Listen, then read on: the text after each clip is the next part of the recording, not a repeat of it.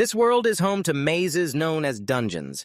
The more ancient and dangerous a dungeon is, the more powerful and valuable its artifacts become. From that point on, instead of taking care of the people's well-being, kingdoms scrambled to explore dungeons in search of these treasures.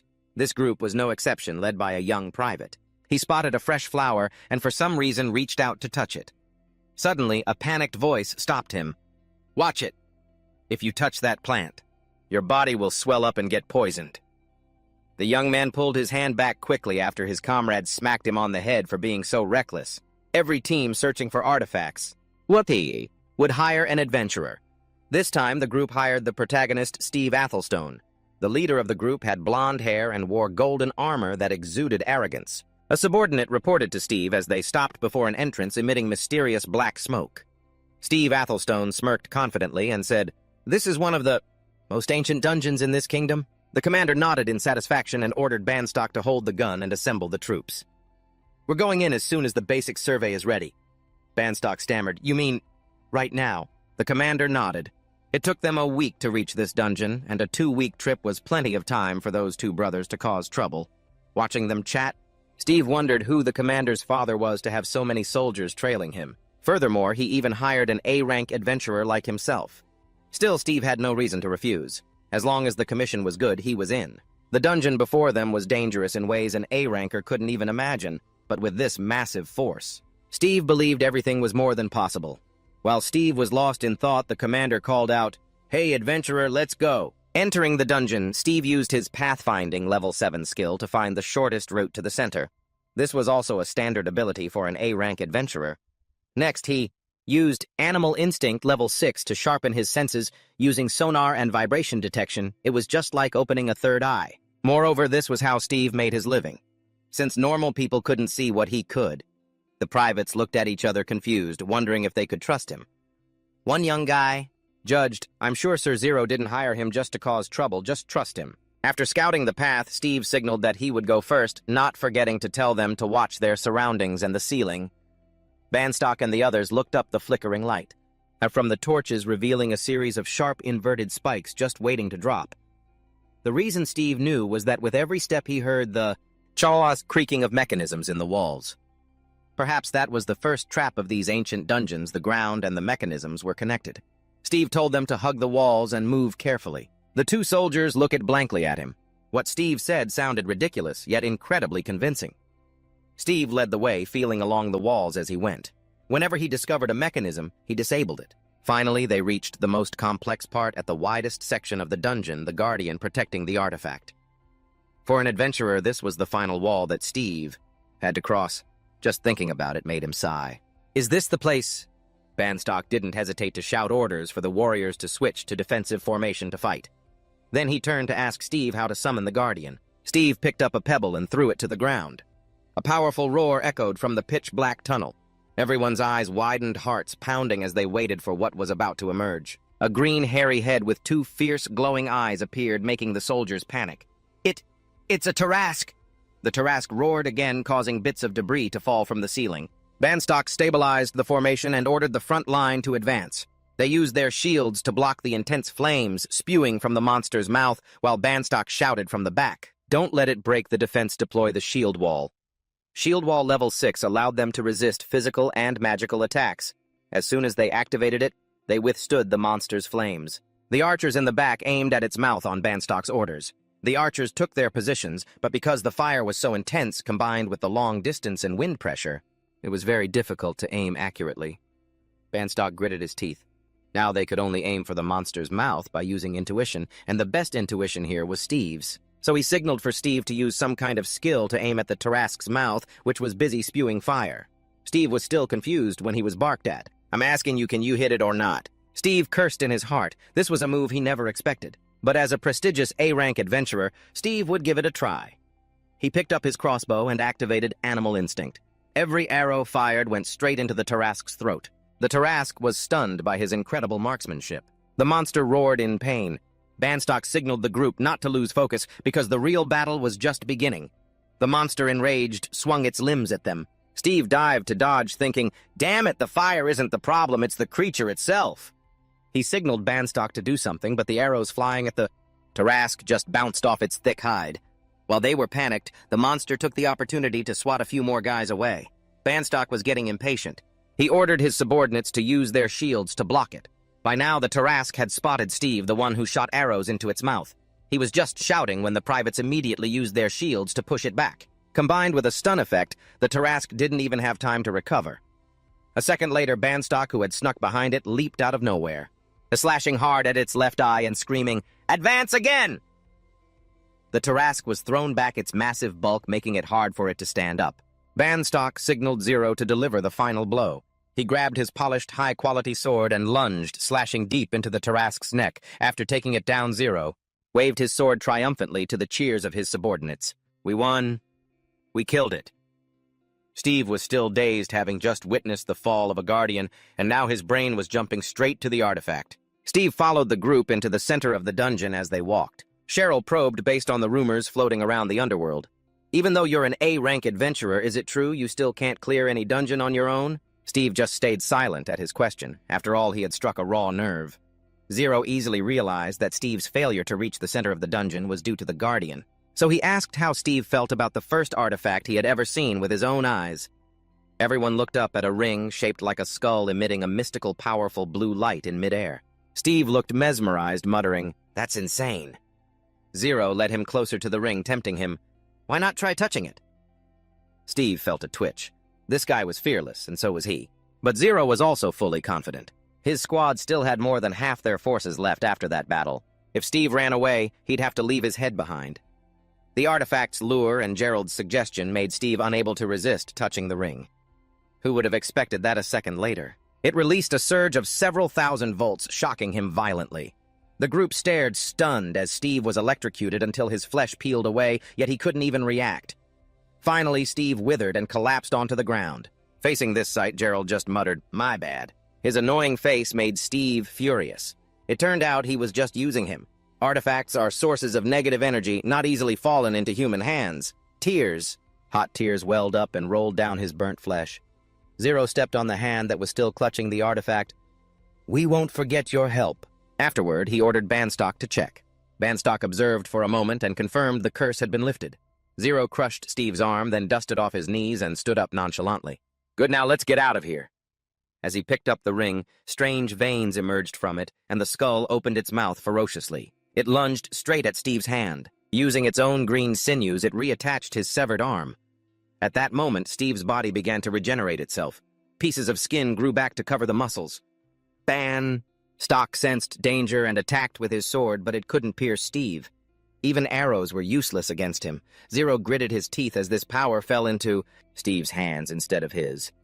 Suddenly, Steve's whole body soared into the air while the dungeon began to crack, a sign that the artifact had been taken. Banstock frantically pulled Zero away, but he was still obsessed with the artifact. Banstock pulled out a teleportation scroll to escape. Zero stood before Steve, blood rushing to his head. He had gone to such lengths to come here for this ring, but it had been absorbed by Steve. The moment he prepared to strike with his sword, Banstock pulled Zero's arm to leave. "Zero," roared Steve's name in extreme rage, while Steve had fallen into the abyss with a notification. Artifact Motem has accepted Steve Atelier as its partner. Who knows how much time had passed? Steve miserably crawled up from a stream. He coughed violently, then collapsed onto the ground, feeling the pain as if his skin were being torn from his body. But a faint blue light caught Steve's attention. He looked at the arm wearing the Motem ring, confused. He only remembered that after he was tricked by that jerk Zero, tricked him into touching the ring, he had been electrocuted. By then, Steve should have been dead. Suddenly, a huge skull from the ring spoke in a loud voice. "That's right, you died, Steve Atelier, my incompetent partner." Back to the Zero crew, he had veins popping all over his face because only he and Banstock returned. Having lost both his men and the goods, he knelt and roared, "Damn it to hell!" Banstock patted his shoulder to comfort him, telling him to calm down. But at that moment, how the hell was Zero supposed to stay calm? He turned back to blame Banstock. "Why did you use that scroll?" Banstock was shocked to his core. If he hadn't used it, this blockhead boss would have been buried there. Zero panted like an ox. Seeing Banstock call him Prince again, he felt even more humiliated. "My brothers already know I was commanding the troops. That's why I shouldn't have lost a single soldier." But Zero didn't know what to say yet, because if he said Steve had resurrected from a dried corpse, he'd definitely be a laughingstock to his whole family. Talking about that ring, He realized it certainly wasn't a normal parasitic artifact because it moved abnormally with the owner's body. Banstock had also never seen an artifact like that? If it's not a parasite, what is it? It's a symbiotic type. Zero held his head, explaining to his subordinates so they would understand his intentions. Artifacts are usually divided into two types. The most common are the independent ones. Most artifacts are independent and are used according to the owner's will. You could say they are just tools. As for the parasitic, they are stronger. Once the owner kicks the bucket, they are destroyed too. But those are just the two common types. The symbiotic ones are extremely rare. They are artifacts with the ability to resurrect the owner at will. Banstock felt this made sense for what they had witnessed, but he thought Steve could hardly survive in that collapsing dungeon. He must have died. Zero hoped so too, but he still ordered a bounty on Steve in the towns they had passed through, especially setting a low reward so as not to attract attention. Meanwhile, Steve was still lying there contemplating life. He hadn't even married yet, and he already had a wedding ring. Steve was about to test his animal instinct when the ring objected. It didn't just speak. It shocked him until he was a mess. Steve was both bitter and numb with pain, asking it back, but it manifested its spirit to scare the hell out of him. I used my innate resurrection skill to save you. And I did a lot more, and now your body is suffering from paralysis. What paralysis? What resurrection? Steve didn't understand a single thing. The ring gave him a judgmental, mocking look. It means you ran out of energy, you idiot, you dead weight. Steve finally managed to utter the classic line, "What are you?" The ring introduced itself solemnly as if it wanted Steve to memorize this name. My name is the Motem Artifact. A moment later, as the two walked and talked, Steve wondered if other artifacts were as sentient as it was. The Motem Artifact replied arrogantly, "Of course not, you simpleton." Even though it was foul-mouthed, Steve still felt lucky that they could communicate. He was curious how many unique skills Motem could use. To Steve's knowledge, each tool only had one unique skill attached. If he could sell this ring for a high price, that would be great, Motem said calmly. If I'm operating normally, probably about 40. Hearing this, Steve was so shocked he let go of the cliff face. A moment ago, he had intended to sell it for money, but not anymore. The number of skills and magic a human could achieve in a lifetime is 10 at most. If they use enhancements, maybe 20 at best. Steve scrambled to sit up, his attitude becoming subservient in the face of Motem's power.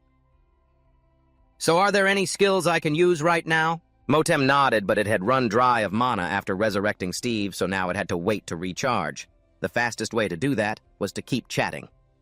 Steve struggled to crawl his way up while trying to keep the conversation going. Chatting with Motem, he asked about the mana. Suddenly, Motem remembered something crucial it had forgotten to mention. Steve only had 12 hours left before he'd croak. Steve was shocked again, but thankfully he didn't lose his grip on the cliff face. He hissed at Motem, "What the hell, I thought you resurrected me. Are you messing with me, or is this actually hell?" Motem explained that if it died, Steve would die too, but as long as Steve lived, it wouldn't disappear yet. If it ran out of mana, they'd both be goners. Motem stopped joking and got serious. "You think you can come back to life without paying a price? If you want to live, get your ass moving." Before long, Steve scrambled out of the dark dungeon and was bolting through the woods like a madman. He cursed at Motem as he ran. Motem couldn't care less. It was a Thorns-type entity that didn't know the meaning of pressure. "I was having a nice quiet sleep, and you're the one who woke me up. Since you struggled so hard to live, I'll grant you the power you want." Steve's arm was engulfed in Motem's energy as the ring revealed a mouth full of jagged teeth. It clamped onto his arm, muttering, "But remember, just because you woke me up doesn't mean you're my master. You're the one who has to struggle to survive, not me. You." Steve was getting sick of the chatterbox. The most important thing was how to recover mana for Motem, but it wouldn't say a word. Low-level monsters or cursed objects were Motem's food. In short, Steve had nearly 12 hours left to go hunt monsters, all while dealing with a voice in his ear constantly counting down his remaining time. Steve hoped there would be plenty of monsters around the dungeon entrance. He tried to rely on his animal instincts to track them, but his body was still paralyzed, leaving him no better than an average person. With no other choice, Steve had to do it the manual way, following footprints along the path. He spotted scratch marks on the trees and caught a familiar foul stench. Steve was sure of it, a great wolf. Sure enough, a wolf, busy gnawing on some meat, came into Steve's sight. With only 1 minute and 30 seconds of paralysis left, things were looking up. According to Motem, the paralysis only happened when it was out of mana. The more powerful the skill, the longer the paralysis would last. Steve sat still, waiting for it to wear off. It was a good thing it was just one lone wolf hunting on its own. A while later, Motem announced that he had recovered. Steve immediately asked if it had any offensive skills. Motem offered Air Shot, which fires highly compressed air, increasing both damage and attack speed, a basic spell used by mages on the battlefield. The catch was Motem could only fire it once. Steve racked his brain, telling himself he had to focus. If he only had one shot, he had to aim true right at the heart or lungs. If he succeeded, it would pass out, and they could feast. Steve raised his hand, warning Motem not to fire until he gave the signal. Motem hated being bossed around like this by its master, so it ignored whether Steve signaled or not. It fired the skill immediately. A powerful gust of air shot out at breakneck speed, punching a massive hole through the great wolf and snapping nearby trees in two. Steve was dumbfounded. Is that an air shot or an air cannon? He stood there dazed for a while, staring at the shredded carcass of the wolf. The power of it was greater than a giant's fart. Only then did the ring get cocky, acting all superior. I'm not just a decoration. Forget those pathetic spells. Just shut up and fire. It's better than hesitating out of fear. Steve couldn't argue with that, so he conceded and turned to use his skill on the wolf's carcass to fill Motem's empty mana belly. Meanwhile, the royal family was gathering. Under King Bodyrose, there were 3 princes. The eldest was Raptors, followed by Anfit, and finally Zero. As the eldest Raptors was naturally named the crown prince, so the other 2 princes tried to prove they were superior in every way to get the throne. Using artifacts was one way to solidify their status in this world. But now Zero was acting like a reckless vagabond. He was unusually quiet on the way back, leaving Banstock wondering what stupid plan his boss was cooking up. Zero! Mentioned the fortune-teller Rash, a lackey of Prince Anfit. Damn that con artist! I trusted the information provided by a temporary ally too much. Even though it was true that there was a curse on the ring, the most important result regarding the ring, they didn't say a word about. Zero didn't know if it was intentional or not, so he just had to swallow his pride and head back. Seeing his superior overthinking and falling into his bad habit of spiraling, Banstock constantly tried to reassure him. Don't worry too much, Your Highness. You have plenty of battlefield experience, right? You'll settle this just fine. Although Zero was a powerhouse on the battlefield, he didn't expect that politics would be even harder to survive. Years had passed, and he still wasn't used to it. Thankfully, he had Banstock by his side, or he would have been done for a long time ago. Meanwhile, Steve was still surprised by Motem's top-tier skill. It had drained the wolf's soul dry, but it didn't seem satisfied, as one wolf only amounted to 15% of its mana. Seeing Steve's attitude, the ring barked back, making him shut his mouth. But Steve was only worried about how many times he could use that skill with the current amount of mana. Furthermore, since he had taken the artifact, Zero's men were definitely out searching for him. The immediate problem was finding a hideout. Steve returned to the town to retrieve the supplies he'd left behind before entering the dungeon. But there were 2 soldiers guarding the entrance.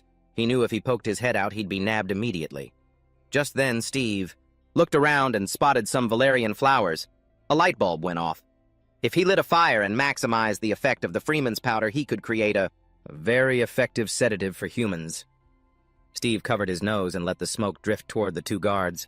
As soon as they noticed the strange scent of the smoke, their eyes went glazed over, and they collapsed to the ground. Witnessing Steve's intelligence, the ring had to praise him for using his head. Finally, Steve had a chance to show off in front of Motem, bragging about being an experienced adventurer. As he was walking through town, Steve saw a familiar face that looked 90% like him on a wanted poster. They even slapped a theft charge on him.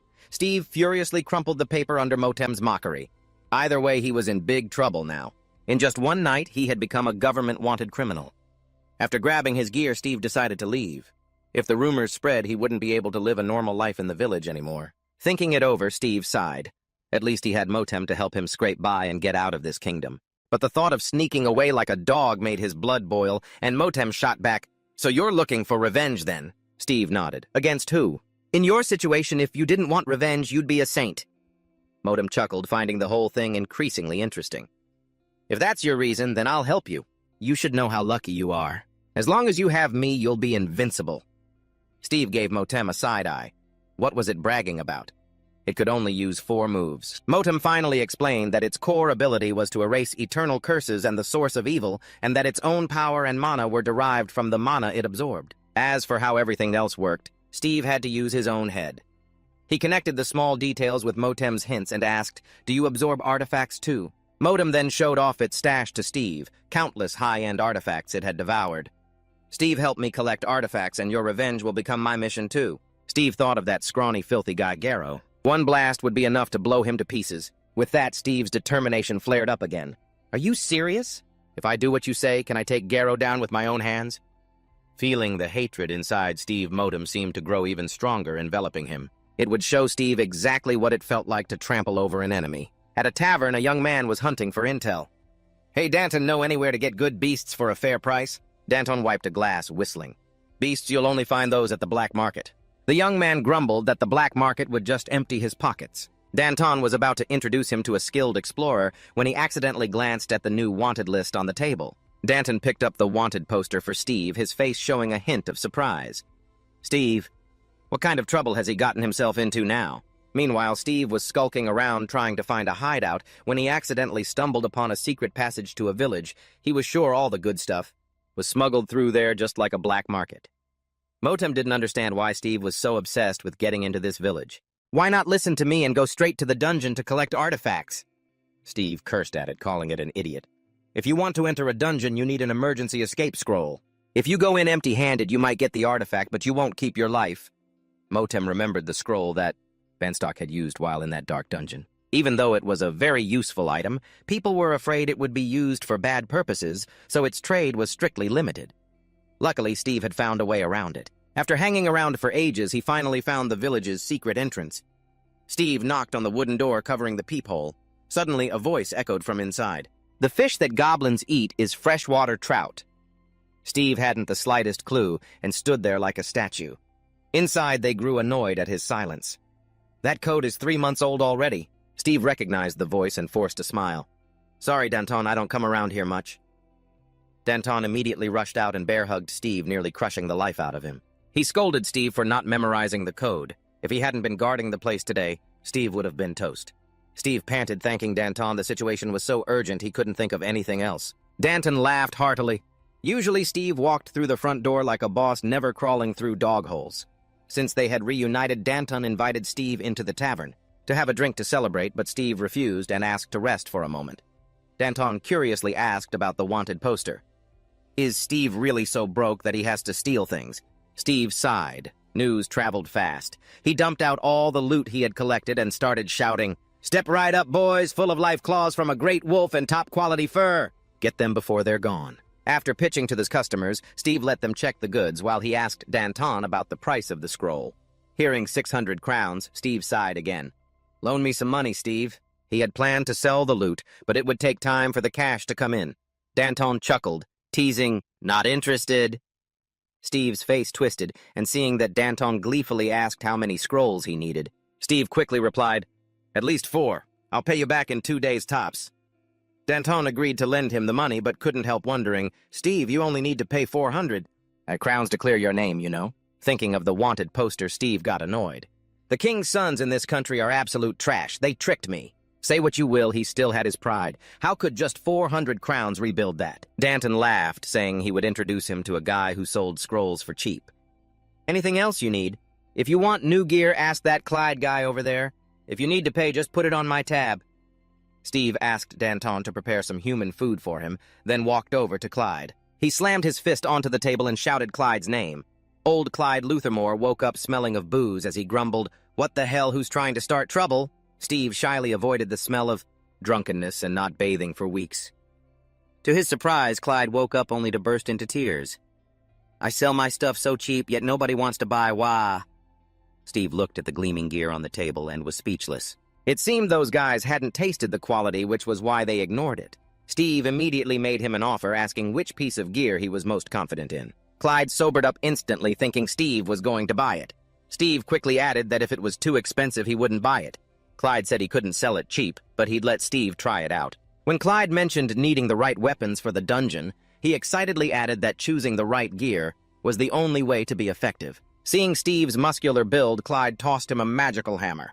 Motem snorted with laughter, noting that most dungeon paths were far too narrow. How on earth was Steve supposed to carry a hammer that big? Steve nodded, then suddenly remembered something and shouted, "Hey, if you're trying to sneak out, don't yell like that. Only you know I exist, Motem." Turning to Clyde, Motem muttered that the man didn't have a shred of basic magical knowledge, insisting this pile of weapons was top-tier gear.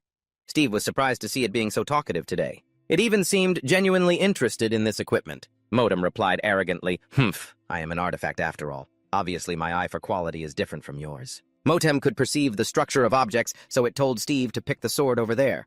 If you use it right, you won't want to touch any other weapon. Steve picked up the short but incredibly thick, awkward-looking sword, noticing it wasn't as ordinary as it seemed. After gearing up, Steve entered the dark tunnel, but he hadn't prepared himself mentally for the swarm of monsters about to gang up on him. They kept coming, and in the distance, red eyes flickered in the tunnel. Steve signaled Motem, and they wiped out almost all of them. Motem lunged out, devouring the curse, and grew 2 extra skeletal arms. Steve realized the excess energy was being used to sprout limbs for it. After clearing the monsters, Steve took his pickaxe deeper into the cave, grinding away to collect the glowing lapis lazuli, but he discovered a trap with every step he took. Inspecting the gear, Steve thought it looked rare. While he was digging, a distant sound echoed. He asked Motem for some light, and what he saw made him gasp. What the hell, this is insane. A mineral reserve was crawling toward him. Seeing him, it opened its massive maw and let out an ear-splitting roar. Steve suddenly realized why they were in such a mineral-rich area. Of course, a disgusting lizard like that would show up. The mineral reserve puffed out its cheeks, not to look cute, but to spew a glob of slimy poison at Steve. Although he reacted in time, a few drops splashed onto his face, causing it to burn, and his arm smoked like grilled meat. Seeing him wince, Motem mocked him. "What the hell are you scared of?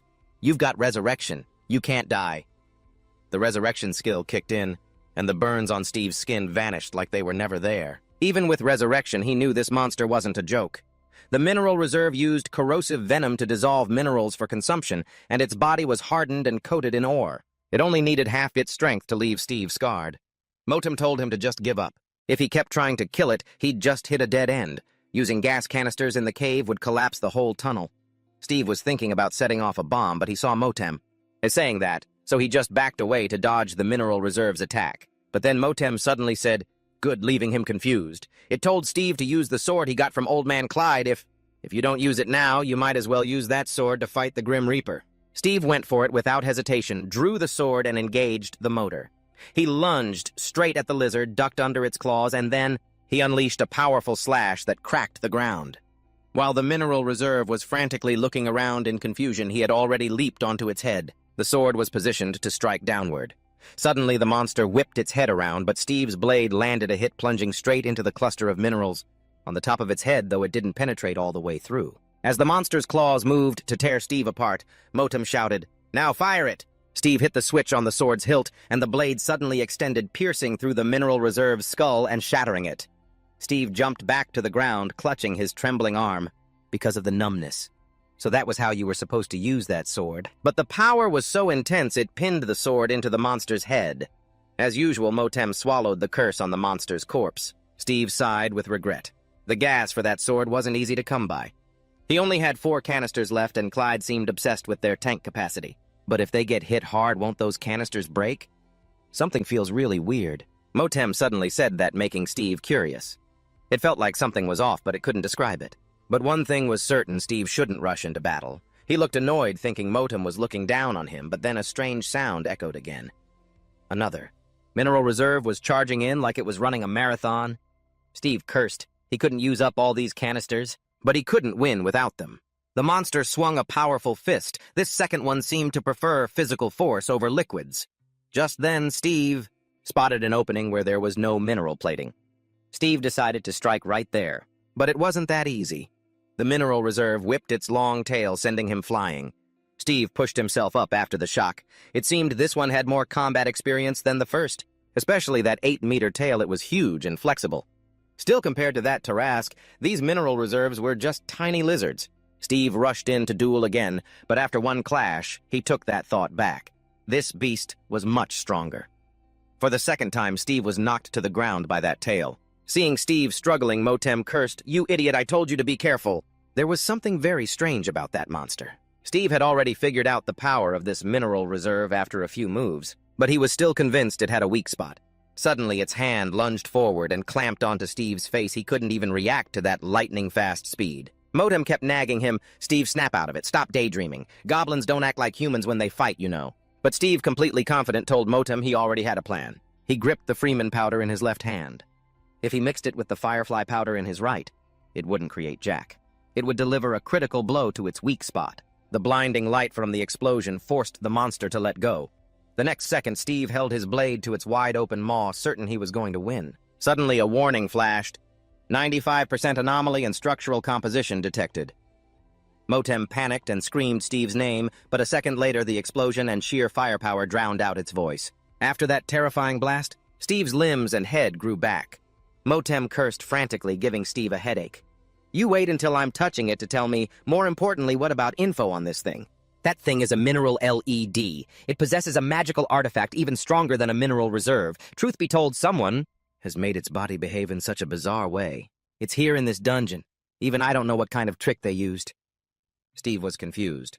Don't tell me I have to fight terrorists like this from now on. Motem replied with total indifference. What else scared? A look of pure determination crossed Steve's eyes. His only fear was not having someone strong enough to fight him. After activating his beast instincts to find the way, Steve didn't get any gut feelings. A bit further on, the two stumbled upon a human skeleton encased in mineral ore. In reality, it was a lazy type of monster that only reacts when the enemy gets too close. Motem advised Steve to ignore it. If they triggered it, it might explode just like the last one. Steve figured that made sense, so he just walked past it. But unexpectedly, after just 3 steps, the skeleton stirred, ready to blow. Even Motem was spooked by that one. After the blast, Steve fell into another tunnel. Thankfully, he'd stayed far enough back that he wasn't badly hurt. Motem told him to get up carefully. If you set off something else, I can't revive you again. But Steve wasn't listening. His eyes lit up as he spotted some strange, eye-catching colored minerals. Thinking about how much money he could make selling all this, he happily reached out to touch a nearby rock formation. The rock immediately shot out strange sparks, making Motem even more certain of its theory it could feel a strange magical energy filling the dungeon's atmosphere. The deeper they went, the thicker it got, making Motem's nose incredibly uncomfortable. Looking at the 2 monsters Steve had just fought, it was clear that they were much more sensitive and prone to exploding here. It was likely that the strange magical energy blanketing the area was what made their bodies so weird. Seeing how the minerals reacted to Steve's touch, it was clear everything in this dungeon was affected. After hearing that, Steve felt like he was slowly walking into a bomb crater. Just when things couldn't get worse, Motem warned him of something even more dire. The magical energy concentration was so high they wouldn't be able to use recovery skills easily. Steve only now noticed the bruises on his arms were still there. Furthermore, Motem noted that in such an unstable environment, they probably couldn't use the escape scroll either. They would need to find safe coordinates to use it. If the energy radiated too much, they could head into deeper zones. Steve thought they were trapped, but Motem saw another way take out the one spreading this energy. Even though it didn't know if the culprit was a guy or a girl, after all that talk, it turned out it wanted Steve to go deeper. Luckily, they were on the same page. After a long walk, Steve stopped in front of a door. They couldn't find the person spreading the magic, but maybe they were right behind this door. Just as they pushed the door open, a glowing orb on a bizarre stone pillar startled Steve. Motem immediately said, "That's a Jinn soul, specifically the core of it. Can't you feel it? That is an artifact. A Jinn is a soul born from the fusion of magical energy and deathly aura. A collection of raw elements meant only to destroy without a shred of consciousness. You could call it a natural disaster." But Steve didn't understand why an artifact would appear in its soul core. Steve was suddenly attacked with overwhelming power. Motem finally understood everything. The Guardian was the root cause of it all. It had fused with the artifact, constantly radiating its magic everywhere. In short, everything that Steve saw was a walking bomb. But Steve thought that was all the better. If they defeated it, they could both get out of there. The gatekeeper threw a few rocks about to explode at Steve. He swung his sword, swatting them away quickly before they blew. One rock, glowing with a golden light, stood out from the rest. A second later, it detonated right in front of Steve. Motem kept warning him to be careful. This was the area with the most concentrated magical energy, so if Steve triggered it, they would explode even harder. At this rate, if Steve didn't run everything around them, and even his own body would be blown to bits. Steve gritted his teeth. This ring always saves the important details for last. Suddenly, the gatekeeper planted both hands on the ground. The strange posture left Steve stunned. Something was constantly being sucked into the Jinn soul as if it were recharging. This time, Motem was serious and sincere. If you want to live, run from the Jinn soul. A series of massive light beams shot straight toward Steve. He barely managed to dodge that cannon blast. After firing, Jinn's soul is left steaming. Steve realizes this is his chance and lunges forward. His body is made of stone, but it seems the joints are his critical weak points, because that's where there's the least stone armor. A rock flies past, Steve's sword stops in midair and suddenly changes direction, slamming straight into Steve's chin. He collapses to the ground as the rock flies back to the gatekeeper. Steve wipes blood from the corner of his mouth, unsure where to strike to actually hurt him. Morton sees Steve. Since he won't run away, he has no choice but to suggest attacking the artifact at the center. His core has merged with the artifact, so if Steve absorbs all the magical energy in that core using his true authority, it will neutralize him. "Easy for you to say," Steve grits out. But every time they get close to the gatekeeper, they get blown away by flailing rocks. The gatekeeper recharges his magic and unleashes the same attack as before. Steve uses his mana bullets for a head-on confrontation and asks if Morton can shoot through him. Morton, helpless, replies, "Not strong enough. Get out of there." So Steve has no choice but to let go and roll to the side. This time, that beam of light will strike from multiple directions. While Steve is still stunned by the beams, the gatekeeper's fist appears right in front of him. Swearing, he jumps aside. Whether it's long range or short range, nothing works against him, so Steve has to take a risk to see if he can block this. Seeing Steve approach the center, the gatekeeper locks him down. Frustrated, he stabs his sword down. It's a bit of a waste, but Steve has to use his ultimate move. He uses an explosive cylinder, but it can't penetrate the tough stone shell. While Steve is standing there swearing, the gatekeeper's massive hand swats him back to the starting point. Steve holds his head in pain, feeling both helpless and furious, not understanding why his mana bullets can't take him down. Morton already told him, but Steve didn't listen. When exposed to that strange magic, Steve's own magical skills can't reach their full potential. Just as Steve recovers his senses, a barrage of exploding rocks flies toward him. He struggles to shield himself with his sword. The gatekeeper waves both arms, launching even more rocks as if trying to bury Steve alive. Seeing him collapse, Morton gets a bit worried. "Are you okay, Steve? It feels like I'm fighting a meteor shower with nothing but my bare hands." Just then, the gatekeeper's hand is on his left, but Steve doesn't care. He finishes his little monologue. "If I can't even handle this, how can I ever have the means to get my revenge?" Filled with motivation, Steve rockets forward, cheering himself on, convinced he can do it. Up until now, his attacks have been useless, but Glad's weapon is the only thing that can stop his attacks. If Steve can hit that crack, then his defense will definitely be broken. Steve detonates the sword, forcing the gatekeeper to pull back his fist. He looks at his precious hand, smoking, confused. Steve pulls out his last cylinder and bets everything on it. He can't seem to land a hit on that crack. Suddenly, the gatekeeper raises both arms, leaving Steve stunned. Then he starts spinning at high speed like a cyclone. Morton has to say his signature line again. "What are you standing there for? Get out of the way." For some reason, Steve wants to trigger his beast instinct, but he can't avoid the gatekeeper's high-speed attack. Steve ends up covered in wounds, flattened on the ground. Morton doesn't like seeing him get beaten up, but it seems Steve's body is reacting. Blue electrical sparks appear on his arm, a sign of mutation. Steve asks Morton how much time is left.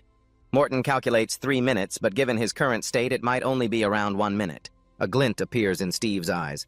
That's enough for one last shot. In a situation where his body and weapon might shatter during his final move, a few minutes is enough to blow everything up. He streaks through the dust and leaps high toward the gatekeeper. Morton sees Steve acting recklessly and screams, "What are you doing? Are you trying to commit suicide?" Steve is incredibly annoyed and feels like punching Morton, but in reality he's using its mana bullets to launch himself higher than the gatekeeper. The gatekeeper is confused when he sees Steve soar over his head. Meanwhile, Steve is secretly rejoicing that his distraction plan worked. Stimulate the central region. No matter how fast he spins the area along the axis will be exposed. Thinking this, Steve lunges down and plunges his sword deep into the gatekeeper's stone body and detonates it. The plan seems sound, but it only cracks a small part of him. A barrage of stone bombs flies back in retaliation.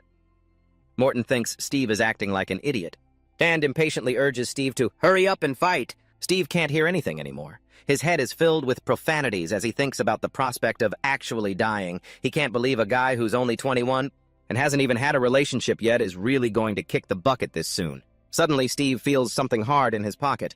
He pulls out a piece of gold stone and raises it high. Morton thinks Steve is about to end his own life, so it lashes out. But it didn't expect him to stab the gold stone straight into the gatekeeper's head. A massive explosion echoes, leaving Steve steaming like grilled meat. Even the fibers on his fingertips are exposed. But his eyes still have a spark, especially when he sees the gatekeeper's core exposed.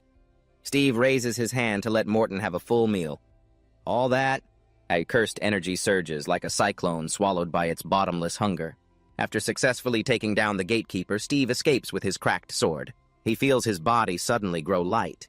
Indeed, outside, Morton's recovery speed is incredibly fast, and his body stops mutating. Steve sits up to check his body. He counts his six-pack completely intact and sighs with relief.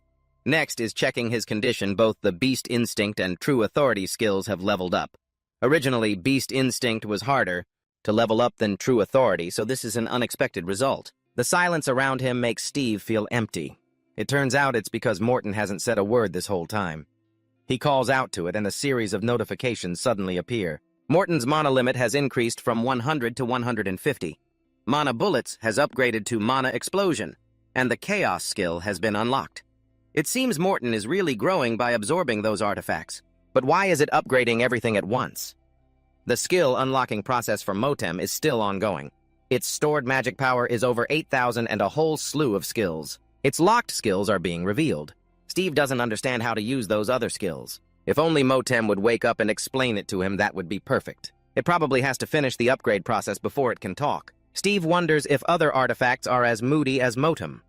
If you collect magic-absorbing artifacts and get them charged, your body's power increases. So he decides to take a risk and try to enhance himself.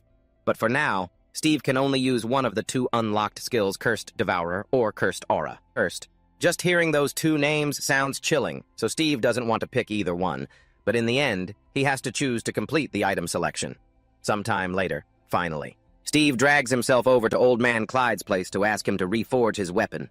He lays out all the sword fragments he gathered and carefully places them on the table. The two of them stand in silence, looking at the completely shattered sword in an awkward atmosphere. Steve scratches his head and explains, "Don't get the wrong idea, thanks to this thing I'm still alive."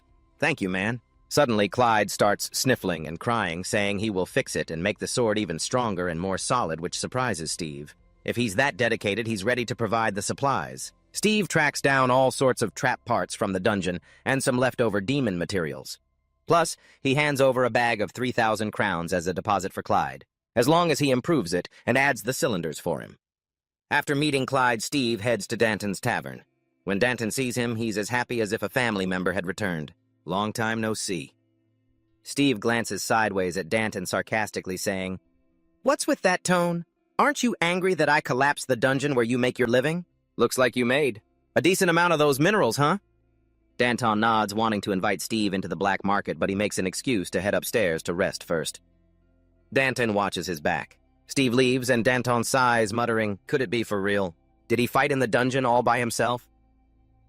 After getting to his room, Steve lazily flops onto the bed, not wanting to move. He lifts the ring and whispers, calling for Motem. "Hey, you can come out now, you jerk." Motem speaks in a lazy voice. "Ugh, I feel so groggy." Contrary to its tired attitude, Motem's current form looks much more terrifying and imposing than before. Steve is scared out of his wits and sighs. "So I won't know what the skills are like until I activate them, huh?" Motem nods. When they first met, it had been reset once, so all its skills and abilities were sealed. Yesterday was the first time Motem absorbed an artifact. Air Bullet was a basic skill, simple with no evolution or side effects. But after yesterday, it became Air Explosion, proving it has become a skill perfectly suited only for Steve. Steve is confused about what the difference between Air Bullet and Air Explosion is, but Motem has no way to tell him. Whether it evolves or changes its name, it's all the same, Motem says. It tells Steve to practice hard because it's difficult to explain in words, but Motem keeps feeling like it has forgotten something. Steve isn't curious about what Motem can't remember. He just wants to know about the Cursed Aura skill he chose, but Motem says it will explain it to Steve the next time they raid a dungeon. It seems very eager to see the new skill, so it asks when they are heading out. But Steve doesn't let it have its way. First, he needs to pass out and recover. Night falls. But loud noises keep coming from outside Steve's room. Danton bangs on the door frantically, his voice panicked. "Steve, something big has happened. Wake up!" They rush down in a panic. Steve heads toward Clyde with his eyes wide open in shock. He is lying on the table, eyes closed tight, his face bruised and covered in wounds. Danton signals to his guy Ash to bring something over. A customer found Clyde passed out in an alley and brought him here. Danton opens a bottle containing a liquid as red as wine and pours it straight onto Clyde's face, making Steve panic. Hey, what are you giving him? Alcohol won't save a life at a time like this." But a second later, Clyde's face returns to a healthy, unblemished state, changing Steve's attitude. Whoa, what's this? It works so well. How much does it cost? Of course, it's not cheap at all, but Danton thinks if you don't use it now, when would you? After recovering, Clyde finally wakes up, his voice dazed like he's sleep-deprived. Where am I? Who are you, Steve and Danton? Steve questions him about the bastards who assaulted old man Clyde. He racks his brain and finally remembers a clue related to Derek's gang. Upon hearing that name, everyone in the tavern frowns, sighs, and says in unison, "That guy again." Steve is confused, not knowing who that guy is. Danton pats his head and sighs. Just a moron. In Danton's words, Derek is a jerk who loves bothering others, but because he hasn't committed any major crimes, everyone hasn't prosecuted him. Previously, Danton lectured him in front of many people, making Derek extremely embarrassed. Perhaps that's why he's taking revenge on him by targeting Clyde. Not only did they assault Clyde, they also stole all the money Steve gave him. He mutters something about, "He's also a friend of that jerk. I'm going to report him and give him a beating, otherwise I won't be able to swallow this anger." Upon hearing the word report, Steve's face turns pale. Blood rushes to his head. Steve immediately grabs his coat to go find Derek and his group of troublemakers. On the way, Motem asks curiously, "Are you angry?" Seeing its mocking tone, Steve seriously warns Motem not to tease him anymore. He wants to use his fists to beat them up so he doesn't feel guilty. Motem thinks Steve wants to kill that scumbag. But he's actually more rational than he looks. If he just started throwing hands with everyone he didn't like, he'd be no better than a beast. But you can't just handle everything loosely either. Steve clicked his tongue. He used an upgraded version of his beast instinct to track Derek down. Meanwhile, the guy was frantically reporting about Danton and Steve to 2 guards, but they didn't seem to believe a word he said. Because in this village, if Danton was the second most decent person, then nobody was number 1. Besides, it was already late at night. Knocking on Danton's tavern door to investigate without any proof was just laughable, Derek. He gritted his teeth and went back to his goons. They thought he was being stubborn over the 400-crown bounty on Steve's head. They didn't get it. That amount was only enough for food and drink, so they wanted to leave, but Derek wasn't satisfied with the pocket change they'd just robbed, so he was determined to catch him. Steve took the opportunity to stand up for himself and get back at Danton's attackers. Just then, Steve appeared before them, flesh and blood. His eyes were burning, holding back the rage of wanting to rip that guy's mouth open. Once Derek realized it was Steve, he smirked and told his crew, "See, that's the guy I was talking about." Steve solemnly thanked the 3 idiots because it had been a long time since he'd had the chance to spar with a bunch of crippled commoners like them. One guy, furious, grabbed his shirt. Steve immediately snapped his wrist and threw him away before the guy could even react. Then he casually opened and closed his palm as if that was just a warm-up. Derek and the black-haired guy were enraged by the provocation. The black-haired guy pulled out his knife, but before he could use his weapon, Steve jumped up and kneed him right in the face. The black-haired guy flew backward, blood spraying from his nose like a fountain. Derek still didn't get it. His recklessness outweighed his brain, and he charged in with everything he had. "Our target is that 400 crowns." Steve delivered an uppercut from under his chin that left him brain-dead for a few seconds. He waited for him to fall to the right height, then served up a thunderous punch. "What's wrong? If you want to catch me, you've got to win first." Derek spat out blood, wondering to himself, why was Steve so terrifyingly strong? But Steve wasn't done playing yet. He wasn't about to let him just lie there. He took out one of the recovery potions he'd stolen from Danton and poured it over Derek. Motem realized Steve's intention and giggled. "Your personality is truly wonderful." The next morning, Danton was making breakfast and telling Steve the rumors people were saying Derek and his group had been wandering around beaten to a pulp this morning. "No idea what happened last night. What do you think?" Steve sat down and stretched. "Me, I was just doing some exercise." Just then, Clyde ran over to announce that he had finished upgrading the sword for Steve. The sword, after being fine-tuned, was much lighter and looked way better. Clyde weighted the tip of the blade and added a few trapwires to increase its destructive firepower even without the cylinder. Faced with such a thin, delicate-looking blade, 2 straight guys like Steve and Danton were very concerned about their masculinity. Clyde, after showing it off awkwardly, handed over a few cylinders. Because it was made from a special gas, he couldn't find enough alchemists or dwarves to help, so he'd only managed to make 4 of them. He heard, or she, that Steve wouldn't be back for a while, so Clyde wrote down the names of some materials in a letter of recommendation for Steve to give to an expert. Danton also said he would notify the other black market branches about Steve to help keep him connected. Steve strapped the lightweight sword to his hip, feeling very grateful to the 2 of them. Clyde smirked and said, "Wait at least. You have to name it before you go. It was a one-of-a-kind weapon in this world." Naming things was indeed difficult for someone indecisive like Steve. Luckily, Motem had already thought of a name. The infiltrator at Brandon Castle in the Kingdom of Venezuela Zero along with Banstock had arrived. He had just set his person down on the sofa, exhausted, when someone knocked on the door. Zero frowned annoyed. Who was it? It was the second Prince Anfet walking in arrogantly. Seeing Zero politely greet him, he tilted his chin. Spare me the hollow words. So was it worth it? Zero knew he'd come because of that trip and his face turned pale. Not bad.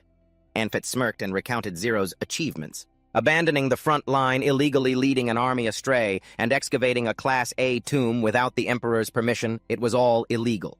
If the Emperor found out, he would definitely arrest Zero. He would have to be held accountable. Anfet used this to threaten Zero into handing over the artifact. Zero could only hold his head in frustration. Seeing this, Anfet suddenly instructed him not to say anything when the Emperor called, because he would provide an alibi to help Zero. If Zero opened his mouth and said anything wrong, everything would get complicated. Then Anfet tossed him a filthy bag.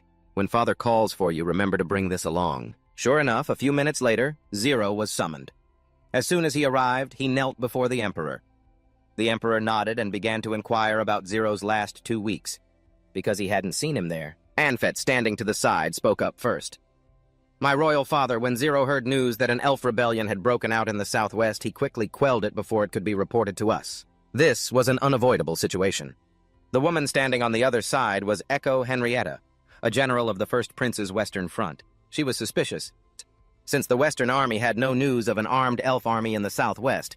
Yet Zero, the guardian of the northern border, had gone there to suppress a rebellion. Anfet frowned and summoned wrath, having him use the prophetic skill of the artifact in his hand. This orb could show the situation on the ground, and he had notified Zero about this matter. The rebels had planned to break into the Class A dungeon to steal an artifact there. If Zero hadn't done that, things wouldn't have ended so favorably. Zero's trust wavered slightly at the mention of the artifact, as it's a touchy subject for everyone. Anfet immediately got to the point, implying we should have followed standard procedure and wasted precious time. Looks like Echo just shut Anfet down. The king asked for details about what happened. Zero tried to follow the script Alfred had mapped out for him. Aside from Vice Commander Bastock Bradfield, the troop he led had been defeated. However, Zero claimed he managed to destroy the artifact, saying it was a parasite, so he destroyed it rather than letting it fall into enemy hands. Then Zero pulled out the bag Alfred had given him. Alfred had also deliberately added that Zero brought back the head of the enemy commander as proof of the campaign. Zero pulled out the severed head of the Goblin Emperor. Upon seeing it was a goblin, the Emperor said, "As long as you're safe, that's all that matters. Go and get some rest." Seeing everything go so smoothly, Anfet couldn't help but feel smug, thinking that Zero now owed him one. Meanwhile, by a crystal-clear stream, Motem's unimpressed voice rang out. "How can you eat something that looks like a frog's finger, Steve? Are you proud of yourself?" Looking at the perfectly grilled fish, then glancing at Steve with a judgmental gaze, Motem complained, as Steve sat there eating happily. "Anyway, I've noticed the further we head southwest, the fewer signs of civilization there are. Does that have anything to do with our destination?" Steve knew the population was sparse because there was a final goblin village in the forest. In the vast southwest, they weren't like humans, so they forbade outsiders from coming near. At least here, Steve could use his skills without fear of being discovered. It was also the perfect place to create some trial dungeons. Steve felt that wasn't always the case, as there were many rumors about how dangerous the Goblin Kingdom was. At the same time, a young man was sprinting for his life through the dense forest. Even though his legs were exhausted, he didn't want to get caught by them. An arrow suddenly shot from behind, hitting the man and causing him to tumble to the ground. A group of people jumped down in front of him. They looked just like ordinary humans, but their ears were long and pointed. The two in front were about to finish the guy off when a clear, commanding voice rang out, "Stop, we're keeping this one alive." Deep in the forest, the mountain range in the southwest of the Venice Kingdom is known as the Forest of Darkness. Steve looked around, wondering what kind of forest this really was. Whether it's a dungeon or the wilderness, you can't find your way, can you? He touched a tree by the path and thought, I have absolutely no basic knowledge of this place, and the artifact is inedible anyway. The dense, lush trees made Steve lose his sense of direction. He thought because of the trees he couldn't even see the sky, so he had no idea which way to go. The map was useless. "Fittingly called the Forest of Darkness," a voice echoed. "Complaining won't make things any better, will it?" Steve seemed to realize something. "Don't tell me this renowned adventurer is lost." He suddenly said, "Oh, hey, what's that?" He saw a man hanging from the rocks in the middle of a pond. Steve wondered, is that not a human? He brought the person down and gave him some water, saying, "Look here, wake up." Seeing he still hadn't regained consciousness, Steve couldn't help but care. He sighed and said, "Honestly, I can't just ignore this."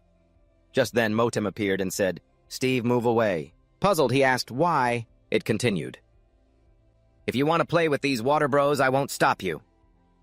As soon as it finished speaking, monsters erupted from the pond. Steve saw them and thought, "Steve, these bodies, they must belong to the people who tried to save this man." Seeing those bodies being eroded, he thought if he just sat there, he wouldn't stay safe for long. He raised his fist. Steve thought, if that's the case... A small flame appeared. "Bomb!" he chanted, channeling air. A bomb was created from his hand to defeat the monsters. In the blink of an eye, they exploded into water droplets. Steve hurriedly picked up Patterson and ran away from there. It seemed like they were born from water, so they quickly recovered and blocked his path. Must find a way to deal with them, Steve thought, placing his hand down into the water where they were standing. He said, "Right, they're just water. If there's no wind to move them, I'll win." He started to counterattack. How about this? Steve used his skill to defeat them. Skill activated Bullet Barrage. Abnormal status effect, low state triggered. Chain reaction. Triggered. Attacking up to 5 targets. Lightning crackled from his hand into the water next to Steve, amplifying the electricity at high intensity. He had temporarily cut off the monsters. In his head, he heard a voice. Steve sighed in relief and said, "Since we've made it this far, they'll have a hard time catching up." The man beside him began to open his eyes. He groaned, "Where am I? Perhaps surprised to wake up in a strange place." "Huh?"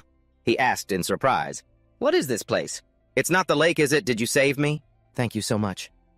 Seeing the man's quick change in attitude, Steve said, "You're pretty quick on your feet, aren't you?" He turned to look at him and asked for the truth. "Come on, calm down first, okay? Why were you tied up there?" Patterson said anxiously. "You really don't know, so you're asking, in this forest of darkness? Who else but them could see humans and yet be unable to kill them?" Steve seemed to understand. He said, "Aha," and asked clearly, "So it really is the elves, isn't it? If you knew it was that dangerous, why did you even come all this way?" He told me we were heading to the capital to meet the delivery deadline for the product, and there was no other way. We had to pass through this forest of shadows. Since they suddenly ran into some elves, Steve remembered what happened earlier and asked, "So those body parts in the pond, they were your friends, weren't they?" Patterson, sounding fake sorrowful, said, "I could only watch the whole scene. The elves tied me up and threw me into that damn pond. My friends came to save me." Sob. Steve, suspecting nothing, just said, "Yeah, all right then. We're only a short distance away from getting out of this forest. I'll guide you, and then you can head back to the village on your own. Can you do that?" Patterson, worried that his ruse might fail, took advantage of Steve's kindness and said, "I'm already so grateful just for your good intentions. You activated your hearing and speech skills. Suddenly you closed your eyes to sense the path that animal instinct you've had since you returned was kicking in. But there's something strange about this forest. Unlike other forests, the deeper you go, the quieter the animal sounds become. It's not that there are no animals. After all, if the sounds get louder, that'll lead to the exit." He opened his eyes and said, "Found it. Let's go." Steve took the lead. He called out, "Hey, Patterson," and the man replied, yeah." Suddenly, arrows rained down toward Steve and Patterson. Steve raised his sword to defend himself while the other guy collapsed on the ground in fear. Steve yelled angrily, "Show yourselves!" They stood there in silence.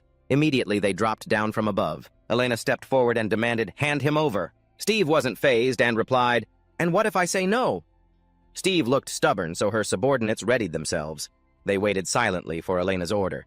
She drew her bow and said, "I won't say it 3 times. Hand him over." Steve calmly said, "I think you're misunderstanding something here."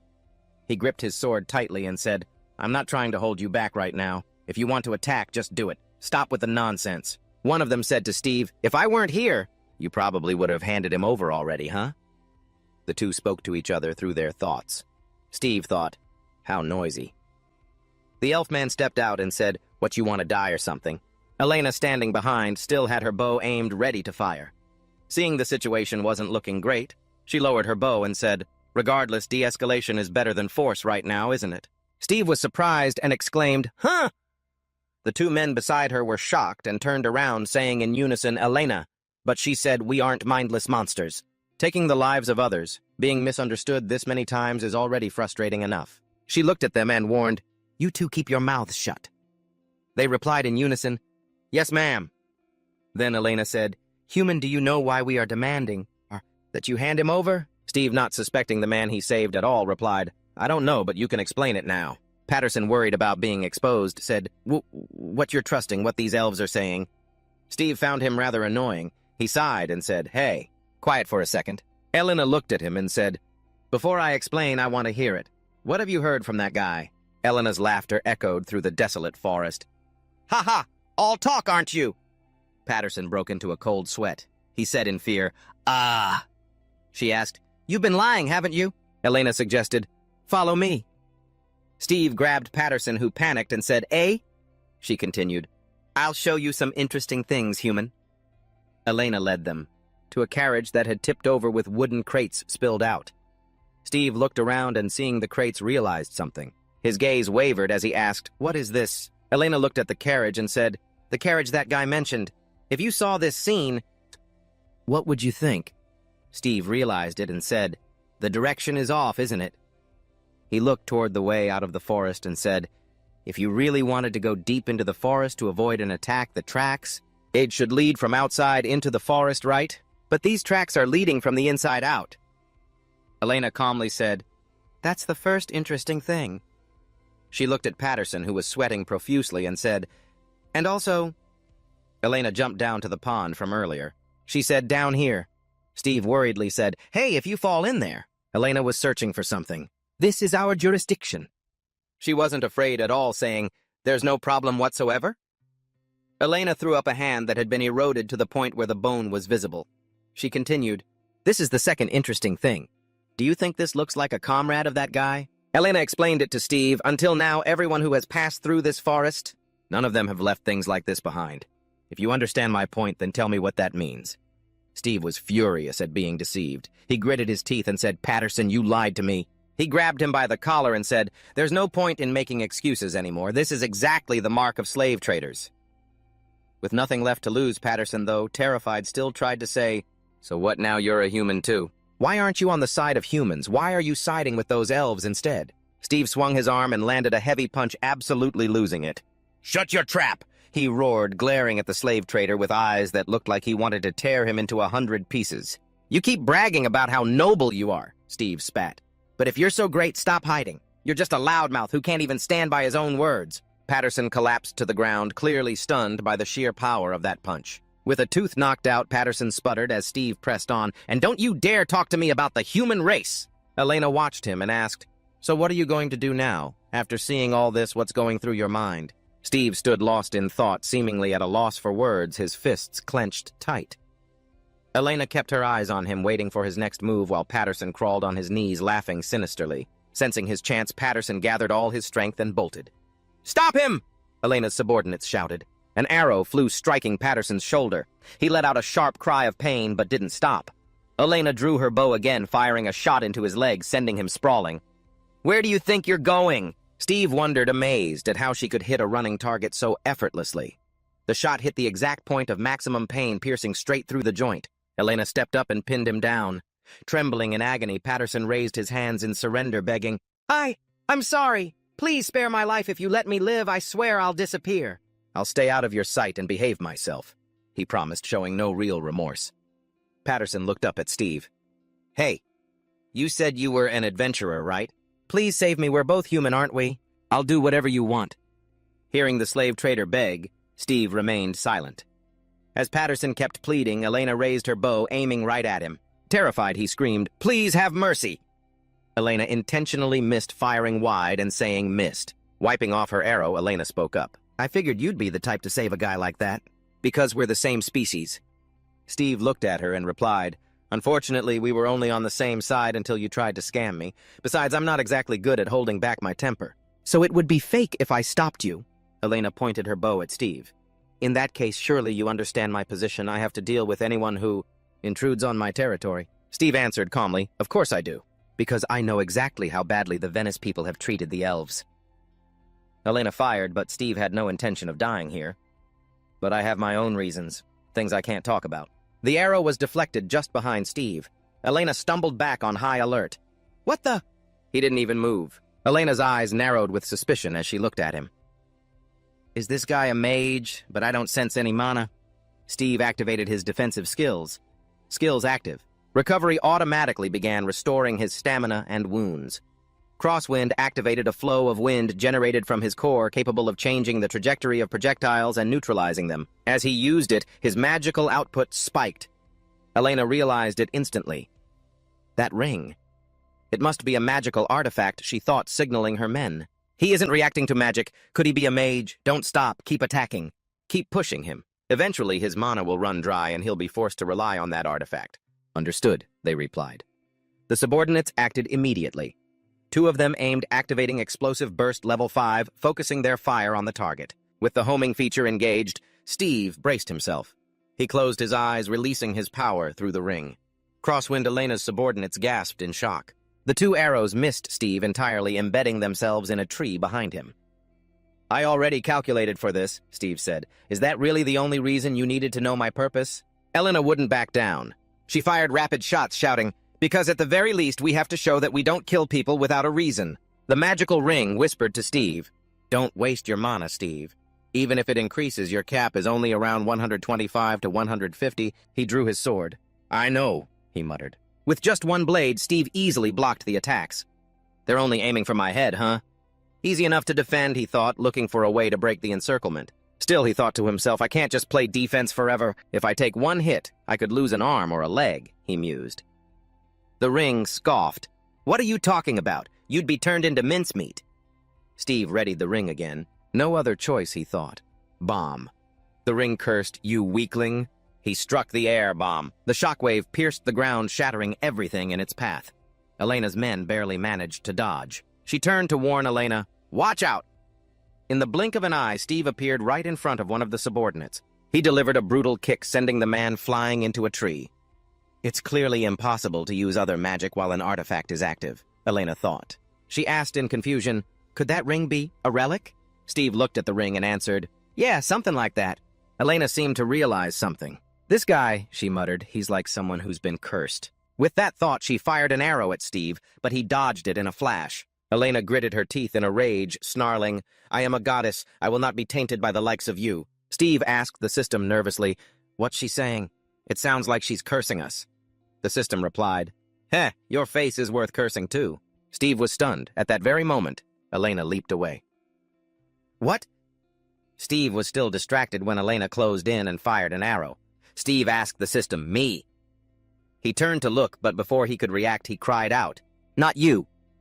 Just as he spoke, the arrow whistled through the air. Caught off guard, Steve was struck. Helplessly, he asked, why me? From above, observing the 2 of them, Steve and Elena clashing in a tense battle. Steve had lost focus, and Elena had shot a spiraling arrow straight into his chest. The pain began to spread, surging through his body.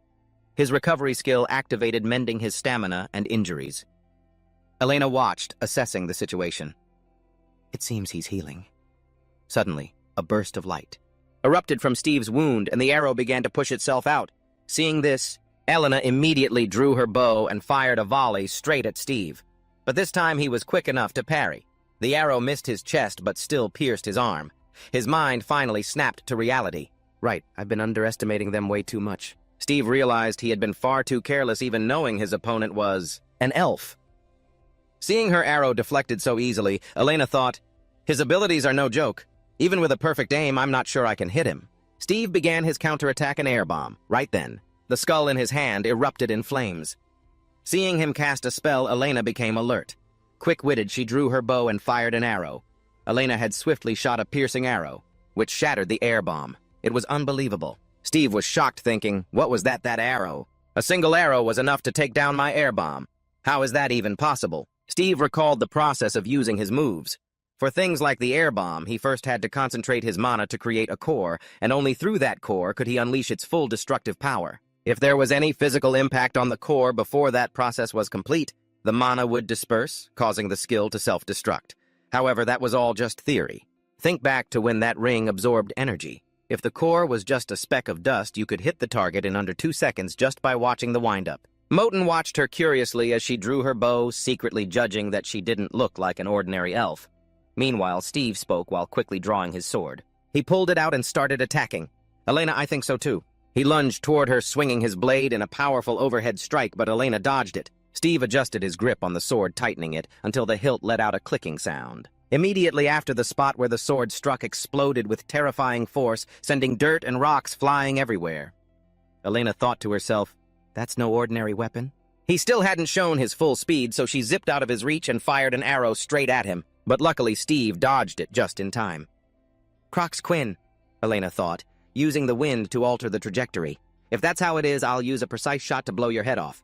Elena started paying closer attention to the ring on his hand, calculating the distance to its center. That was the target she was aiming for with this technique. The bow was pulled taut. She only needed to release it, aiming right for his head. As she waited for Steve's punch to connect, Elena seized the opening to target the ring. Now is the time. But unfortunately, just as she prepared to strike, Steve nearly hit her. Luckily, Elena was fast enough to dodge. Steve smiled triumphantly, thinking, no matter how gifted an elf's abilities are, once you're airborne, you can't change your trajectory. Steve quickly grabbed Elena, thinking, what are you going to do now? Steve took a swing and delivered a heavy blow to Elena's head, shouting, my instincts were spot on, and knocking her unconscious. This could become a problem, too. Elena slowly regained consciousness and saw someone sitting nearby complaining, fighting humans is so tiring. It was the first time since she started learning swordsmanship from her master. She opened her eyes in surprise, looking at Steve. Who is this? He noticed, turned to look at her. Her hands and feet, along with her subordinates, were all tied up. She asked, Steve, why did you come to this forest? Are you planning to harm your own kind? Steve replied, I have no reason to meet elves in this forest. I shall let alone fight them. Even so, he gave her a dangerous look and said, you all better prepare yourselves to pay a heavy price. Steve looked at Elena, making her tremble and bite her lip. Take this as a warning for toying with my life. He dumped out her bag containing supplies and food. Suddenly, Steve grabbed just one small stone and said, if I take just this much, will you let it slide? I almost starved to death during that fight today, you know. She stared at him in surprise as he continued, I thought taking this little bit wouldn't be a problem. Why are you so shocked? As he spoke, he pulled out a map to check it. Oh, and by the way, I only came to this forest for the dungeon. Steve thought, good. With this, I won't have to worry about getting lost in the forest anymore. He started packing his gear into his backpack. I'll need to use the map often, so I'll return it next time we meet.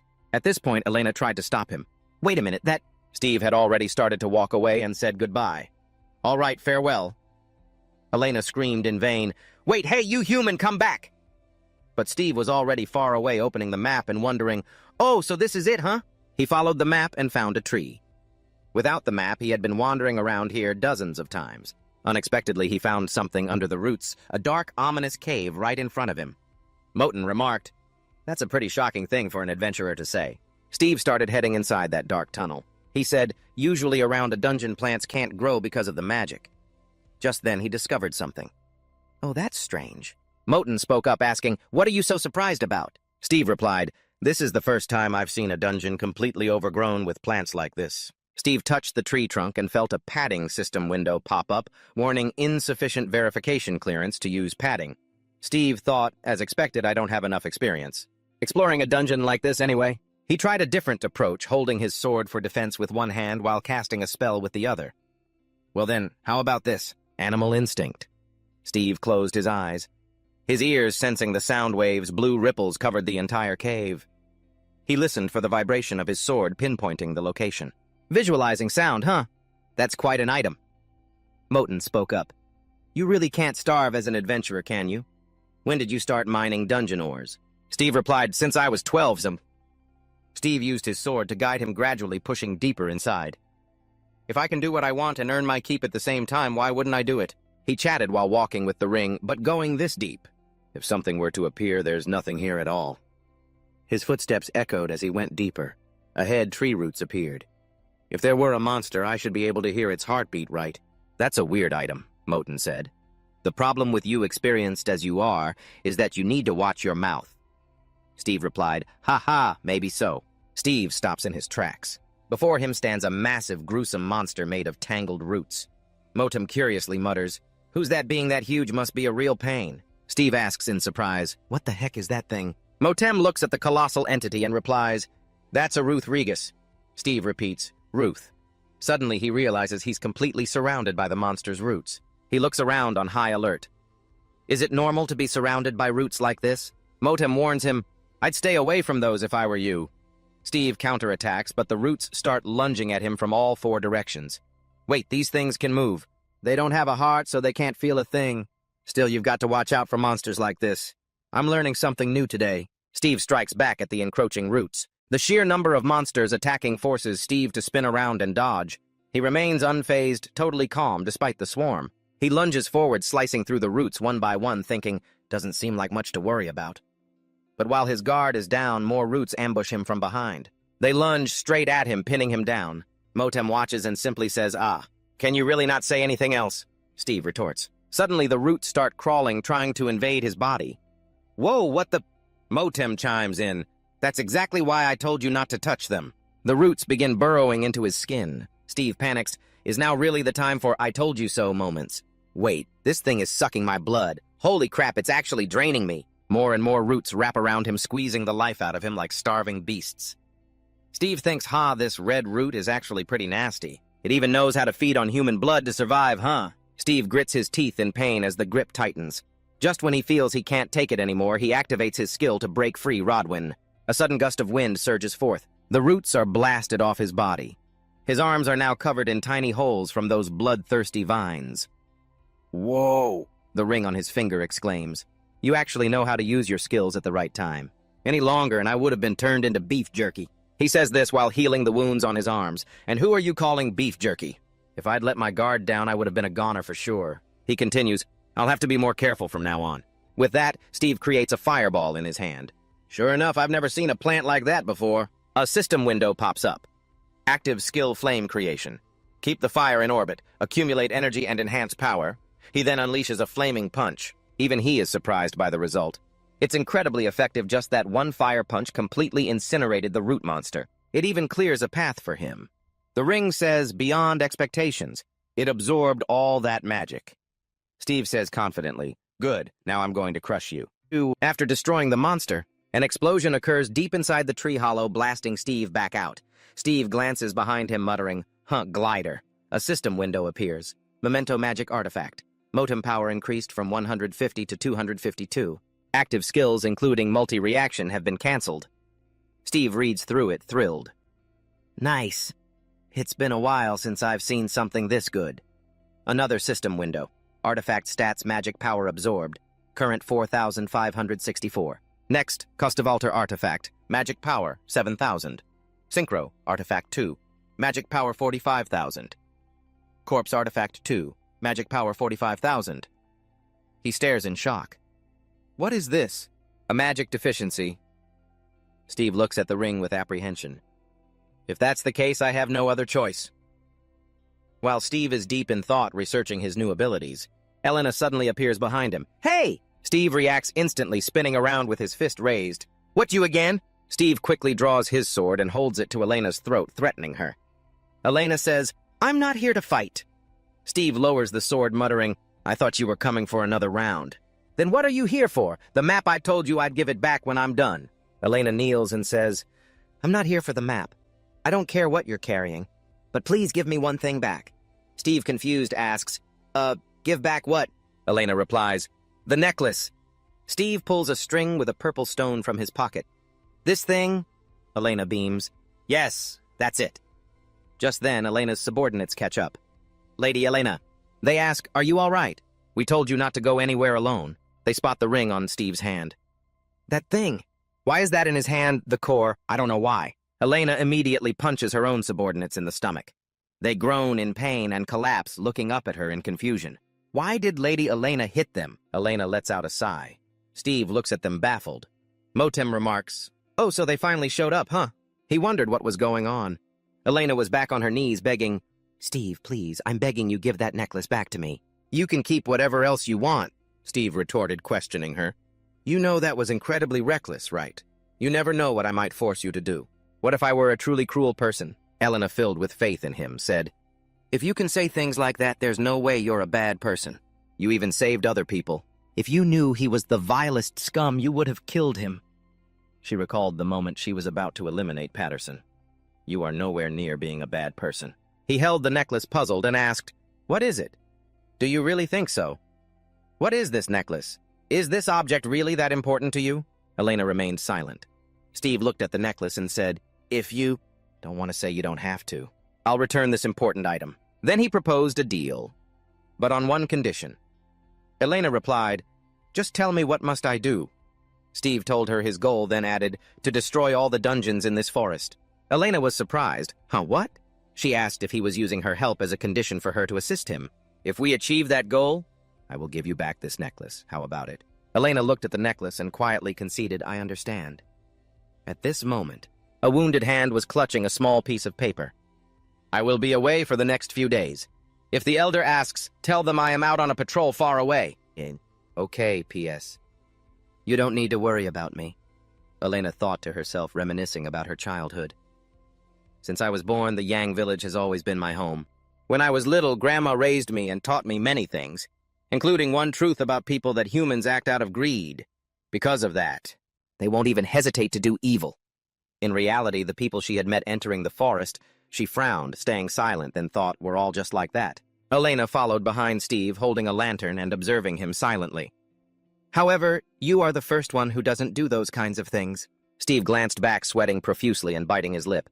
This atmosphere, it's suffocating. A voice in his head chimed in, You two were fighting tooth and nail, and now you're talking so intimately it's awkward, isn't it? He retorted to that voice. Shut up. Steve turned to Elena, sweating, and cautiously held out his hand. Sorry for forcing you to follow me. Elena spoke up, leaving him confused. You might be a bad person, but you could also be a good person. Don't you understand? Elena suddenly remembered something and asked, Oh, what is your reason for attacking the dungeons? No matter how much someone wants artifacts, there's no reason for humans to come all the way to the dungeons in this forest. Steve scratched his head and looked ahead, saying, There are plenty of dungeons outside this forest, too. She frowned, sighed, and covered half her face, saying, But it's complicated to explain. I don't know if it's even okay to say it. Holding the lantern, Elena heard this and didn't add anything. She just replied softly, I see. 4 days later in a cave, Steve was descending via a rope tied outside. He complained as he went, This cave isn't too deep, but getting inside is quite a struggle. What a formidable cliff.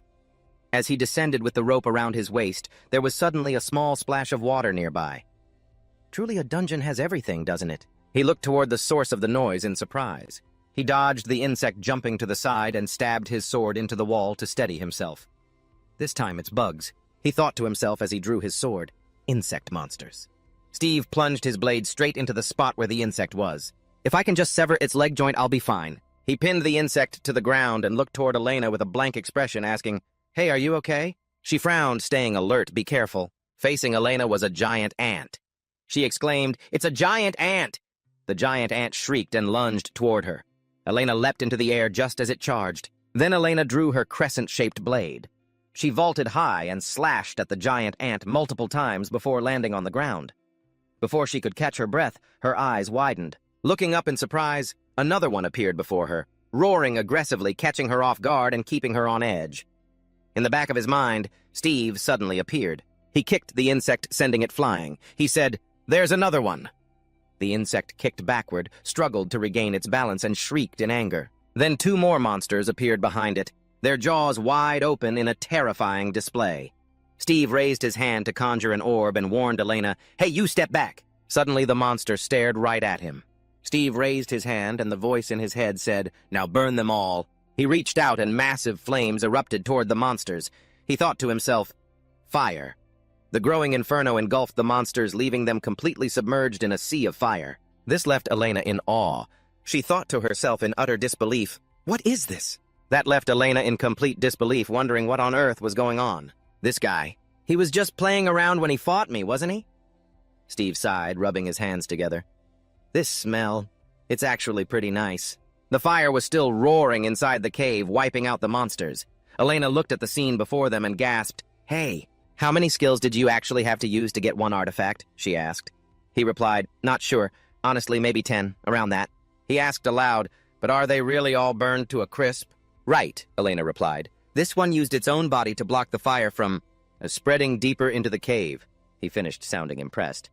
Not bad, I guess. Steve nudged the monster carcass with his foot and said, A monster actually doing something like this. He explained, It's a bit late for this, but the name of this dungeon is Smalling. As you can see, the monsters are insect ants specifically. Most of them have hard shells except for a few species. He reached his hand out toward the insects. Let's see here. He focused his power and a light began to glow from his hand toward the insects. Elena looked on completely stunned, cutting him off mid-sentence. She stared right at Steve. Hey, do all artifacts have skills like that? Steve hesitated, not sure how to explain it. He looked at her and said, I don't think so. It's not like that. But why do you look so surprised? You're staring at me pretty hard. Elena nodded, brow furrowed. Demonstrating magical power is different from just showing pure energy. Steve raised his hand, pulling something in to form a blue orb. She continued, it even contains an essence like a soul, for example. He clenched his fist, staring at the skull ring emitting light, and explained, this monster can absorb the power of artifacts. Even though it's just a corpse, it doesn't harm humans. Sometimes it even eats the artifacts entirely. Elena fell silent for a moment after hearing that, then asked, you said it doesn't harm humans. Without another word, she turned and headed toward the cave. Let's go. Steve stared at the ring, contemplative, until Motem spoke up.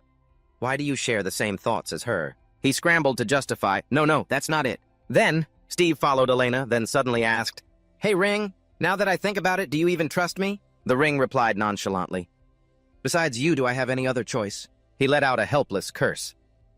Damn it, Steve grumbled. The deeper we go, the more of a pain this gets, huh? Elena explained. The dungeon is so convoluted that even the elves have a hard time attacking this place. He suddenly remembered something. Wait a sec, let me try this. Steve drew his sword and slashed at the cliff wall nearby. He closed his eyes, chanting a spell, trying to sense his surroundings. He panicked, eyes snapping open in shock. Whoa, what the? Steve saw a massive swarm of giant insects emerging from the shadows. He gasped in fear. What the hell are these? Standing in the middle of the dungeon, Steve emitted pulses of sound to map the space. He thought, using sound to map the area. Man, this is the most complex dungeon I've ever seen. Even the sounds of those ants are overlapping in all the passageways. He frowned, thinking, I'm sensing too many things moving at once. Getting a handle on this dungeon is seriously difficult. Elena spoke up calmly, explaining, this dungeon was built with a structure. It's so complex that no one has ever fully navigated it.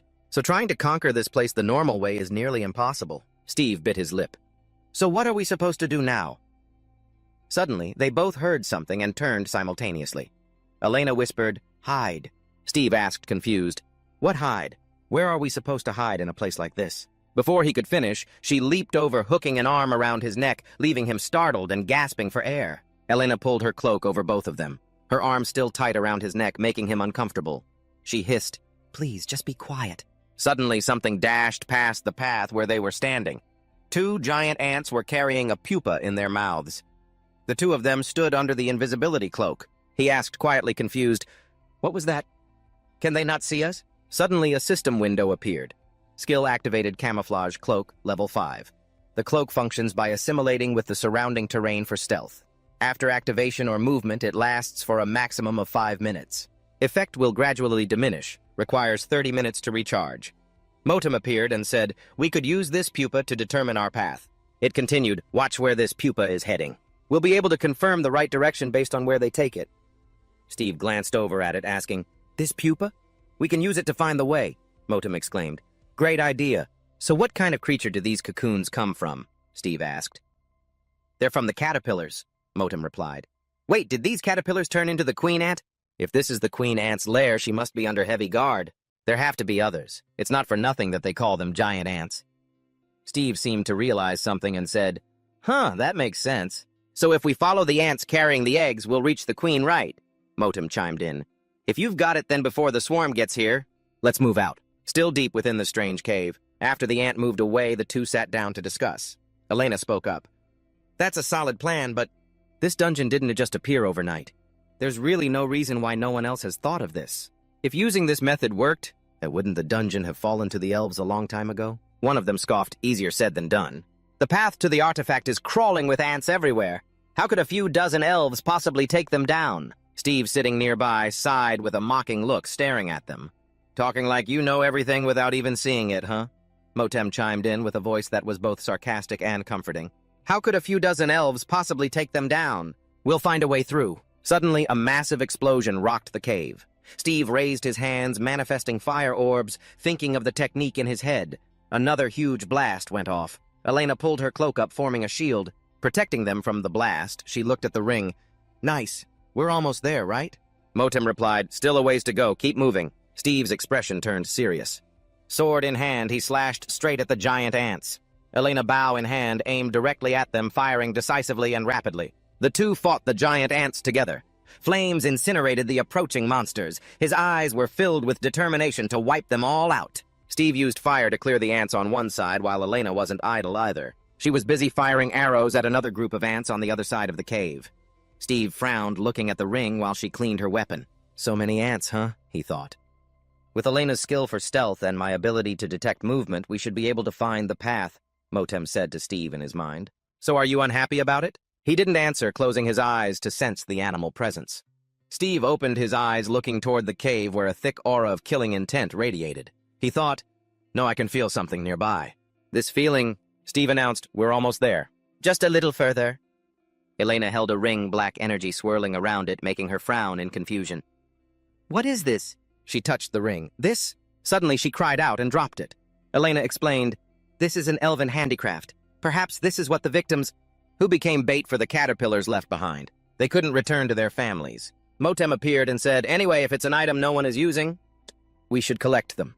We might need them if we want to use the Curse Aura skill. Steve closed his eyes, recalling the ring absorbing the blue energy. He thought, if I want to use skills like Curse Aura, I need cursed objects like these. It doesn't feel right to just take these elven belongings, Steve said, pointing at the items lying among the cocoons. Elena added, well, if no one is using them, can we take them? Elena hesitated, not knowing what to say. Elena frowned, confused, and asked, are you out of your mind? These things are cursed. They could kill you, you know. Steve waved his hand, signaling it was fine. He smirked confidently. I have an artifact for protection, so there's nothing to worry about. She replied helplessly, I don't know what you're thinking. Elena continued looking at him, fiddling with the cursed pile. If you're not worried, then just do as you please. Motem happily replied, haha, we'll use them carefully. Let's pick them all up, Sid. Steve's face darkened. He clenched his hands and smirked with hidden intent. Good. Now let's keep moving. The two walked in, and the sight before them left them both shocked. Steve spoke first. Well, anyone can see that the dungeon artifact is right there in the middle of those damn ants, right? Inside the cave, a massive queen ant with a bloated abdomen stood with two guardian ants by her side. The queen looked toward them and let out a growl, grrr. Elena aimed her bow at the queen ant, declaring she wouldn't hesitate anymore, but suddenly the eggs nearby started twitching, leaving both of them uncertain until they began to hatch. The legs of the baby ants emerged and lashed out at them, forcing Steve to duck and Elena to jump back. They both frowned, staring at them in surprise. Steve muttered, what the? Then countless other eggs began to hatch, and a bewildered Steve pointed at them, asking, Are they actually moving? A noise from behind made them turn around, and Elena warned, Steve, the swarm behind us is closing in too. The ants scurried rapidly toward their position, and Steve gritted his teeth, veins popping on his face as he thought, ants in front, ants in back, surrounded on all sides like this. He raised his hand to conjure a massive burst of flame toward the queen, thinking, I just need to take out the queen. But the ants broke through their shells to intercept the fire and shield her. He gasped in surprise. What is this? They'd already formed a defensive line to protect the queen before he could even react. Steve couldn't hide his anxiety, but Motem chuckled gleefully in his head, saying, Heh, this is getting interesting. If that's how it is, there's still a way. Steve watched the ants forming a defensive perimeter around the queen and thought, right, I should try using this. Steve chanted to activate the Curse Aura skill, shouting aloud as he thrust his hand out, firing a blast at the cavern ceiling, causing rocks to collapse and blocking the giant ant's path with debris. Steve turned back toward the queen and said, good. Time to use that to take these ants down. He then stared at those growling giant ants and calmly said, every last one of you wretched creatures here, Steve adjusted his ring with a smirk, saying, is going to be wiped out. A sword appeared alongside scattered bones exuding dark energy. These cursed items were things left behind in the dungeon. They were tainted by curses, and Steve knew these items were dangerous as they could drain a user's energy or cause sickness, so nobody but dungeon researchers had ever touched them. Steve clenched his fist with a chilling smile. Because Motem helped suppress their power, he could use them without any issues. Curse Aura was a feature that unleashed energy transfer capabilities. Both of them watched the giant ants cautiously while he secretly thought, but that same power is a double-edged sword. Steve suddenly turned to warn Elena, leaving her flustered. Elena, don't move ahead of me, just stay right there. He pulled off his wristband, clutched the cursed palm, and squeezed tight. An aura of dark energy erupted from him, powerfully pushing the ants back and beaming straight at the queen. The queen ant trembled, struggling to hold on while the other ants nearby weren't as lucky. They shuddered and collapsed to the ground while Steve dropped to his knees, drenched in sweat, struggling to catch his breath. He gasped, that's incredibly powerful, but I wonder if I'm even using it the right way. Motem appeared and said, that's right, that's exactly how you use it. Now tell her to finish it off. Steve called out to Elena. Hey, Elena. She looked at him dazed, and he managed to say with a pale face, Take out the queen. I can't hold this for much longer. Elena seemed to understand and replied, I got it. Elena drew her bow, aiming at the queen, and spat, Eat this, you damn ant, pay the price. She released the string, sending 2 arrows whistling toward the queen, piercing through her body and making her shriek in pain. The other ants reacted with furious screeches. They lunged at them with their legs, but Steve, seemingly regaining his strength, pulled Elena close, wrapping an arm around her neck and ordering, Stay right here! Then blue lightning crackled from his position, and he smirked, calling out the skill name, Curse Eating. Elena reached for her arrows, her voice full of judgment. You.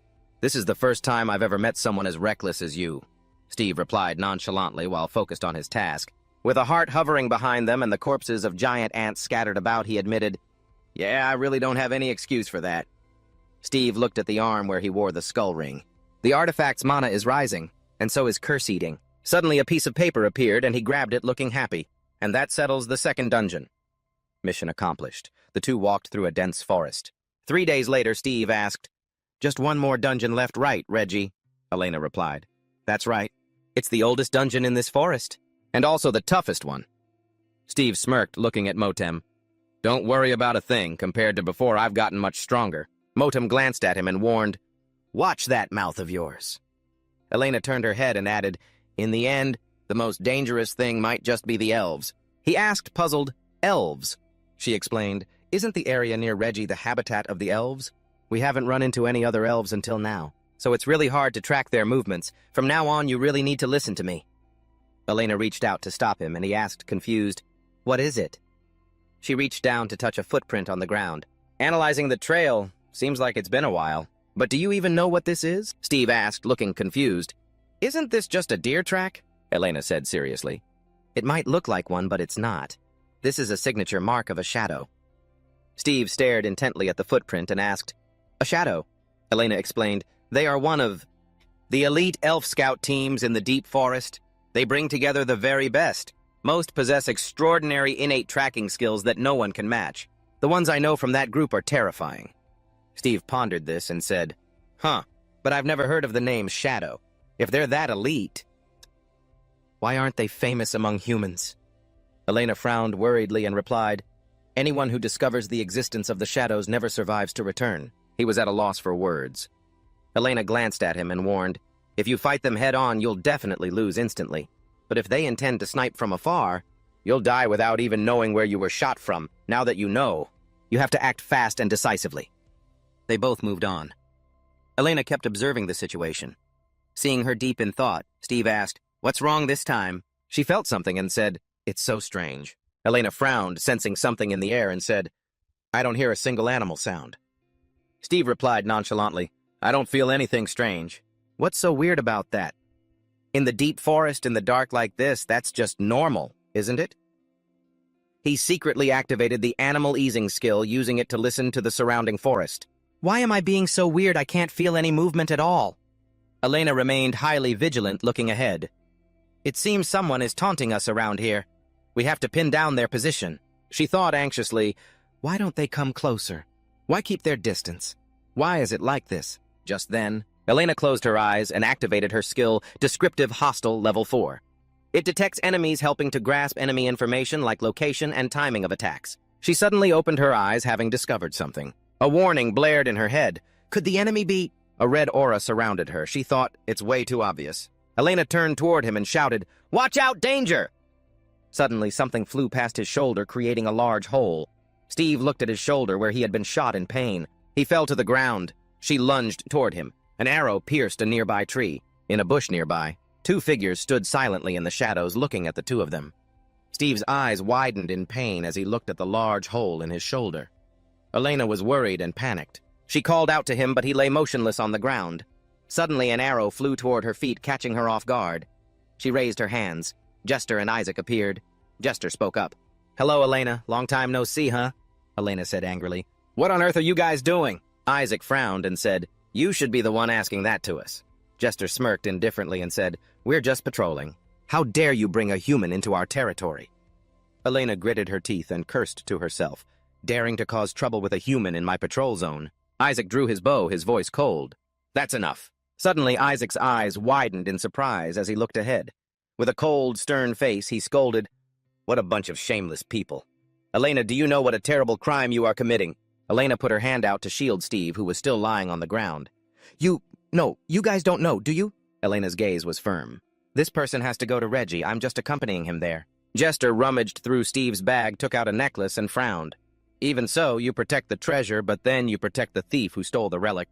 Humans really are disgusting." Jester stood up and looked at Elena. "Elena, you were once a shadow, too." She turned her head toward Jester in a panic, bewildered, and said, "How long have you been there?" Isaac's face was ice cold. "You've heard of that relic before, haven't you?" The three of them headed toward the elf village. Jester had Steve on his shoulder, one arm carrying Steve, who was still unconscious, and one hand on his hip. He said jokingly, "Elena, it's been a long time since you came back. You should be happy." Elena snapped, "Shut up!" Jester looked at Steve confused and said, "But what is this guy? He's been losing blood the whole way, but still isn't dead." Elena turned her head to look at Jester and said seriously, "If you realized that person's value, you'd change your attitude right away." Jester angrily scolded, "What did you say? Try talking like that. In front of the elders, or better yet, in front of your grandmother, and see what happens." Isaac spoke up annoyedly, "You two hurry up and stop. The elder is here." At that moment, Elder Bellanora suddenly appeared. "You two did well." Jester and Isaac stood behind her. She spoke, "And I'm so happy to see you again. Rilix will protect you, Elena." She just remained silent and said nothing. Then the elder looked toward Steve and asked, "And who is this man that Jester brought back?" He replied, "He is one of the thieves. That guardian's relic, he even used it to extort us. We found him in a village nearby, just in case. We want to interrogate him." Hearing that, Bellanora looked suspicious. "A relic? But wasn't he already dead?" Looking at that wound of his, Jester replied, "To be honest, we aren't entirely sure about that. The arm that had been bleeding was slowly healing. By all rights, he should have died from the blood loss, yet his heart was still beating." Hearing this, she turned away. "Stop the bleeding and bring him into the cave. We'll decide what to do with him later. And Elena, come with me." Jester obeyed. "Yes, Elder." Elena followed with a downcast expression. As she said that, she led her into a room. Bellanora walked slowly. "The dungeon, Reggie, is a place we might no longer be able to control. Controlling the village is already our limit."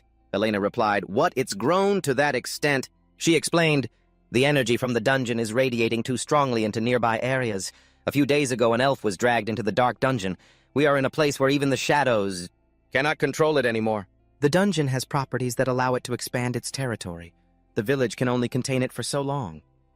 She recounted tensely. "And during these difficult times, not only did you let the relic be taken, but you also joined forces with a human." Elena was confused, not knowing how to explain it. "What kind of human? Even you shouldn't take this situation lightly. Lady Olivia will also agree with you." Scene shift. At this moment on Steve's side, Motem urged him desperately, Hey, wake up!" Steve heard it and clutched his head in pain. Suddenly a sound echoed all around, "Kill, punish that human." Steve was startled. "Where am I?" Motem replied, "So you've finally woken up, huh?" It recounted the entire situation while he was unconscious. "I was able to heal your body, but I couldn't wake you up. I'll summarize what's happened so far, so listen carefully." Motem recounted, "You could have died from that arrow. Even I might not have been able to save you, and you've only just recovered and returned from the dead about 4 days ago." Steve was surprised. 4 days. Then it continued. "And this is the interrogation and execution ground of the elves for humans." A powerful voice echoed, "Silence, human, you may speak after you arrive at the dark forest." "You stole the relic that Elena was guarding, is that right?" Hearing this, Steve could only think, "What happened to Elena?" Motem replied, "Look to your right." Steve glanced over and was relieved. "Oh, at least she's being treated better than me." It replied, "I'm not so sure about that." Then he turned back, remembering that necklace. A relic. Could it be that necklace? Thinking that Steve spoke up. "That's right." After he answered, everyone around him began to clamor, which made Steve apprehensive. "What is it not something important to Elena?" Bellanora stood above passing judgment. "After that, you used that pendant to force Elena to follow you through the forest, didn't you?" Continued, "Forest, did you not?" Steve affirmed, "That's right." She interrogated him further. "What was your purpose in going to the forest? Were you trying to enslave my people?" He denied it. "No, my purpose was," Steve continued, "to destroy the dungeons in this forest." Hearing this, Jester and Isaac were both astonished, while Elena still kept her head bowed in worry, not answering. Bellanora asked, If that's the case, then answer me, how many troops and supplies did you bring? And tell me their current location and what is your plan for them, she continued. What skill did you use to force them? Steve broke into a sweat and replied, I don't have anything like that. Hearing this, everyone around was shocked. Is he joking? He cleared the entire dungeon all by himself? Why should we believe a human's words? All humans are liars. Then Bellanora gave an order. Jester appeared facing Steve. Yes. He smiled confidently. Hey, human, you should tell us the truth while you have the chance, saying that he glared at him threateningly. This wasn't something elves usually did, but Steve was startled and took a defensive stance. Jester said, if we use human methods to beat you, then you'll confess, right? Let's see if you can endure until the end. After Jester landed a straight punch into Steve's stomach, he clutched his stomach in pain. Elder! Bellanora observed the two from the podium and spoke. Now then. She turned back and looked at Elena. I will begin questioning the accomplice, Elena. First, why didn't you call for help from the tribe when the treasure was stolen? While Jester was unilaterally attacking Steve, she continued the questioning. I mean, why did you obediently submit to the humans' threats like that, huh? Elena thought to herself, as soon as the guardian of the treasure announced that the relic had been stolen, that the whole tribe would have been held responsible for it. Even so, she still replied respectfully, because I thought that his destroying the dungeon would help our elf tribe. Elena recalled his techniques while narrating, whether it's bragging or not, he has destroyed 2 dungeons in a row. Bellanora gritted her teeth, her voice dropping as she glared at Elena. We are here to conquer the dungeon too. You know perfectly well how important an army is. Ignoring the kick Jester was raining down on his face, the elder continued. If what you say is true, it means you've witnessed every single one of his actions. Like that. Do you even know how many troops and how much supplies he's prepared? Steve, taking hit after hit while staring at Jester and gathering his strength, firmly retorted. No troops, no supplies, just 2 people, that's it. Suddenly a voice rang out. Elena's grandmother asked, I don't know what happened to you, but why? Are you trying to show pity for that guy? She hurriedly explained, It's not like that, my lady. Everything I said is the truth. Elena suddenly stopped, her gaze sharpening in one direction. Isaac spoke up in surprise. My lady. The watching elves were shocked, too. What is that? More and more people were amazed by what they saw, whispering in awe. He hasn't gone down yet. Motem appeared enveloping Steve and said, So what are you trying to show me? A human's fighting style. A skill window appeared. Reaction ability level 1. Proficiency is proportional to combat concentration and the point of contact, Steve said excitedly. All right, now let's keep fighting like this, no breaks. If you're not careful, you might be the one going down instead of me. Jester smirked and replied, Let's see then. Elena calmly explained to the elder, My lady, like I said earlier, that is exactly how he handles the dungeon. She continued while the 2 of them prepared to rush at each other. He can absorb power through the dungeon's objects and souls. Motem chatted with him. Even if it's a skill, isn't it a perfect match for you? Full of power. If it's an air bomb, I can end this fight with much less magic. Steve pondered, then added, If I deliberately cause trouble here, it won't be beneficial for me or for you either. Bellanora interrogated Elena. Do you even know what you're saying? Elena choosing that kind of power, isn't that completely irrational? You are going against the fundamental laws of this world. A voice rang out. My lady, it is, Isaac said seriously, offering a suggestion. If that's the case, then order them to release a monster. The elders were all shocked. Then Elena's grandmother asked, A monster? Isaac calmly said, If Elena's words are true, I can verify them right now. Isn't that right, Elena? She slowly replied, That's correct. Suddenly a loud shout broke out. Down in the arena, Jester was waving both hands in surrender, saying to Steve, all right, calm down. I'm actually really happy right now. He asked, puzzled, What are you trying to do? As he untied Steve's hands, he said, Want to try a new move? Steve didn't understand and asked, What? As soon as he was untied, he was stunned by what appeared before his eyes. A gate was slowly opening, accompanied by loud roars. A giant monster stood across from Steve, making him nervous and worried. Me. While the monster was roaring, he realized, thinking to himself, an armored bear. I didn't know this species of monster had already been tamed. Elena's grandmother asked anxiously, How on earth are we supposed to deal with this thing? Isaac replied, Isn't that going a bit too far? Not at all. If it's truly as Elena says, then this is nothing. Elder Bellanora solemnly announced, That human, prove your worth. Steve hesitated and whispered, Right, the end goal is to win anyway. Even so, fighting that monster empty-handed is a bit... He reached out his hand and said to Motem, But look at my hand. Didn't your elf people cut it off? It must be because of the curse that the bracelet is still here. Motem replied, "It just hid itself because you didn't want to see it." Steve was surprised and exclaimed, "It has features like that too." Motem confirmed, "Yes, now get ready." He summoned a fireball and said, "Let's see. Even if my opponent is a beast with this power, I will win. Check this out." He launched the attack immediately, sending the fireball flying toward the opposite side. Several of his fireballs flew straight and struck the armored bear's arm. Immediately after the technique finished, Steve thought to himself, "Damn it, look at that ugly face." Motem agreed. "I'll give you that." He continued to prepare for another attack. Then take this. A powerful gust of air erupted from his hand. Air bomb! A high-intensity blast of air rushed toward the beast's head. Even the monster itself was caught off guard by Steve's technique. Even after taking your hit, the armored bear is still standing tall in the arena. The spectators in the stands can't believe their eyes. After that terrifying shockwave bomb, what is going on? The monster shakes its head, trying to clear it after your blow. Steve thinks in shock, "No way, even that didn't take it down." The beast roars and raises its claws, lunging at you. It slams down right where Steve was standing, but luckily you flew up into the air, bracing for a new move. Steve thinks to himself, "All right, time for a counterattack." The armored bear gets struck by bolts of lightning. Isaac can't believe it, saying, "Is that even possible? Oh man, the way he uses magic?" Jester is just as horrified. It makes no sense. He doesn't have any equipment, yet he can use magic. How? Down in the arena, the monster is charred black after the hit. It grumbles in pain. The elders watching are all stunned by your power. Elena keeps her eyes fixed on the arena, watching the armored bear with hope. Staring at your own wounded body, Morton warns you, your body needs to recover. Your mana is fading. If you keep this up, it's going to be extremely dangerous. Steve calmly replies, "I know, it looks like I'm just about out of mana." You continue sounding confident, but that should be enough. Let's do this. Steve dashes toward the armored bear. As it swipes with its claws, you quickly dodge its deadly blow. Suddenly, sharp gusts of wind appear right behind the monster. Faster than lightning, Steve jumps up from behind it, seizing the moment. You launch a move that shocks the beast, a fireball. Steve's powerful flames hit it directly. Even though it just took the hit, it keeps its mouth wide open as if trying to swallow you whole. Suddenly, Steve uses his bare hands to hold its mouth and tongue open. While pulling the tongue out, you say, "So what's inside?"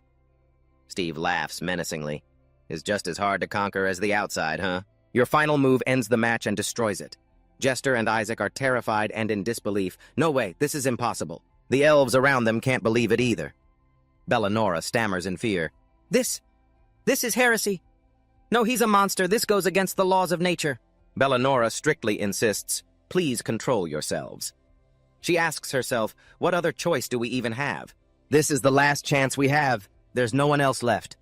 Elena's grandmother looks pale, ashamed, and covers her face, saying, "I am sorry for not trusting you." Elena slowly asks, "What's the next plan?" Her grandmother says anxiously, "What else is there? We have no other choice." The elder Bellanora asks seriously, "Human, what is your name?" You calmly answer, "Steve Atelier." She continues, "Atelier, to fulfill the assigned duty, you risked your life to prove your ability. But first, let me ask you one thing. Why did you steal Elena's holy artifact in the first place?" Steve quickly explains, "I didn't even know it was a holy artifact, and I had no intention of stealing it from her." The elder stares at you and announces, "If you truly want to challenge the Bloodwood, we won't stop you. However, I will not. And provide you with any essential supplies." Morton narrates as Steve is left speechless. "She really hates you." Elena insists, "I will go with him." With her grandmother immediately blocks her, "I don't allow it." She analyzes the situation. "You can't understand. The Bloodwood is on a completely different level compared to the dungeons." Elena keeps trying, even if he's skilled, to send him there alone like that. Bellanora cuts her off. "You only talk about the benefit of the people, but you still have to take responsibility for losing the holy artifact." She continues to announce to you, "I really don't want to tell you this, but she cannot go with you." Morton exposes the truth. Simply put, they don't want to send high-ranking elves into dangerous dungeons. They're much smarter than the dwarves. Steve resists, understanding, "Anyway, I can't say I don't get it." He realizes it's useless to try and persuade them. "You're still being stubborn, Elena." But suddenly Steve's voice rings out, "Just stay here." Elena asks, confused, "What?" You calmly remind her, "Did you forget? My artifact gets stronger every time I clear a dungeon." You point at her and, "I confirm I'm much stronger than the first time you met me. Don't worry, I'm not as weak as you elves think. Besides, I don't want to die yet anyway."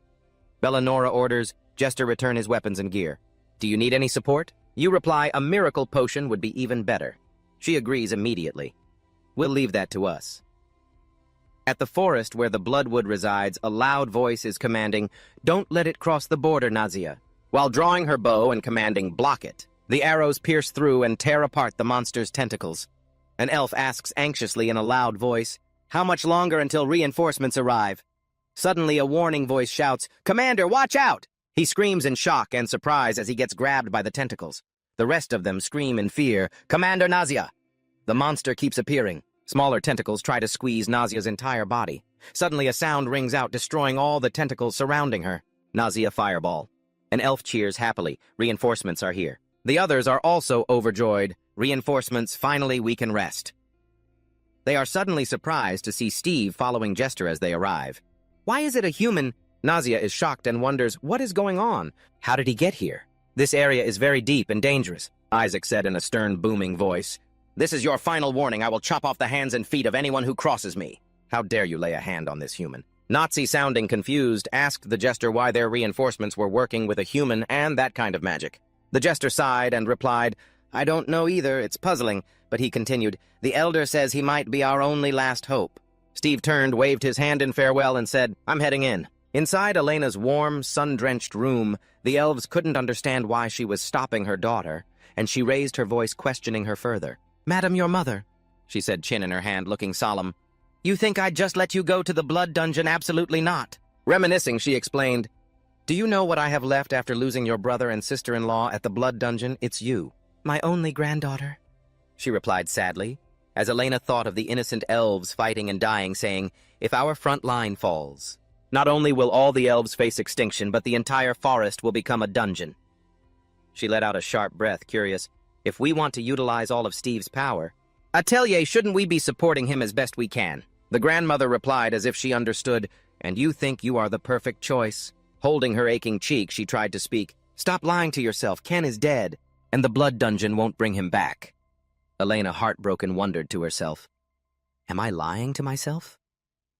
A voice stopped them both. It was Elder Bellinora stepping in. Now is not the time for bickering.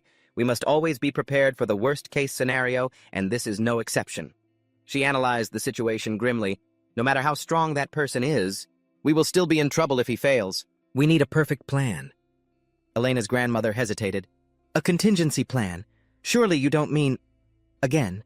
To Elena's surprise, the elder remained calm and said, This time I will go. She bowed her head sadly, saying, Even if I'm nothing compared to Ken, at least it will put the elves' minds at ease. Steve's footsteps crunched on the scattered bones as he made his way into the dungeon. Damn, Motem exclaimed. This dungeon is terrifying even from the entrance. Steve agreed as they walked deeper inside. Yeah, I can even taste the blood in the air. Worse than our first dungeon, huh? Steve asked curiously. Hey, do you know anything about the plants in this dungeon? It replied indifferently. I don't even remember these things existing. Although it didn't recall, Motem still warned, they must be very special in this blood dungeon. Don't touch anything. Let's keep moving. It warned repeatedly, if you die from their poison, we'll be separated in this dungeon soon enough. Covering his nose as if he couldn't stand the smell of blood, he replied, I know, but I don't want to explore such a horrific dungeon like this either. Motem, unsatisfied, kept warning him. Is this where you intend to end it all? I thought you had some kind of plan when you decided to dive headfirst into this. And that pathfinding skill? Didn't it work in this first dungeon too? Steve looked at the chaotic scene before him and answered confidently, I can use them in wood-type dungeons. I've already cleared one. And we've arrived at the right spot. You think I came here without a plan? Do you know how much experience I have? Steve drew his sword and continued explaining why the roots had spread all the way here. It's because it's sitting on an underground river. He stabbed his sword hard into the tangled roots. Do you know the long-term effects of an underground river, Motem? The roots under Steve's feet were severed just as he predicted. Beneath them was a sinkhole. Steve landed in the sinkhole and said, And look, what did I tell you? The sight before him left him confused. Before Steve was an underground river with massive roots growing along both sides and strange sacks hanging down. He thought to himself, they look familiar. The water in the river, it had been warped into a different color and stank. Steve thought to himself, this smell. It can't be. Inside the sacks hanging from the massive roots were people. They had been completely drained, looking as if they had died of dehydration. Instinctively, Steve moved closer to inspect the strange sacks. He said, based on the foul stench rising in the room, everything inside these bags is... Steve cast his skill, Passive auto-reflect level 1. With a small probability it could speed up reaction time when attacked. Steve used his sword to cut open those sacks. Then he angrily addressed the master of this cruel place. "You won't let me ruin your meal, will you? And I don't intend to let you make an easy meal out of me either." Suddenly, something reached out toward Steve. The people inside the bags were rescued, but it looked like they needed a moment to wake up. Steve approached one of them and called out, "Hey, wake up!" The person seemed to come to. Steve exclaimed, "Oh, hey there. Do you know where you are?" The person who just woke up was still panicked and shouted, "Blood! The Bloodwood dungeon! Why is a human here? We're all going to die." Steve didn't hold back. He slapped the guy across the cheek and snapped, "Shut your mouth and calm down. You're not dead yet, so what are you so afraid of? Don't tremble over a few twigs." After taking Steve's slap, the guy was still dazed. Steve calmly pulled out a scroll and continued, "Take this. It's a return scroll. Once everyone wakes up, use it to get everyone out. I have to go now." The guy quickly regained his senses, acting as if he were afraid Steve would vanish. He grabbed Steve's shirt and urgently said, "Wait, we have to save him." Steve looked at him confused. "What are you talking about? I checked all the bags." The guy quickly cut Steve off, insisting, "No, there's one more person." The guy continued breathlessly, "He's the reason we're still alive. I can't leave unless he comes with us." Steve asked, still bewildered. "Huh? Who?" The guy replied, "Kendra Noah." Cut to Renoir's location. He was weakly opening his eyes. Renoir was different from the others. He was being held in a separate place, his entire body pinned down by roots.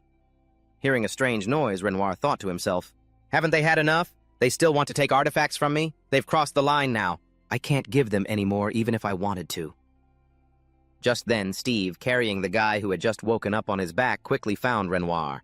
The guy shouted joyfully, "Master Renoir!" Then he went slack when he saw the man covered in thick roots. "Good God!" Steve exclaimed upon seeing it. "Damn, that looks painful." Steve said to the guy on his back, "Get down for a second." Steve decisively dropped him to the ground and lunged toward Renoir. "This might hurt a little." The guy was tossed to the ground and yelled in pain at Steve, "You brute! Be careful with—" Before he could finish, Steve had already successfully finished the rescue. "Renoir, take him and get out of here. If you have time to talk, focus on saving him," Steve cautioned, "and use magic to heal him. Not a potion. Using the potion will only make him worse." Seeing the guy standing there frozen, Steve urged, "Hurry up, the others are probably awake by now." The guy carried Renoir away and didn't forget to thank Steve. "Thank you, and thanks for the return scroll, too." After Renoir was carried off, Steve asked, "Motem Renoir. He's the one I was thinking of, isn't he?" Motem replied, "Who else could it be?" Thinking about the sight of that guy weakly carrying Renoir away. Motem wasn't at ease and continued, "Regardless, is it safe to send him out alone like that?" "I assume he has a return scroll, too," Steve asserted. "True, but he won't attack if he goes back with the others." Motem was skeptical. "Are you sure?" Steve answered confidently. "I'm sure, I can feel it.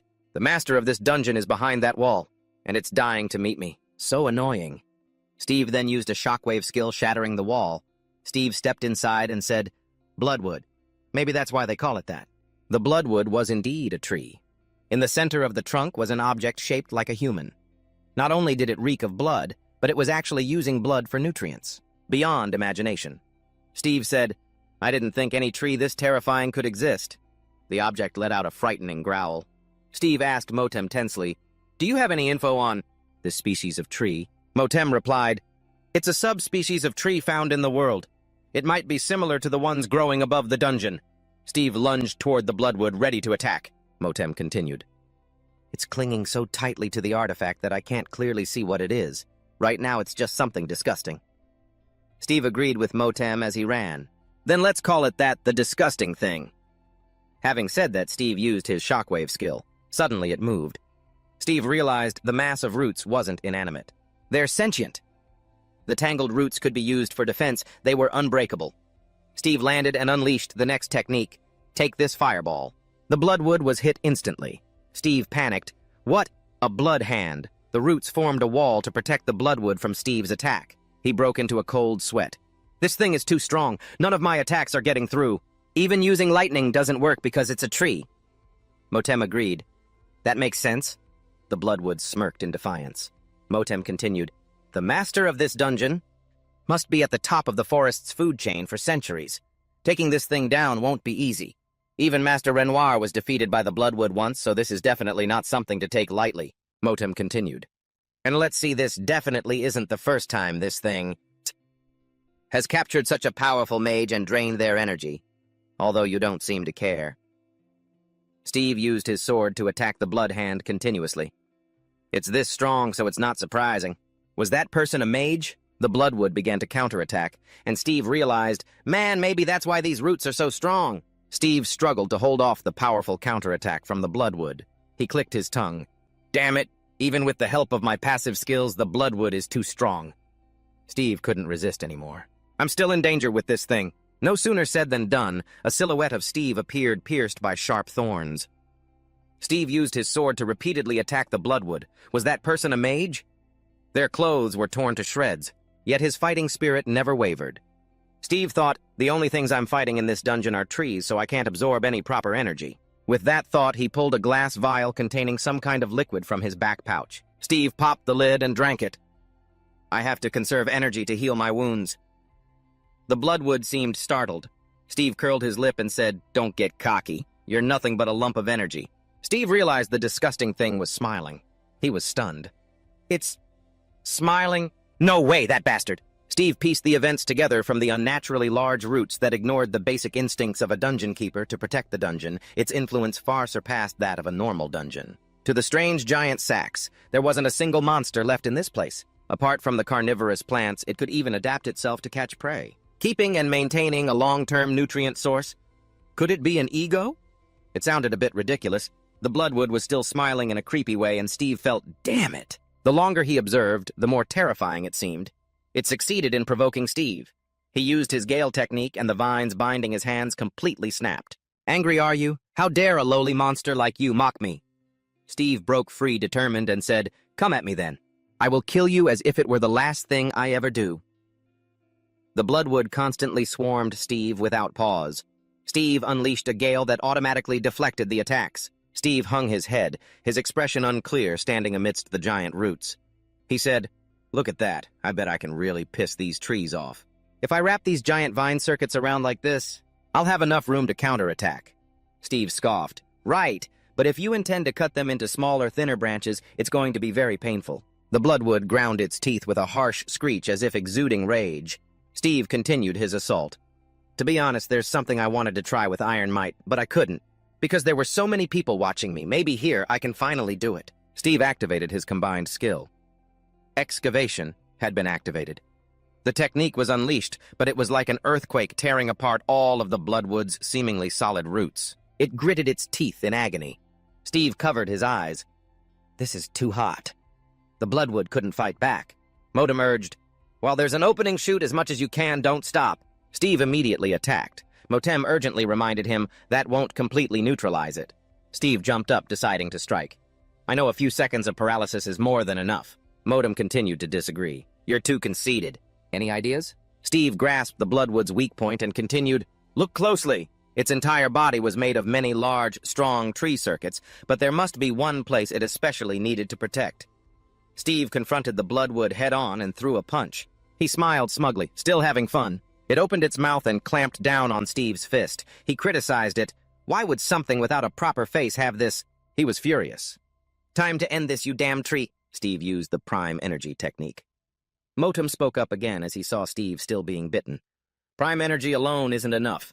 Can you do more? Steve replied, of course. He was in pain, but at that moment Zero's face appeared as if urging Steve on. I won't allow anyone to mock me. Steve, determined, poured all his strength in and shouted, even if I have to die one more time, Cannibal Fist. Steve used the Cannibal Fist technique to absorb all the energy within a cursed object and boost a skill, strengthening the active skill. Fireball. Hellfire unleashed extremely hot firepower, burning the target to a crisp. The Hellfire was unleashed, and this time, it was the most powerful one yet. Elsewhere, outside the dungeon, Bellanora asked, what is the current situation inside the dungeon? Is that guy dead or alive? Captain Nausea respectfully replied, we cannot be certain of the truth at this moment. He went in there quite a while ago. But we still haven't seen any movement. Bellanora was disappointed. Just as I thought. She continued to walk past. The Bloodwood was at its limit. Now it's my turn to suppress it. Nazia blocked her immediately. You cannot do that. Bellanora. Nazia pleaded, you shouldn't act so recklessly. Just then a group of people emerged from the dungeon, led by someone carrying someone on his back. Noah Special Ops Unit, draw your bows. The group of strangers attacked. Captain Nazia ordered, don't fire, lower your bows. Jester was terrified, unable to believe his eyes, and said, Captain Nazia, those people, they're the missing elves. Bellanora and Elena were stunned and shocked. Elena also looked very worried. Take them to a safe place. Captain Nazia trembled. He's still alive, my lord. Noah saw Renoir lying motionless on the ground. Elena ran toward Lord Renoir, screaming, Father! Captain. Nazia couldn't be sure. The elder, perhaps that guy. Nazia continued, he actually succeeded. Lord Renoir looked at them both weakly. Lady Elena, Bellanora, and Elena couldn't hold back their tears, emotionally telling everyone that they were going to be okay. I can finally rest easy now. Just then, the man who carried Lord Renoir out of the dungeon rushed over, panicked, and reported, Captain Nazia, I know this is overstepping, but please send a special ops team into the dungeon. Captain Nazia asked uncertainly. What? The man continued, spilling it all out. That stranger is in there all alone, and he saved us. He even saved Lord Renoir. He knelt down urgently. I beg you, Captain, save our benefactor. We even got the return scroll from him, but no matter how strong he is, a regular human like him can't possibly survive out there. I'm begging you, please save him. At that moment, a massive noise erupted from the dungeon entrance, and everyone's attention snapped toward it. One of them screamed, What? Lady Bellanora panicked. Nazia, he's a human, we have to save him. Without wasting a second to think, Captain Nazia commanded, Jester Aida, we're going in immediately. At the same time, Steve, currently being healed in the safe zone of the dungeon, stepped out calmly and asked, Motem, is my left hand healed yet? Steve was nonchalant. Why is it taking so long? Motem was exasperated with him. What on earth did you do to your hand to make it take this long to heal? Captain Nazia was the first to notice the movement. A human. He's back. Steve, clueless about what was going on, let out an innocent, huh. The people he saved saw he had returned safely and jumped for joy. He's our benefactor. The blood seal has been broken. A human saved us. The blood seal has been destroyed. Everyone was safe and they cheered in delight. We're free. At this moment, Banstock said to Zero, the third prince of King Benezia, It's been a long time. You shouldn't be near the northern border. You need to leave as soon as the soldiers arrive. But Zero brushed off Banstock's warning. Wait a minute, Banstock. I need you to stay here and handle something for me. Banstock looked surprised and a bit confused, giving a short, respectful, Yes, sir. Zero handed Banstock a letter that looked very serious. Take a look at this. After the letter was in Banstock's hands, as he curiously opened it to read, Zero told him, a new dungeon. A spy sent to the Gendian kingdom. Happened to find it and sent this letter to me. Hearing the whole thing, Banstock still didn't seem to grasp the full picture of Zero's intentions, hesitantly asking, Then, what is it you want me to do? Zero seemed to have been waiting for that, answering with a serious expression. Pick a few members from your special ops team and go retrieve this holy artifact immediately. Technically, this dungeon is on Gendian territory, so there's a good chance of causing international tension. So be extremely careful and do not get caught. Banstock finally understood what Zero was trying to convey and replied, I understand. With the aura of a prince, he mounted his horse and told Banstock, I will head to the northern border first. Meet me there when you're done. There. Banstock bowed his head to receive the prince's orders. Yes, my lord. Scene change. Steve and Elena were walking together through the forest. Neither of them said a word. The atmosphere felt a bit stifling. To break the uncomfortable silence, he spoke up first. Hey, you know I'm not trying to discriminate or anything, but isn't it dangerous to enter a human village looking like that? Your ears and that mark on your face? Elena looked a little startled, but quickly replied, Don't worry. As long as I have this mark. To others, I just look like a normal person, even if it's meaningless to those who already know my identity. Steve heard this, and a flurry of questions popped into his head. Are these some kind of elven secret arts? Anyway, I shouldn't be too surprised. They can even predict the paths and the movements of a dungeon. Those thoughts suddenly flashed through his mind, making Steve recall the words that Renoir had explained about the secrets of the elves. Some elves are very sensitive to energy sources, just like our Renoir family who can see the flow of energy. He continued. Sometimes energy concentrates at a certain point, energy so thick that we can't even look straight at it. Renoir added, That is when a dungeon is born. He asked, confused, So you mean a dungeon just formed? Renoir replied, Correct. Motem, being a busybody, chimed into the conversation. At least no one else will get in our way there. He replied, It won't be for long. We have to destroy it quickly before anyone else finds out about this. At this moment, he was brought back to reality by Elena. Steve, when we go, I'm coming with you. Hearing Elena's question, Steve replied, looking confused and a bit surprised. Huh. Then a thought crossed his mind. She's so old-fashioned. Who goes around paying off debts for their village like that? Steve put on an arrogant face, feeling a bit annoyed.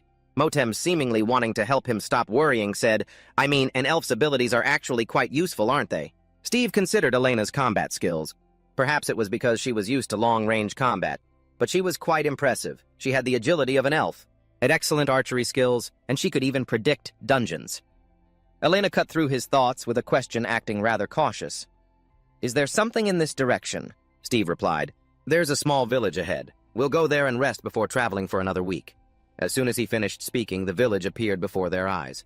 It looks so grand, doesn't look like a small village at all, you said to Elena. I think I see it now. Stay right behind me even if you do look like a human. People would still notice her actions. Motem cut into the conversation again, asking a question that left Steve completely stunned. You're not being too overconfident, are you? Did you forget about your reward? He replied, Huh, you really think that picture is of me? I'm not wearing that outfit anymore. His answer left Motem in doubt. Looks like I still don't fully understand humans. Upon reaching the village gate, they were stopped by guards who demanded, What's your name? Steve replied, Brian Gosling. Hearing that, Elena couldn't hide her confusion. The guard quickly asked about Elena. And who is this woman with you? What's her name? Elena hesitated for a second. Elena. Elena Gray. The guard looked a bit puzzled, but quickly responded, Huh, don't lose your pass. He handed the pass to Steve and didn't forget to say, Have a good day. After passing through the gate, they entered the village. You seemed very pleased with her answer earlier and didn't forget to compliment Elena. Not bad. Contrary to your smug expression, Elena seemed a bit worried and asked you, Steve, I have a question. Steve replied, Huh, what is it? Just waiting for that, Elena asked why you lied about your name. Your question caught him completely off guard. Motem, ever the sharp one, chimed in, You're only realizing it now, you idiot. You never told her you were a wanted man. Hearing Motem, his attitude did a 180-degree turn. Damn it, I forgot, Steve said. Well, let's head inside. I'll tell you everything. Inside a tavern, after hearing the whole story from Steve, Elena was furious and shouted, You liar! Steve immediately said, No, that's not what I meant. Then the two fell into a silence. Neither said a word to the other. Unlike the bustling atmosphere inside the tavern, Steve sighed. Your voice is a bit louder than it was back in the forest. Elena apologized slightly. You continued, You should get used to this. Maybe so. Saying that, you pushed a beer glass toward Elena. I'll have to be like this for a while, so give it a try. Elena didn't pay attention to your words, focusing more on the glass of beer. Curiosity pushed her, Just try drinking it. So Elena picked up the beer and gulped it down heartily, but she quickly paid the price for her action. She immediately spat out the mouthful of beer. The aftertaste is so bitter my throat feels like it's burning, like I just drank dirty water. Seeing her reaction, Steve thought, Does she not like it? Motem offered advice again, I knew it. I truly don't understand how humans can drink this stuff. Steve sighed. All right, let's get to the main point. After a while, having calmed down to tell the story, he concluded with, That's the reason why I came here. Elena seemed to understand everything clearly and timidly asked him, So you're even getting rewarded because of him? You replied to Elena, I think so. That's for personal reasons, so you can head back to the forest if you don't want to help. Elena didn't argue with what he said, thinking, Your thirst for revenge is justified. After saying that, she remembered the first time they met when Steve said, I truly regret letting you see that. I'm not the type of person you think I am. I had to become a madman or a hypocrite to stop you. Elena guessed. That was what he meant during their first meeting. Then she spoke up. And you even saved all my people from the brink of extinction in the name of Renoa. I will repay that debt until it's enough. The others agreed with him. Hearing that Steve let out a long sigh, he couldn't refuse people who were so determined. Without finishing her thoughts, Elena continued, But taking revenge on the king isn't a small matter regardless of whether you can do it or not. Furthermore, what's with that ring? You suddenly told Elena, Wait quiet. It turned out you were eavesdropping on the people at the next table. You heard that soldiers were flooding every road in the kingdom. The person sitting with him continued, It's because there are a lot of robbers here. They only steal cargo, but it could easily be a person. Everyone says they let their guard down, and when they wake up, they find everything gone. What they tried so hard. You should be careful, too. After listening, Elena told you that it would be a big problem. Soldiers would be patrolling every road, and we can't foresee what is lurking in the forest. What will you do, Steve?" Hearing that, you couldn't immediately think of what to do next, feeling like a tangled mess. You replied indifferently, "There's an announcement outside for the citizens if anyone needs to buy supplies. Gather here," a soldier announced. "As everyone knows, one of the important trade routes has recently encountered a serious incident," and continued. "Soldiers have been sent to handle the issue, but it will take some time to resolve it completely. Therefore, merchants who have hired help should stick with those who don't. Form groups with those who have the same schedule and destination." After hearing the announcement, you felt like you had caught an opportunity, a triumphant look on your face. Thinking to yourself that this would be your chance, let's see who is suitable. As soon as you thought that you went to work immediately, you quickly went to chat with a man. "Excuse me, may I ask where you are heading?" The young man replied, "We intend to travel along the road to the center of the Genia Kingdom. Are you going there too?" Steve excitedly replied, "Yes, would you mind if I joined you?" He seemed a bit hesitant, saying to Steve, "To be honest, I've already teamed up with someone else. Ask him, he is Fakwa Fish, a famous merchant." Seeing that merchant, Steve sighed wearily, thinking, man, a miserable man. After pouring his heart out, Fakwa angrily said, "What, I thought I told you already. I only accept your team, no more, no less." The man scratched his head, smiling shyly. Everyone was watching, and, "Sir, you know, Mr. Fakwa asked you, are you an adventurer?" Steve replied, "Yes, at least." After a moment of contemplation, Fakwa agreed and turned to walk ahead. "I assume you can protect yourself. Don't be late." He gave a thumbs up to signal everything was fine and said, "Let's go ride in my carriage." Steve thought to himself, "It was easier than I thought." They departed early. The sun lit up the lush green forest. "Everything is smooth, let's go. Just hop on the carriage with me," Steve thought to himself. It was easier than they had expected. They set off early as sunlight illuminated the lush green forest. On the way, the man started a conversation. He said he was an adventurer and didn't know what you specifically did. Since he didn't mind him hitching a ride, Steve replied sincerely, "We explored dungeons. We live by trading rare items found in dungeons." Hearing that, he smiled. "Ah, I understand. No wonder I wanted to help. I also wanted to become an adventurer." Then the man scratched his head and told his story, "But I took an arrow to the knee by a goblin when I was young." So Steve replied, "Goblins are very scary when they travel in groups." Elena kept a vigilant eye around. Before that, Steve had instructed Elena, "Between the two of us, you are the one who can detect danger the fastest. I suspect that something happened on the first day, but can you notice if there is anything unusual?" She nodded in agreement. "Certainly. Leave it to me." By nightfall, next to the campfire, the scent of grilled meat wafted all around. Steve and Elena sat by the fire while the others in the group were scattered around resting. Some were warming themselves, some were organizing weapons. Elena spoke up. "It seems there's nothing unusual yet." Steve replied, "True, I hope everything goes as smoothly as this." Just as he finished speaking, someone in the group collapsed, startling the two of them. Steve was panicked.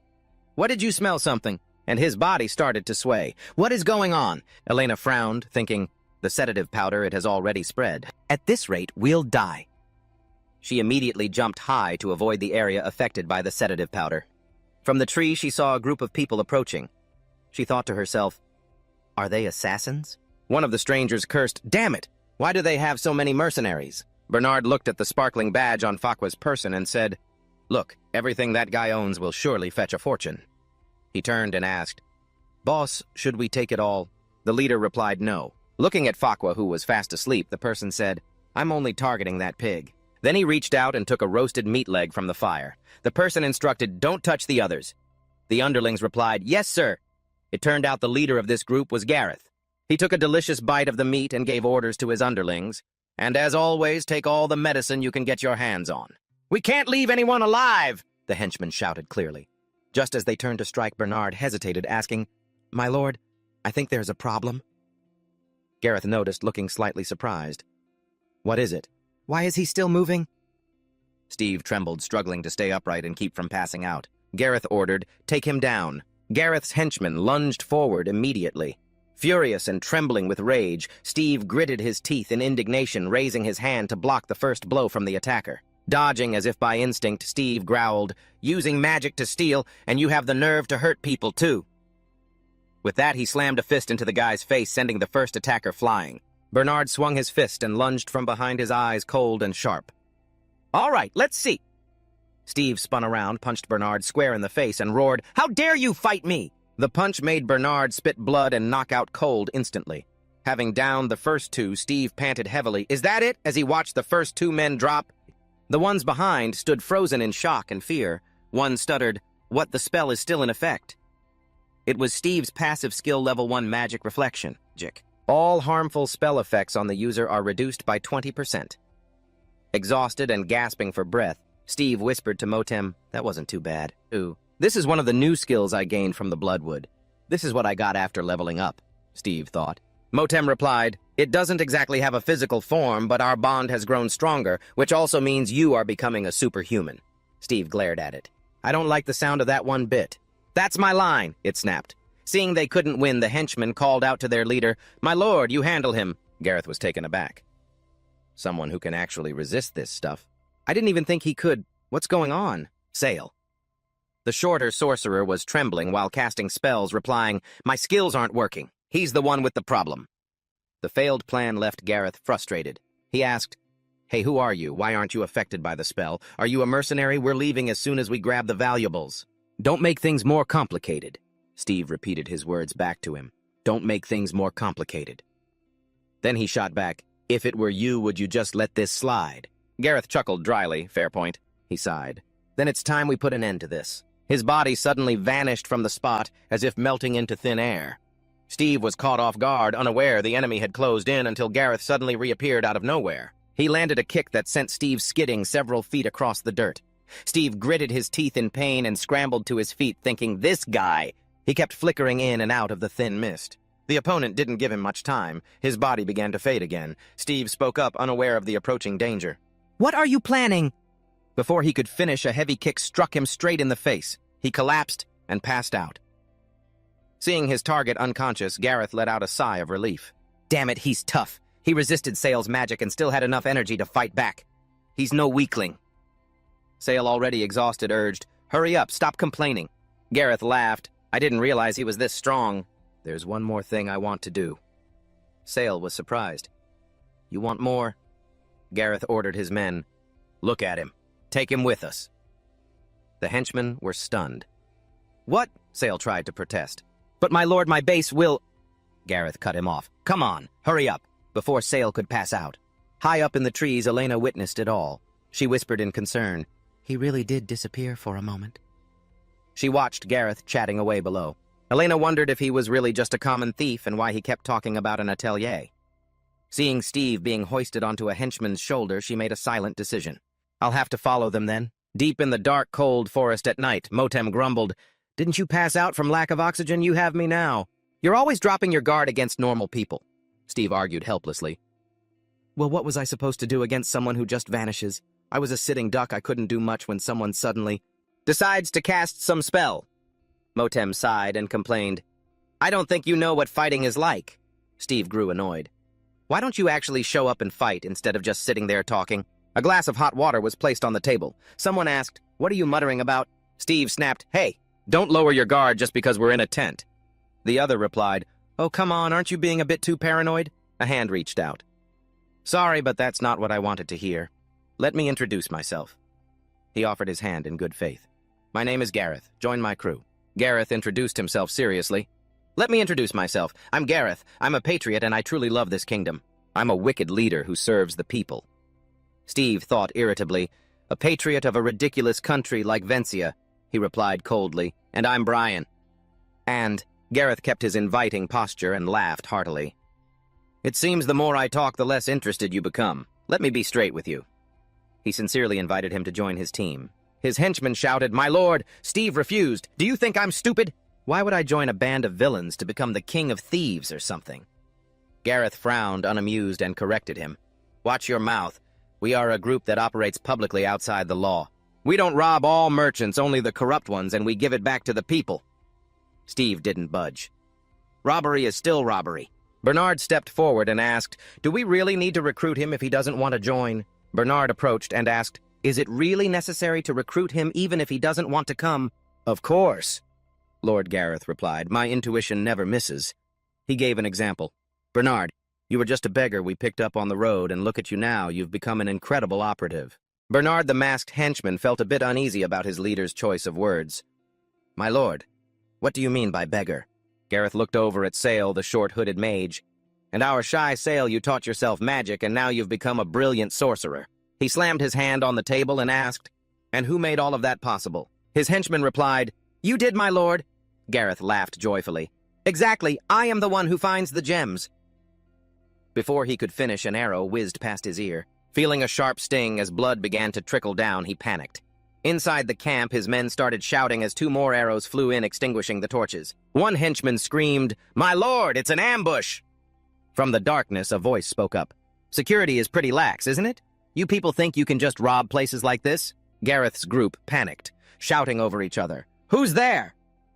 The same person from the shadows replied, I don't know, as arrows fired from every direction. Steve smiled to himself. Just then, Elena sensed something was wrong. Gareth jumped up anxiously, ordering his men to check their wounds, but then he heard a chair topple over. Steve had used the chaos to slip away. Gareth spun around. You had backup. High up in the trees, Elena signaled, This way, Gosling. Seeing her jump down from the branches, Steve asked, There were so many soldiers there. Did you take care of them? Elena replied, I handled it. She added, They'll be out of commission for a while. Steve looked at the bodies and muttered, Poor bastards. The 2 of them ran for a bit, just as they thought they had finally shaken their pursuers. Unexpectedly, Gareth had been tailing them closely the whole time. He barked, Hey, panting heavily from exhaustion. You guys are fast. Steve sighed. Seriously, you should have been able to leave us in the dust by now. Elena was also puzzled. We took the fastest route possible. How did he catch up? Gasping for air, Gareth said, If I can't convince you, then I can't just let you leave like this. You know what's going to happen, don't you? Steve grew annoyed at the stubborn leader. Stop being so pig-headed, enough is enough. No sooner had he finished speaking than Gareth lunged forward. He dashed straight toward Steve and Elena, startling them both and forcing them into an immediate fight. Steve threw a punch, and Elena swung her staff down, but their opponent turned translucent and dodged both attacks. Steve was stunned, thinking he phased through it. Elena thought surprised. Again, Motem shouted. Watch out for your stomach. Gareth suddenly appeared right in front of Steve and delivered a powerful kick to his gut. Steve instinctively activated his defensive skill. Auto-reflect activated. The block succeeded, sending Gareth flying backward. He looked stunned, thinking he actually blocked it. He frowned, eyeing them suspiciously. Can you see something? Motem spotted the jewel embedded in Gareth's shoulder and instructed, Look at his shoulder. That's a holy artifact. It allows him to shift between physical and spiritual planes.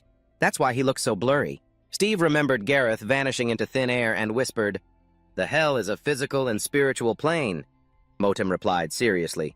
It's hard for the naked eye to keep track of him, so follow my lead. Just as Gareth prepared to vanish and attack again, Sale and the rest of the henchmen appeared.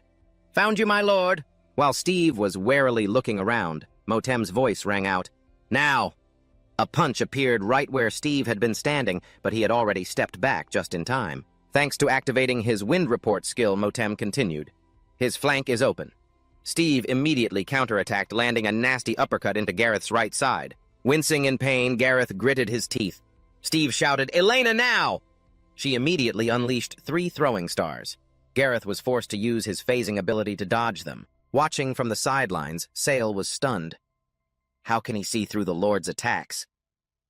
In truth, Gareth was currently struggling to keep up his surprise attacks.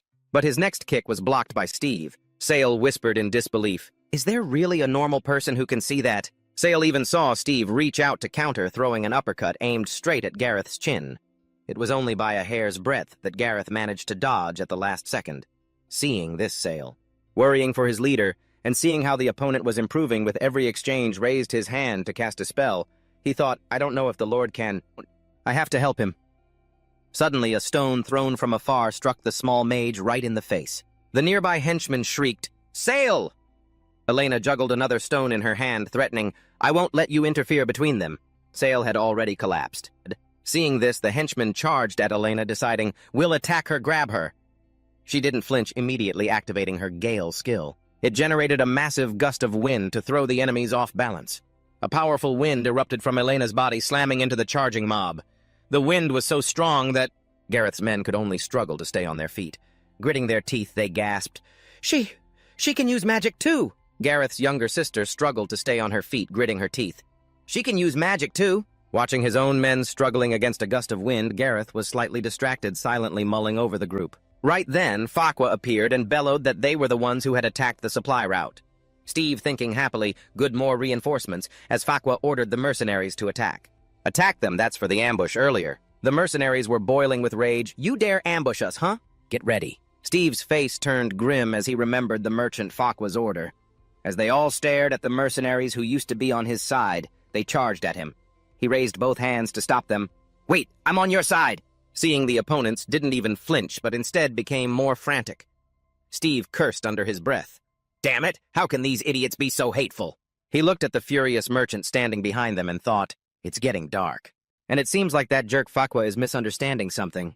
But if I run away like this, I'll be a wanted man for being an accomplice. Steve reached for his sword. If it has to come to this, I have no choice. He drew his blade, thinking, this is just self-defense. Nearby, a pained groan echoed. Someone was struggling to open their eyes and look around. It was Sale. He finally woke up and rubbed the wound on his face. He gasped and asked, what's going on? Gareth asked with concern. Hey, are you all right? Sale looked at the chaotic scene ahead, where the mercenaries were clashing with their men. He reported to his leader, I don't know why, but our location was revealed by the people we robbed this morning. They brought reinforcements. He pointed at a warrior twice the size of an average man. He's wearing heavy armor and taking down our men, especially that one over there. Most weapons can't do a thing to him. The only thing we haven't tried is magic. Gareth asked anxiously, do you think you can handle him? Sale raised his hand, preparing to cast a spell. He replied, I'll try. He began using his skill, activating Tier 3 deceleration, reducing the target's movement speed by 30%. The failure rate depends on the target. Countless golden hands appeared, pulling the giant warrior backward, but the opponent was only restrained for a second. Then something shattered those magical hands. Seeing that, Sale gasped in surprise. He has a shield that blocks magic. Gareth felt uneasy. They really came to take us down. I can't believe they have such expensive gear. Having said that, he pulled out a dagger. At least he's the only one wearing protective armor. Damn it, let me deal with him myself. Gareth vanished and ordered with a stern face, Sale, stay here and support the others. The petite mage was startled. What, wait, my lord? The armored giant warrior was surprised to feel something climb onto his shoulder. Gareth used his legs to lock the man's neck quickly, stabbing his dagger. The blade struck the thick metal helmet on the warrior's face. Seeing it caused no damage. Gareth gritted his teeth and cursed, Damn it, one guard is enough!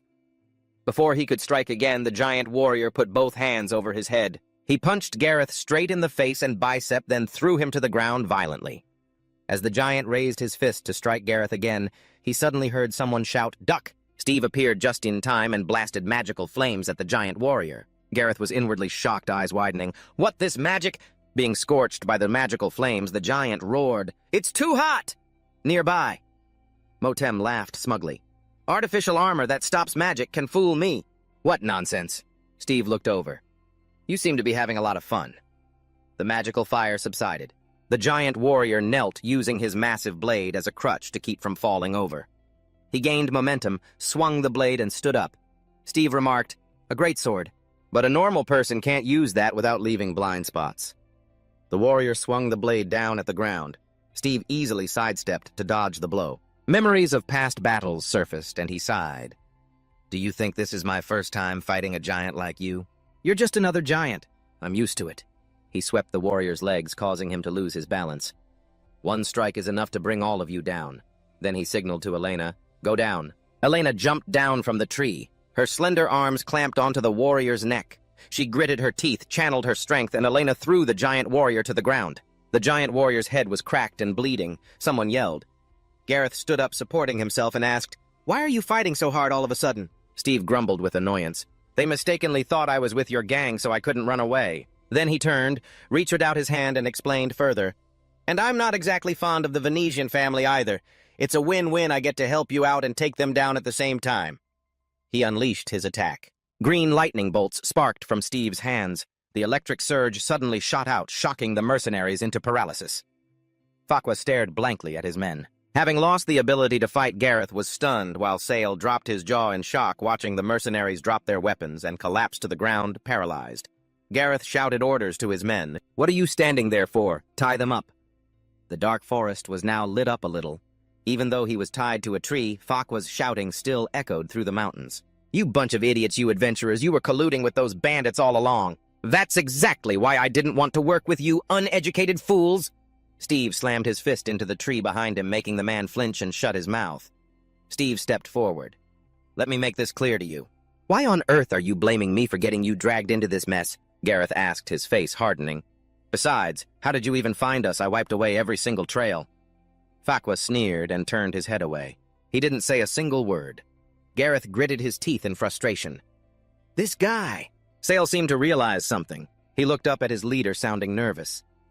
"My lord, perhaps," Gareth asked. "Are you wondering how to—" As if he knew what Sale was going to say, Gareth reached into his cloak and felt around. He looked skeptical. "No way." Gareth pulled out a badge. He remembered taking it from Fakwa. It was emitting a faint magical glow. Seeing it, he cursed, "Damn it, someone actually used a tracking badge. Those are incredibly expensive and single-use only. Rare stuff." Sale cast a sleeping spell on Fakwa and added, "That's exactly why we told you to let us handle it. All these rare merchant items, this is what happens when you keep looting everything you see." Gareth defended himself. How was I supposed to know he was that unhinged? He cleared his throat. Anyway, Gareth tossed a water bottle to Steve and praised him. "Nice work, both of you." This caught Steve slightly off guard as he chugged the water. Gareth took the opportunity to probe. "Didn't you say you were sick of them too? Do you know some of the old stories about the Venezuela family?" After finishing the water, Steve let out a breath. "You're not entirely wrong, but what are you planning, a coup?" Gareth watched his men tie up Fakwa's mercenaries and confided, "I suppose so. The Venezuela family fell apart a long time ago. By exploiting the fear of neighboring kingdoms, they built up a massive debt through squeezing the people and their own allies."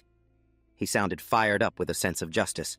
"I can't just stand by and watch my country end up like this." Looking over at Fakwa, who was snoring loudly with drool running down his chin, Gareth explained, "He's one of the main lobbyists for the Venezuela family. He funds the army sent to the northern border. In return, he gets tax exemptions in Venezuela. I told you I didn't rob anyone." Steve fell deep into thought upon hearing this. "It seems we have the same goal, but your methods will take a lot of time." Gareth looked puzzled. "What do you mean?" Steve replied. "Just a personal opinion, don't worry about it."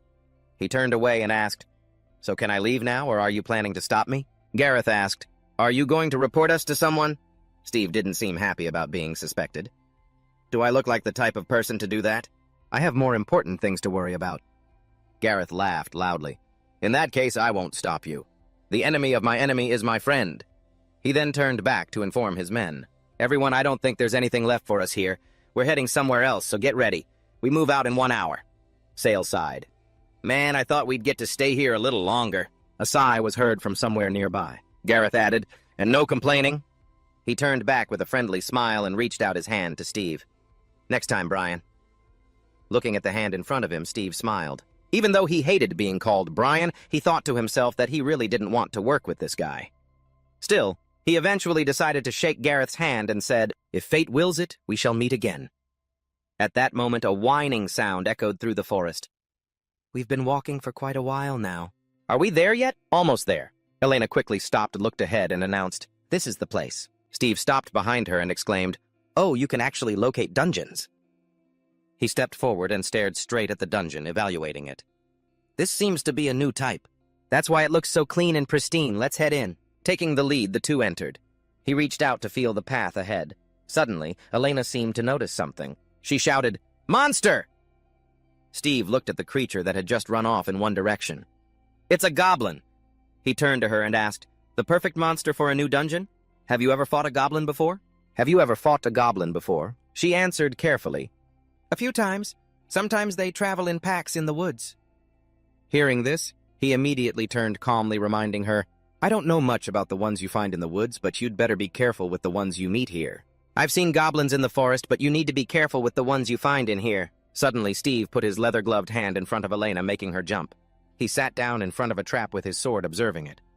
"It looks makeshift," he said, "but this is a deadly trap." Hearing this, she voiced her inner doubt. Was that made by goblins? He brought his blade closer to the tripwire and answered, "Yes, you can see that goblins are especially skilled at things like this." He gently cut the wire and offered proof, "If you don't fall into their traps." Immediately after, a group of goblins rushed out with weapons, proving exactly what he said. "They get very angry." The furious goblins opened their mouths wide and lunged straight at him. Steve smiled nonchalantly, held his hand forward, summoned a small orb, and shouted, "Fireball!" Following his command, flames engulfed the goblins. He raised his skull ring, absorbing their essence, and carefully warned her. "Always remember, dungeon goblins are dangerous." She witnessed the whole scene. Elena, standing nearby, remained silent. The scene shifted. A pendulum swung gently back and forth. The pendulum stopped, seemingly held by an unseen force. Its owner cried out, "Over there!" The user of the pendulum was Millie from the Bandstock Task Force. She stared intensely at the device, repeating her instructions. According to Lord Bandstock, since this is a newly formed dungeon, there will be fewer monsters, and the dungeon boss will be weaker. It's the perfect time to claim the artifact. Following her were two other members of the Bandstock team, Emery and Raymond, who were discussing the situation. "I know it's a good time, but doesn't anyone on our team know how to navigate?" "Do you think it's that easy to find someone like that? And we don't need another scout for this mission anyway." Hearing him say that, Emery nodded in agreement. Just then, Millie held up a hand to cut them off. "Wait, something's off." She leaned down and touched a severed rope to examine it. "This trap has been destroyed. Perhaps another intelligent monster took it out." She picked up both ends of the rope, exclaiming in shock, "This person couldn't have done this unless they used their own body." "It shouldn't be this precise." Hearing this, Raymond quickly chimed in. "Actually, I've been feeling that something was wrong too. Even though it's a new dungeon, we haven't run into a single monster yet. Not even a slime." Emery, standing behind, looked surprised at what lay before them. "I think there's something in there." Before them lay a scene of devastation. "Did a goblin horde pass through here?" "No, all these corpses have been incinerated." Millie grew serious, furrowing her brow in suspicion. She stated, "In a dungeon this new, there's no way there could be fire element monsters. That means someone else is here." At the same time, Elena and Steve were pushing past the goblins, heading forward. "Hurry! We can't let them get the relic first!" "I don't know who else is inside, but they can't be far." A rough hand touched the tightly closed door. Someone asked the person beside them, "Is it in here?" As the door opened, Elena peered inside, judging the scene in amazement. "Looks like this is the dungeon boss." Steve frowned, lost in thought. "Its name is Augie, the monster Augie." Seeing the two of them enter, the terrifying creature spoke. "If you can't destroy all 9 eyes at once, this won't be easy." Looking at the giant before him, Steve broke into a sweat, worried. Just as he was thinking, the monster swung its fist toward him. Steve nimbly jumped onto the creature's arm to dodge. He placed his hand on the monster's arm and shouted, "Lightning!" Instantly, a surge of lightning struck the monster, causing it to scream in agony. The creature's roar echoed all the way to where Millie and Raymond were.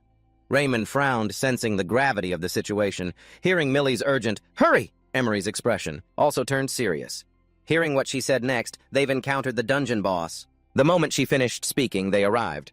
"There are people over there." Millie paused, breathing heavily, tensely watching the scene before her. She wondered, is it them? Even though she didn't know who they were, simultaneously, Elena was drawing her bow. Watching their combat movements, Millie felt a surge of panic. With skill like this, they could have wiped out the goblins, but we must protect the relic. She lowered her eyes coldly, ordering, "Raymond, prepare to snipe." He was stunned by her order. "Really?" But he lowered his equipment, readying himself, and asked, "Target!" Millie pointed at Steve. "Focus on that man, and we can deal with the monster ourselves." Then, aiming her bow, the system immediately activated. Piercing shot, level 4, activated, piercing power increased along with skill. Skill support level 3, activated, projectile accuracy increased. The shot will be less affected by external forces like gravity, etc., combined with... Just as he was about to fire, he hesitated, thinking, "I don't know who you are." But in the end, he decisively aimed straight at Steve and fired. "Goodbye!" As if feeling the danger approaching, Steve instantly leaned backward, nimbly dodging the arrow. Seeing this, Raymond couldn't believe his eyes, shocked, muttering, "He blocked it. How is that possible?" Because of his actions, he was met with a terrifying glare from Steve as a massive flame shot toward them. Emery immediately jumped to tackle him, shouting, "Raymond!" After the impact, the two collapsed on the ground. Raymond asked anxiously, "Are you okay, Emery?" Meanwhile, after unleashing the flames, Steve spoke with a murderous tone, questioning them. "Who are you?" He stepped in front of them, threatening them fearfully. "Don't waste my time with nonsense." "But why don't I recognize you as human?" "Really?" As soon as he finished speaking, a mysterious voice rang out. It was an arrow brimming with murderous intent. Looking at the terrifying figure before him, Raymond felt a surge of confusion. Had he just fired a fireball? At the thought of this, he suddenly recalled the wreckage from moments ago and wondered, did that mean the goblins burned to a crisp out there? Were all taken out by him? He stared at the person in front of him, trembling, thinking to himself that this guy was extremely dangerous. Seeing the man stay silent, Steve grew annoyed, raised his hand, and asked impatiently, "You're not going to answer." Bolts of lightning struck Emery directly, causing him to bleed. Someone shouted his name in a panic. "Emery!" In this dire situation, he used his shield to protect Raymond. Motem's voice echoed again. "That shield is imbued with magic." Steve, not quite understanding, turned his head and asked, "What do you mean? What does it do?" Motem immediately replied, "It can absorb energy and release it back out." Steve asked again, trying to grasp it. "So that means my attacks are useless." It quickly negated that, refuting, "No. Your energy exceeds the absorption capacity of this shield. So everything should work? How dare he try to stand against me with that cheap, lousy magic? It isn't even a holy relic." At that moment, Emery was struggling to hold on, gritting his teeth and silently realizing that this guy was definitely not a normal person. Suddenly, the monster Agui, with thousands of arrows embedded in its body, let out a roar. A piercing sound cut through the air. Taking advantage of the opening, two figures jumped back to dodge, followed by the question, "What are you doing?" Elena leaped back toward Steve and questioned him. "Who are those people?" Annoyed Steve didn't stop his assault and replied, "I don't know who they are, but they definitely aren't on our side. They're getting in my way." Hearing that, she immediately decided, "Then we need to deal with them first. Let me help." Hearing her offer, he immediately raised his leg, ready to agree. "Fine, I'll go down there." With that, he delivered a powerful kick against Emery's shield. He shouted, "Fire now!" Following Steve's order, Elena drew her bow, aiming as one arrow split into many, raining down. Just then, Millie appeared, slashing those arrows apart. She shouted to remind them, "Stay calm, we'll take them down one by one." Seeing this action, Elena's eyes widened in surprise. Steve looked calmly at her weapon, assessing the sword. After cutting through all the arrows, Millie quickly whipped her sword forward. Her blade wrapped tightly around him, leaving him stunned. "What the—" Without hesitation, she screamed, "Emery!" Following her command, he immediately slammed his shield into Sid. Seizing this opportunity, Raymond fired an arrow forward. All right, he's at a disadvantage, can't miss this chance. Just then, Steve gritted his teeth, veins popping on his neck, silently shouting, "Wind!" He used his strength to break free from the restraint and blurted out his final command, "Storm!" Just as Jameson was left wondering, thousands of arrows appeared above his head. "What is this? Is this magic too?" Fortunately, he was agile enough to dodge the rain of arrows. He bit his lip and turned his head, complaining in frustration. "At this rate, I'm going to lose my consecutive strikes, keep getting blocked by that woman." The direction he was looking at was Steve and Elena. Now Steve spoke up, questioning them. "Who are you? Why are you targeting me?" Seeing the Special Forces team remain silent, Motem answered for them. Would they ever spill the beans to their enemy? Saying that, it appeared beside him and asked, "It seems they've been trained. What do you think?" He broke into a cold sweat and replied expressionlessly, "How would I know? I can't think of anyone who would want to target me." Suddenly, he thought of Zero and frowned, forming a hypothesis. "Unless I made sure to stay under the radar, to stay. What kind of magic could follow someone to a place like this? Are they looking for a holy relic or hunting for loot from the Demon Gate?" While he was busy thinking, Millie dictated the plan to the other two. "Change of plans, Raymond, Emery, you two handle that guy. I'll take care of this girl." Raymond and Emery answered in unison. Understood. Suddenly, the sound of Augie roaring echoed behind them. Elena turned to look at it and said, "Its strength is recovering." Steve added, "It's furious." Then a shout rang out, "Let's go!" At that moment, Millie used her strength to extend her arm and fiercely whip her sword. Elena reacted quickly, raising her bow to block the attack. With every strike she unleashed, Elena had to step back until she was underneath the monster Augie. It immediately opened its mouth, started gathering energy, and then released a sphere of power. That power descended toward her position. Steve, who was clashing swords with Emery, shouted in worry, "Elena, if you want to focus on them," Emery batted his sword away and yelled, challenging him, "Then you'll have to step over our corpses first." Watching the person blocking his path, Steve frowned and clicked his tongue quickly, leaping backward to dodge the slash. He raised the ring, gathering his power, and snapped in annoyance, "Why can't you just mind your own business and deal with your own problems?" He unleashed a blast of energy toward Emery's shield and shouted, "Explode!" Emery struggled to hold his ground behind the shield, signaling to the other, "Hurry, Raymond!" Just then, Raymond, positioned behind, drew his bow with all his might. An arrow shot out, whistling past Steve's face, leaving a scratch. The windstorm effect was still active. He watched their coordination with growing irritation. Has he already gotten used to this fighting style? These people are more troublesome than I thought. His gaze turned chilling as he made up his mind. Looks like I have to take them down first, before I can help Elena. On the other side, Elena, covered in wounds, panted heavily as she looked at the person before her. Millie also looked ragged and exhausted, breathing hard, but then something the massive creature did caught everyone's attention. Elena noticed the Agui monster gathering power again to attack. She quickly unleashed her technique, Gust, and the two massive forces collided. A shockwave erupted. Millie braced herself, watching that power with wide-eyed astonishment, marveling, wind infused with fire. Her combat rhythm could actually be used for long-range attacks. After the shockwave dissipated, while she was assessing the situation, Elena appeared right behind her. With a powerful kick to her side, Elena said, "Don't think just because I have a bow I don't have melee experience." Millie blocked the kick and slowly retaliated. Her iron-clad boots turned slightly with every word she spoke. "I won't be defeated either." She clenched her fist, ready to counter and intimidate her in close-quarters combat. Elena took a direct punch to the face, and Millie did the same. They both landed hits, and both were sent flying backward. As they were thrown apart, Millie's whip sword snapped out, impaling the wall. Using it as an anchor, she launched herself straight at Elena, twisting her body to deliver a kick. But luckily, she managed to block it. Right then, she immediately tightened her grip on her bow and countered, striking Millie hard. Millie gritted her teeth, letting out a stifled groan of pain. Suddenly, she spun around, using her whip sword to wrap tightly around the Agui monster's mouth. Seeing this, Elena frowned, biting her lip. Millie landed lightly on the head of the Agui monster when suddenly a flash of blue light caught her attention. She stared at Steve's lightning in shock. Lightning, that skill too, but the energy density is even higher than before. She shouted to warn Emery, "He's planning something. We have to stop." Millie's words cut off into a frustrated curse when she realized he had already been taken down. "Damn it!" Without hesitation, she used the sword to steer the Agui toward him. She thought to herself, "We have to do something to stop him."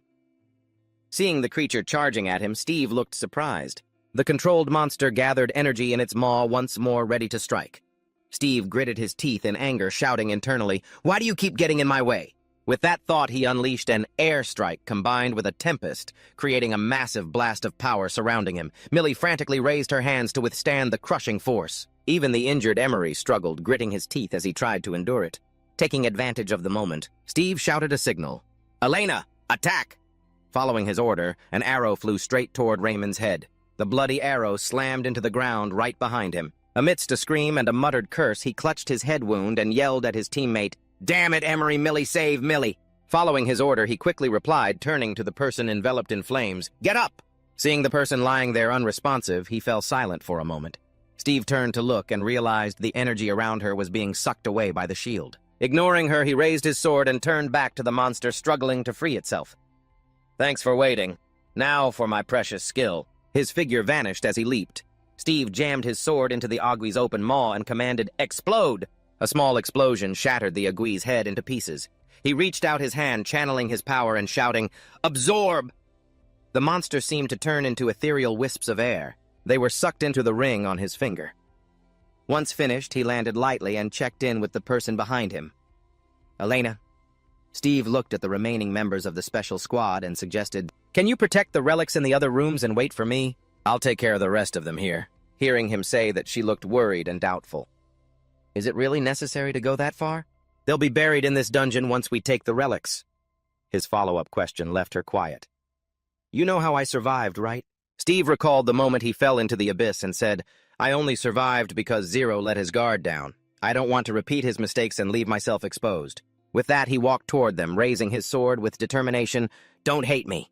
You were the ones who started this." Just then, even though Emmerich squeezed his eyes shut, bracing for the end, his hands were still gripping those two strange items tightly. They were making a bizarre sound. Suddenly, a thick cloud of smoke erupted and engulfed them. Steve looked at it, annoyed, and muttered to himself, "A smoke screen, what a perfect opportunity." Raymond immediately shouted, "Emmerich, run! Don't let them take them!" The moment he finished speaking, the boy sprang up and bolted. Watching the direction he fled, Steve hurriedly yelled at the top of his lungs, "Elena, keep watch! That holy relic is exactly what they're after." At the same time, Raymond behind him drew his bow and aimed, telling himself, "It's now or never." He took direct aim at the distracted boy. He decided, "My body isn't in the best condition, but at this range, die." Suddenly, an arrow flew from behind and struck him right in the head. Raymond was stunned, unable to believe his eyes, wondering, even through the smoke. He looked toward Elena. The one who fired the shot scolded, "That's your last word, you scum!" Seeing him coughing up blood, Steve hurriedly shouted, "Elena, let's go!" In his heart, the boy was calculating, would they really sacrifice their own teammate just for the goal? As soon as he finished speaking, Elena dashed forward, quickly pursuing Emmerich. Her eyes filled with determination, she told herself, "I absolutely will not let them get it." The system's sound echoed instantly. Skill activated stride. Extend your stride while running to achieve higher speed. Thanks to that skill, she quickly surged ahead, whizzing past him. Witnessing such speed, he was shocked, startled, and bit his lip. Suddenly, Elena turned back and hurled 2 blades toward Emmerich. Just as the boy raised his hands to block, Steve lowered his posture, lunged forward, and shouted, "Grab the holy relic." He looked at the glowing ring hovering in front and urged, "We'll escape right after." Hearing his words, Emmerich opened his eyes slightly and snarled, "You scoundrel, I won't let you!" He reached out forcefully toward Steve with every ounce of his will to stop him. Not so easy to get past. Steve was fuming because he was being blocked, feeling like he was about to boil over. He turned his head back and snapped, "Still at it, huh? Isn't it time for you to just give up?" He quickly turned, unleashed his magic, and fired a barrage of fireballs. Emmerich didn't have time to react and took the hit head-on. A massive fire erupted, engulfing his entire body. Taking advantage of this, Steve hurried to make his escape. The fire burned fiercely as if it were about to consume Emmerich entirely. He screamed in agony. "Ah! He cursed under his breath. "Damn it!" Finally, Steve reached Elena's location. She turned and reached out, offering to pull him up. Emmerich's consciousness was fading. He thought, "I'm sorry, Lord Bastock. Everyone, I'm sorry." He was burned to a crisp by the flames. His face was shredded, and he was about to be swallowed by the fire. He drifted off, thinking, "I wasn't able to complete it." Emmerich's vision dimmed. He was exhausted, with no strength left to fight back, letting the rocks and debris fall and bury him. A long while later, it was dark. Inside the deep forest, it was desolate and silent. Just as the 2 of them escaped, the place collapsed. Steve was teleported out, and Elena was panting, completely out of breath. She was exhausted and drenched in sweat. He looked around and asked, "Who were those people? Why would they risk their lives like that?" Elena, standing beside him, frowned and reminded him, "Steve, calm down. Do you remember what the one with the bow and arrow said?" She recalled that moment. Even with his face covered in blood, he had struggled to shout, "Emmerich, run! Don't let them have it."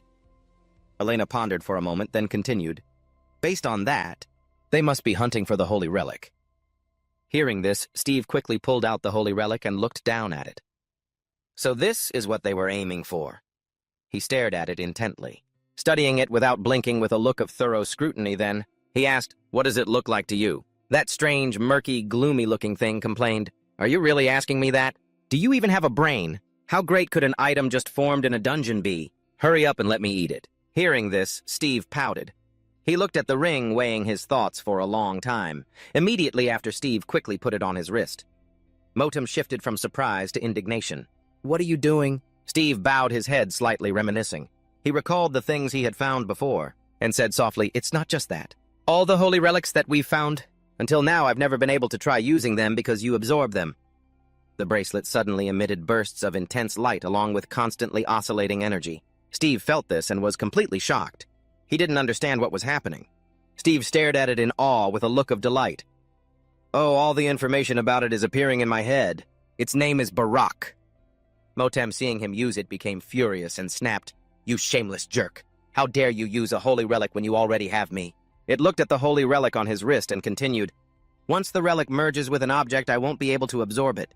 You know that, right?" Steve acted as if he didn't care, turned to mock Motem and said, "I'm just being cautious. It's pretty dangerous to rely only on you. You get that right?" "It's logical." Motem angrily retorted, "That is still an insult," as a system window appeared before him with a notification. "The Barak Holy Relic has been merged to create an artifact." Elena stood behind him with her arms crossed, curiously asking, "You're not absorbing this one?" Steve leaned down to pick up a few stones from the ground and replied, "Yeah, I want to try using it." Saying that, Steve gripped a stone in his hand and whispered, "Enchant." Immediately, as if infused with energy, the stone began to glow brilliantly, leaving them staring in shock with their mouths wide open. Steve, Elena asked with wide eyes, "Was that enchantment?" Steve examined the stone, which was now gathering small sparks of electricity in his palm, and answered, "Yeah, seems like absorbing it would be a bit of a waste." "What do you think of this skill?" Elena lowered her head slightly and began to analyze the power of combining this strength with other weapons. It temporarily fills the object with magical energy, and I've heard you can turn a common dagger into something equivalent to magical weapons. From what I know, its complexity is unmatched. How are you able to do that so easily? Steve smirked with satisfaction. He raised his wrist adorned with the bracelet and said, "See, I told you. The stronger I get, the easier it is to absorb holy relics." He glanced at the Motem-shaped ring on his finger and continued, "The same goes for you, doesn't it?" Steve reassured Motem so he wouldn't cause a scene. "And that doesn't change the fact that you're the best holy relic I have, so calm down." Motem frowned and said nothing. He just let out a humph and left it at that. In another place, the sky was a deep blue, and a cool stream bubbled softly under the warm sunlight, creating a poetic scene. A man sat leaning against a tree, enjoying the view. Seeing people approach, he asked, "Oh, it's you two. Hello, is it really you?" Steve replied with a cheerful smile, "Yes, we're counting on you." Seeing this, Elena was extremely curious. "Who is that? Do you know him?" Steve searched for the right words and replied, "A guide. Something like that." He unfolded a map to check the direction. "If we continue north, we'll reach a mountain called Rockra and one of the continent's largest mining cities. Tentikma. Right next to that mountain is where we're headed." Elena watched intently, still a bit confused, and asked, "The city you mentioned is in the other direction." Steve was turning the map left and right, looking for something. "Wait, I have something I need to find first." Found it. Steve excitedly called Elena over to look at the ground. "It's very difficult to reach Tentikma because security there is very tight, so you need to arrive from a different direction." Beneath them was a small, cute box. Inside were 2 stones neatly arranged and a lot of gold coins. Elena picked up a stone and couldn't help but wonder, "Why did you put it in here?" Steve replied vaguely, "It's for getting through." Elena insistently asked, "What is it?" The guide pulled the rope on his cart and laughed. "You two are lucky, and so am I. Fewer and fewer people come here these days, so it'll be harder to get through this way." The man lifted the tarp to reveal the space inside and urged them, "Get in!" Both of them stood frozen after seeing it. Steve said, "It's too small." Before he could finish, the man dismissed him. "Don't even think about that." Elena had a different perspective. She nodded in acknowledgement. "In situations like these, humans certainly have an interesting culture." The man added, "This is already considered a relatively spacious area." Steve's mind went blank and dizzy, his cheeks flushing red as he watched Elena step into the cart. He told himself, "I need to get some new gear for sure." The wheels began to turn. After the cart had been moving for a while, a scanning sound came from outside, followed by a questioning voice. "Stop! What kind of carriage is this?" The man replied, "Here is the list of items I'm carrying." The inspector read the list and said, "D-grade mining explosives, mining equipment, handheld lanterns. You may pass." After finishing some paperwork, the driver quickly thanked him. A long time later, the man called out, making them both jump. "Hey, we're here! You two get out! You?" Steve and Elena, who were huddled under a blanket inside, removed the cloth upon hearing him. Steve, red-faced and uncomfortable, said, "Looks like it worked. Let's get out of here." Arriving, the two poked their heads out to look at the busy, bustling scene below. The guide introduced, "There, that's Tentikma. Since you two came by the secret route, it's best to stop by the tavern first." Everywhere there were bright yellow lights and loud chatter. At one table someone said, "So you're the Steve from the rumors, that's what I heard from Danton." A bald old man with a long scar over his eye raised a glass to his lips. He held a cigarette in his mouth and introduced himself. "My name is Bantaza. Usually I'd be out to welcome you. But you arrived at the worst time." Steve looked confused. "The worst time?" Elena was gnashing her teeth, looking at her glass uncomfortably. Bantaza began to explain in more detail. He described the scene of chaos and bloodshed, saying, "More and more monsters have been rampaging around the mines in the last few days. All the soldiers around here have gathered to conquer this area." Bantara held up a wanted poster showing Steve's goofy-looking face, laughing and teasing, "If you actually had a brain, you wouldn't have gone around showing your face and stirring up trouble." Then a funny photo of Steve glaring at him. Gritting his teeth, Steve muttered, "Don't worry, I don't plan on staying here long." He picked up his drink, took a few sips, and asked, "When will all these black market blacksmiths and alchemists get to this area?" Bantara chuckled. "Getting impatient, are ya? I don't think you truly understand the situation, you little punk." Other customers were whispering and chatting loudly. The old man stood by the counter, arms crossed, and said, "All the blacksmiths around here are swamped with hundreds of equipment requests for the special forces. Nobody's going to bother fulfilling your request now that the military has stepped in." Steve startled, looking panicked. "Wait, then what on earth did I come here for? What do people around here sell?" The old man replied, "Explosives, premium fuel, and mining equipment." Bantara sighed lazily, leaning his chin on his hand. Look, kid, sure blacksmiths would rather craft custom gear than the cheap mass-produced junk the military wants, but in times like these, you gotta do what you gotta do. I just do what I'm told. Steve grew more anxious by the second. He stood up abruptly, leaning forward so suddenly it made the old man jump. His voice sounded urgent. I get it, but I can pay you way more than enough. Can you introduce me to anyone?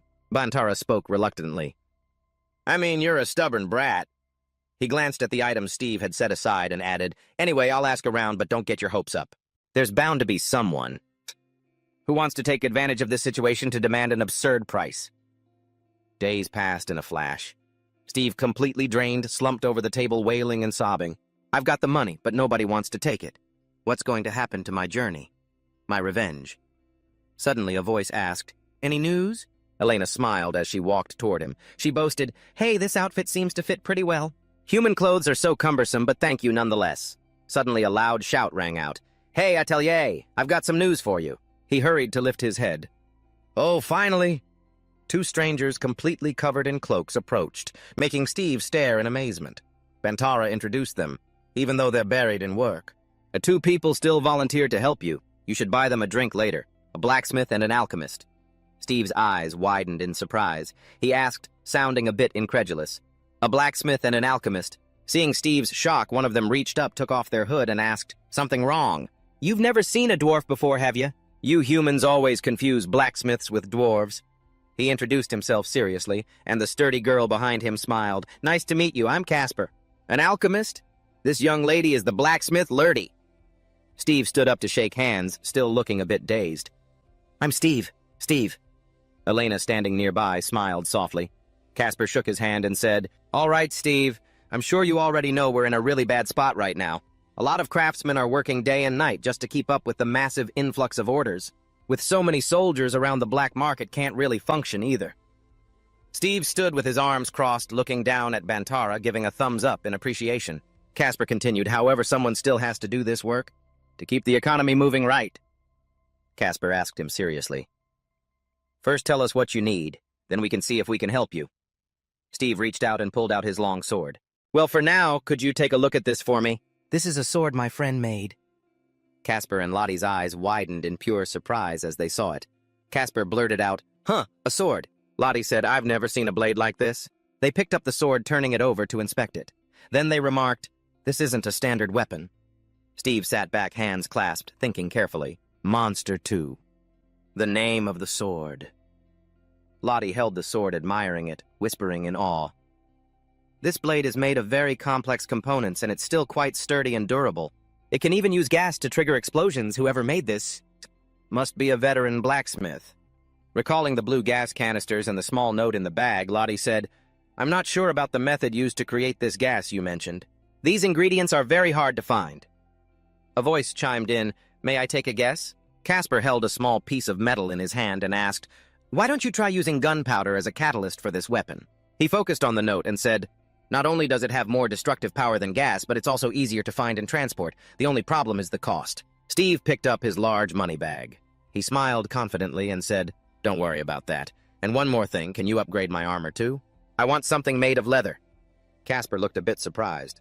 Leather armor, I'm not sure that's feasible in this market. Then he leaned back and asked, What do you think?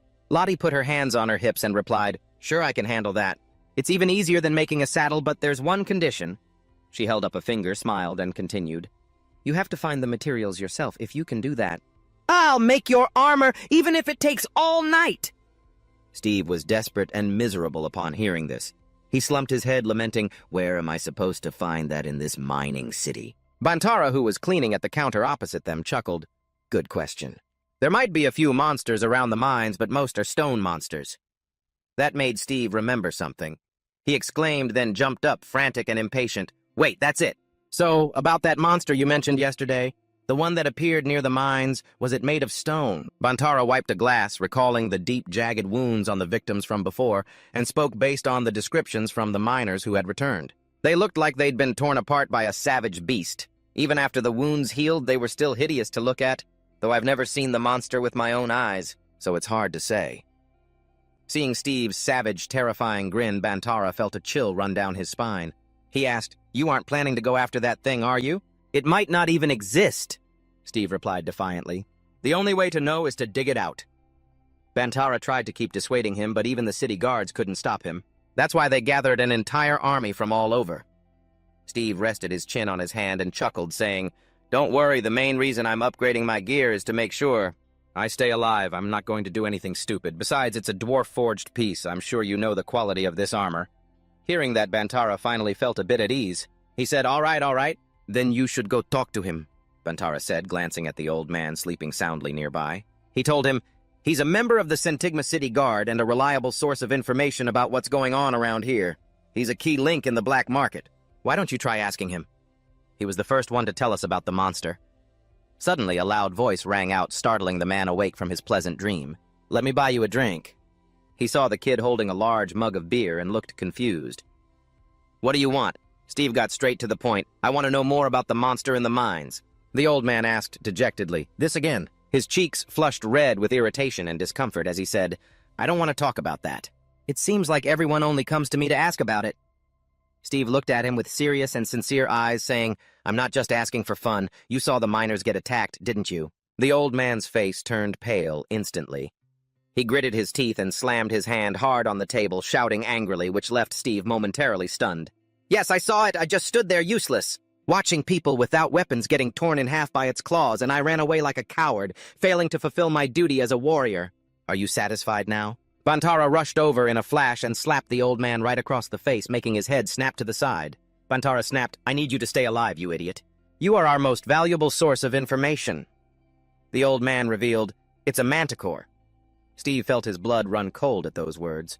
He pictured a creature with wings and a scorpion tail, and asked, "A manticore?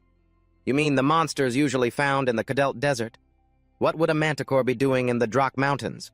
The old man began to recall the horrific scene and continued, "While we were digging deep into the mines, a massive wall suddenly collapsed. That wall injured a lot of people. Then a manticore with razor-sharp wings leaped at us. In the blink of an eye, the comrade in front of me was wounded, blood sprayed everywhere, a complete mess. The guards didn't even have time to react before they were slaughtered instantly. It's a huge, grotesque creature with the body of a wild beast, wings, and a tail full of venom." Hearing this, Steve was incredibly intrigued. He thought to himself, a manticore, a wild creature with giant wings like a fallen angel and a highly poisonous scorpion tail. A perfect creature to harvest materials from. Sorry, and thanks. Here is a reward for your help. The old man leaned against the wall, head bowed, struggling to adjust his arm armor. He asked, "You intend to hunt it?" Steve frowned, scratching his head with a grin. "That's right, I need monster parts anyway." The old man let out a helpless sigh and warned him, "Fine, whatever. There's nothing else to do for thrill-seekers or reckless warriors, so I'll tell you this, it's completely covered in steel." He pushed the money bag back onto the table. "You can keep the money. I didn't tell you about the monster just so you could go commit suicide." Steve looked flustered and waved his hand, saying, "Hey, it's okay." He pointed at himself and said with a confident smile, "I'm tougher than I look. Besides, I never thought about hunting a manticore." A small, bright green spark of lightning suddenly crackled on his finger. The old man didn't understand. "What do you mean the monster I'm talking about is as strong as a dragon? Young people like you just love to show off." Steve concentrated and snapped his fingers sharply. The lightning dissipated, and suddenly a small steel pillar appeared in front of him, startling the two old men. They exclaimed, "Huh, what was that?" The old man realized, looking astonished. "Are you a mage?" Bantara marveled. "Wow, no wonder he's so confident." Steve modestly blew smoke off his fingertip and frowned. "Not exactly, but at least I can fully protect myself." "Do you mind if I head out?" The old man frowned with deep concern and unease. "Then listen closely. You'll need a way to sneak into the mines, right?" he offered. "If you allow it, I'll take care of everything for you." Elsewhere, their boots and clothes were muddy and smelled awful, like they had crawled out of a sewer. There was a faint groan. Steve and Elena started walking, covering their noses and struggling. He asked, "Is this the secret path you were talking about, a sewer?" Elena said, "At least we avoided the soldier patrols all over the city." Everything around them was a disgusting mess, and there were piles of bare bones lying around. The skull whispered in Steve's consciousness, the monster was here. Steve saw the scene and groaned to himself, "Oh man, we just got inside and it's already such a disaster." He reached out his hand, beginning to use his beast instinct power. As he did, Steve covered his nose and mouth, holding his breath. He thought, "The smell of rotting flesh and guts is unbearable." The skull reassured him, "Stay calm." Steve looked down at the tracks in the mud and pondered, Look at these footprints in the mud. They lead to somewhere. Suddenly, Elena noticed a strange hand with a ring on it nearby. She called out, I thought at least we'd be safe here. Look, Steve. Steve looked at the rotten, blackened hand and started in surprise a severed arm. His eyes turned cold as he glanced down. Could this be one of his guards? Steve recalled the old man's words at the tavern, I only have one request, bring back the belongings of my fallen comrades. Elena picked up the ring and gently tucked it into her side pouch, saying, At least we found something. Steve agreed, Right, keep your eyes peeled. Maybe we'll find something else. He took the lead with Elena following close behind. He said, This way. As they walked, Steve suddenly remembered something and asked, Do you know anything about them? Motem replied in surprise, Are you asking about the manticores? I've only heard stories about them. So that means they can resist both physical and magical damage. That's not fair, Motem answered. They have high endurance, yes, but of course they have weak points. The part where the wing connects to the shoulder is the thinnest and weakest part of their body. That's where they're most vulnerable to physical attacks. After listening, Steve replied, I'll keep that in mind. As they spoke, by now the two had ventured deep inside. Elena looked at the pile of weapons and bloodstains, saying, The area ahead looks pretty chaotic. Steve asked, Do you think the manticores did this? Motem replied, Well, around here, there aren't any monsters that could do this. Steve heard that, stepped closer, picked up an item to examine it, and said, Fair point, but then why? Just as he finished speaking, a loud scream rang out, causing both of them to jump and turn around. Motem sensed what was happening and warned, It knows we're here. It's been waiting for you to step into its territory. It's not as hard to deal with as a dragon, but it's still in a very high class. Most people wouldn't dream of facing one. Hearing that, Steve let out a tired sigh and muttered, That's terrifying. But even knowing that Elena didn't give up, she said, No need to be scared. Even my grandmother's 8-hour training sessions were scarier than this. As she said that, she remembered the memory. Get up, Elena, we're only just getting started. Steve rubbed his face, asking, 8 hours of terror, Motem added. What exactly did that elf grandmother put her through? Speaking of which, he raised his hand and slapped his face hard to calm himself down. That's right. I'm trying to get revenge on an entire nation. I can't. I'd be trembling before a monster like this. Motem added, That's the spirit. Even if you lose an arm or a leg, I'll make sure you stay alive, so what are you worried about? Steve retorted, Don't treat me like some doll. Finished talking, he pulled out a coil of wire and said, Don't worry, I don't plan on dying in this filthy dungeon. Elena asked back, Do you have a plan yet? Based on what I've heard, you probably won't have a chance to defeat it with just that trap. Steve continued setting it, replying, It looks strange, but this is a steel frame. At the very least, it can hold the manticore back for a bit.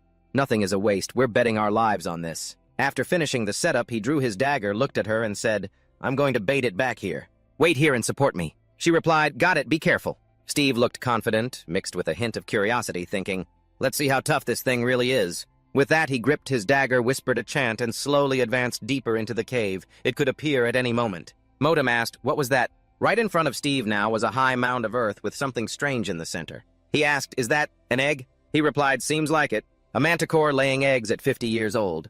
You rarely ever see something like that. Steve muttered in awe. I guess I won't have to worry about money for a while if I can get my hands on that. He just stood there talking to himself, not realizing that, right above his head, a creature with glowing eyes was watching him. I don't think you should be messing with that thing. Worry about saving your own skin first. No sooner had he finished speaking than the monster dove straight down its massive maw filled with fangs wide open as if to swallow Steve whole. Thankfully, at the most critical moment, Motem called out, and thanks to his unconscious reflexes, he was just barely able to dodge. Steve replied with a look of terror, You saved me! But before he could finish, Motem warned, Behind you! Hearing this, he swerved to the side. Dodging the manticore's sharp claws, Steve quickly drew his dagger. Motem continued, The manticore's eggs are extremely tough. It knows you can't do anything to the egg. The manticore wore an angry expression, standing there staring at Steve and letting out a terrifying growl. Steve thought to himself, worried, This is bad. Poisonous tail acid attacks sharp fangs and deadly claws. There's no way I could defend myself against all of that at once. Thinking this, he didn't hesitate any longer, turning around and running for his life. Seeing this, the manticore wasn't about to lose, quickly giving chase right on his heels. It used its giant sharp claws to leap into the air, roaring loudly.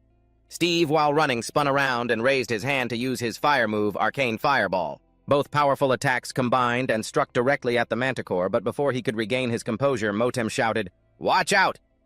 The manticore surprisingly was completely unharmed. It used its poisonous tail to pierce through the large fireball and strike toward Steve. Seeing two jets of poison shooting out lightning fast and slamming into the ground, he shrieked in horror, "What the hell is that?" "It can even shoot poison darts," Motem said. "Even so, magic attacks are still better than blades. Keep firing given the situation." Steve had no other choice but to follow along. Waves of fire continued to strike, and Motem added, "It can't defend itself forever since you can't get close." The manticore used its tail to launch poison at Steve, who, caught off guard, was unfortunately grazed by it. He winced in pain and glanced back. Motem warned, "That acid can melt anything. Without an enchantment, be careful." Steve looked ahead and shouted, "Elena, fire!" Hearing this, she immediately got into position. A sharp bolt was fired, reaching right in front of the manticore, but the weapon was like a mere scratch to it. It didn't cause a single injury. Elena didn't give up. While continuing to fire, she thought, "That hide is definitely hard to pierce." Arrow after arrow rained down, but the manticore shattered all of them as they zoomed by. As it was rushing forward, it was suddenly blocked by a tripwire set up beforehand. Its entire body was caught, and it went tumbling across the ground. He yelled, "That's enough! I'll take it from here!" Steve raised his hand to create a large fireball, whispering, "Fireball." As he finished, a massive explosion occurred, sending dirt, rocks, and dust flying everywhere. Elena stood there, gripping her bow, waiting for orders. When he saw the opportunity had come, Steve signaled, "Keep firing." Around the manticore, it was now surrounded by fire and a barrage of arrows. Suddenly, the creature tensed up furiously and swung its giant wings, knocking everything away. It let out a loud roar. Seeing that Elena was startled and terrified, her eyes wide, Steve spoke up. "I'll handle the close-quarters combat. You keep your distance." Hearing this, she didn't think twice. She obeyed, replying, "Understood." While the manticore was raising its hand to rub its eyes, he lunged forward, thinking, "Now is my chance," the joint where the wing connects to the body. As he thought that, he swung his dagger, stabbing hard into the joint on its body. "That's not where I was aiming." Caught off guard by the stab, the monster screamed in pain, throwing its head back and roaring wildly. Immediately after, it glared with blood-red eyes at Steve. It used its rock-hard head to ram him, slamming him into the wall. A stream of fresh blood sprayed from Steve's mouth, and he gasped. Hearing that Elena was startled and asked, "Steve, what's wrong?" Motem quickly performed its task recovery. After being healed and boosted, Steve slowly dragged himself up and said, "Don't worry, I can still hold on." Motem reminded him, "Don't rely on recovery magic too much. It only helps you stand. It doesn't truly heal you. If your internal organs are damaged and you're bleeding internally, you'll be done for." Even knowing this, Steve didn't feel afraid. He looked up and said, "It's fine, it's worth it. Look." It turned out that on the manticore's body, the sword was still stuck there. In the joint of its wing, the sword was wedged right in. With a smile and a sigh of relief, he continued, "That's what I was aiming for." Motem urged, "Then you'd better finish it quickly, because that sword is the only melee weapon you've got." Steve swung his arm forward and said, "High risk, high reward. It's not the first time the odds have been stacked against me." As soon as he finished speaking, a surge of blue lightning was released, wrapping around the manticore and hitting it directly, making it shriek in pain. Seeing this, he was overjoyed and thought to himself, "Yes, it's working." Motem spoke up. "The current is passing right through the sword into its body. Finally, you're actually doing some real damage." Because of the massive electrical surge, the monster's strength gradually began to fade. Its groans grew weaker. Steve was just as exhausted from the constant spellcasting. He gritted his teeth and prayed. He never thought this would be an easy fight. "But the longer this battle drags on, the worse it is for me. Please just die already." Suddenly, the manticore's expression turned dark. It reared its head back and let out a loud roar, and yellow poison darts began to emerge from its tail. The manticore fired the venomous darts straight at Steve and Elena. However, he and Motem quickly spotted it, and the two of them coordinated perfectly, shouting, "Blast!" The technique was unleashed, immediately pushing back those poison darts. Motem continued, "There's acid everywhere. Let's try that again." He obeyed, closing his eyes tight, clenching his fist and shouting, "Blast!" As soon as he spoke, the manticore swung its massive claws and charged. Seeing this, Elena stood from a distance, aimed her bow straight at the monster, which was still fixated on Steve. It didn't notice a thing. Just as it slammed its claws down, her arrow struck. As before, this blow didn't even scratch it, but it seemed to feel something. It turned its head toward Elena and whipped its poisonous tail at her. She didn't realize she was almost out of arrows. "If we don't end this battle soon..." Over by Steve, he quickly sensed the danger. His face full of worry, he didn't hesitate for a second, throwing himself to tackle Elena out of the way before the strike hit. Steve looked at the shattered ground, seething as he thought, "Ugh, that tail is driving me crazy." He then said, "Elena, stay down and cover me." She heard him and replied, "Got it." Steve looked at the manticore before him and cursed, "Damn it, it's already caused so much damage." The monster was still just as strong as if the battle had never even started. He wondered to himself, why does it seem completely unaffected? Motem appeared and said, "Trust me. That last attack definitely worked. You just need one more clean shot." He replied, "I wish I had brought the lens with me." Steve said while dodging an attack, "With that thing, I could easily punch a hole right through it." Motem reminded him, "Forget about it. Just focus on the situation right in front of you." Hearing that, Steve raised his hand to create a massive surge of lightning, thinking, "Let's see if you can take another one of these." "Rah!" he roared, striking the monster directly with the blast. With maximum power, his face a mix of fear and anxiety, he waited for a miracle. But just like before, the manticore flapped its massive wings, dispersing all the lightning. Seeing that Steve was absolutely terrified, his eyes wide as he blurted out, "Holy crap, how the hell is this monster still standing?" It stood tall, looking ahead. Suddenly, its eyes grew hazy and its massive body collapsed. It lost all its strength, sprawled out on the ground, and dust billowed everywhere. Seeing his chance, Steve immediately leaped forward, thinking, "It worked. Now's my chance." He didn't notice the manticore's tail swinging toward him from behind. Motem shouted in alarm, "Look out, Steve, the tail!" Luckily, at the most critical moment, Elena's arrow flew in and struck the monster's tail. She struck a cool pose and said, "I've got your back." Motem had to give credit where it was due. "Nice work, Elf, even though I know you can't hear me." At that moment, Steve pulled out the spike he had picked up earlier. He said anything can be used as a weapon. "If you work hard enough!" With that, he slammed the spike right into the manticore's wing. "Your wing is mine now!" With a violent yank, he tore it right off its body. Blood splattered everywhere. The monster shrieked in pain, its fang-filled mouth wide open. Steve, standing right there, was deafened by the roar covering his ears tightly as he thought, "Oh, shut up." Even though he was in pain, he pushed through his eyes, half open. "I'm not done yet." Finishing his thought, Steve landed a punch straight to the monster's head. The sight left both Motem and Elena stunned, but he didn't stop there. He kept going using his fireball technique. He struck repeatedly, roaring fireball, as he unleashed blow after blow, leaving the manticore unable to fight back before it collapsed to the ground. When the moment was right, Steve unleashed the finishing move. It felt like it was tearing the earth apart. The fireballs stopped.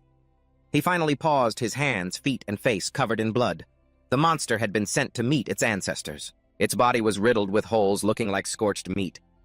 From overexertion, Steve's own arm was injured. He clutched it, shaking in pain.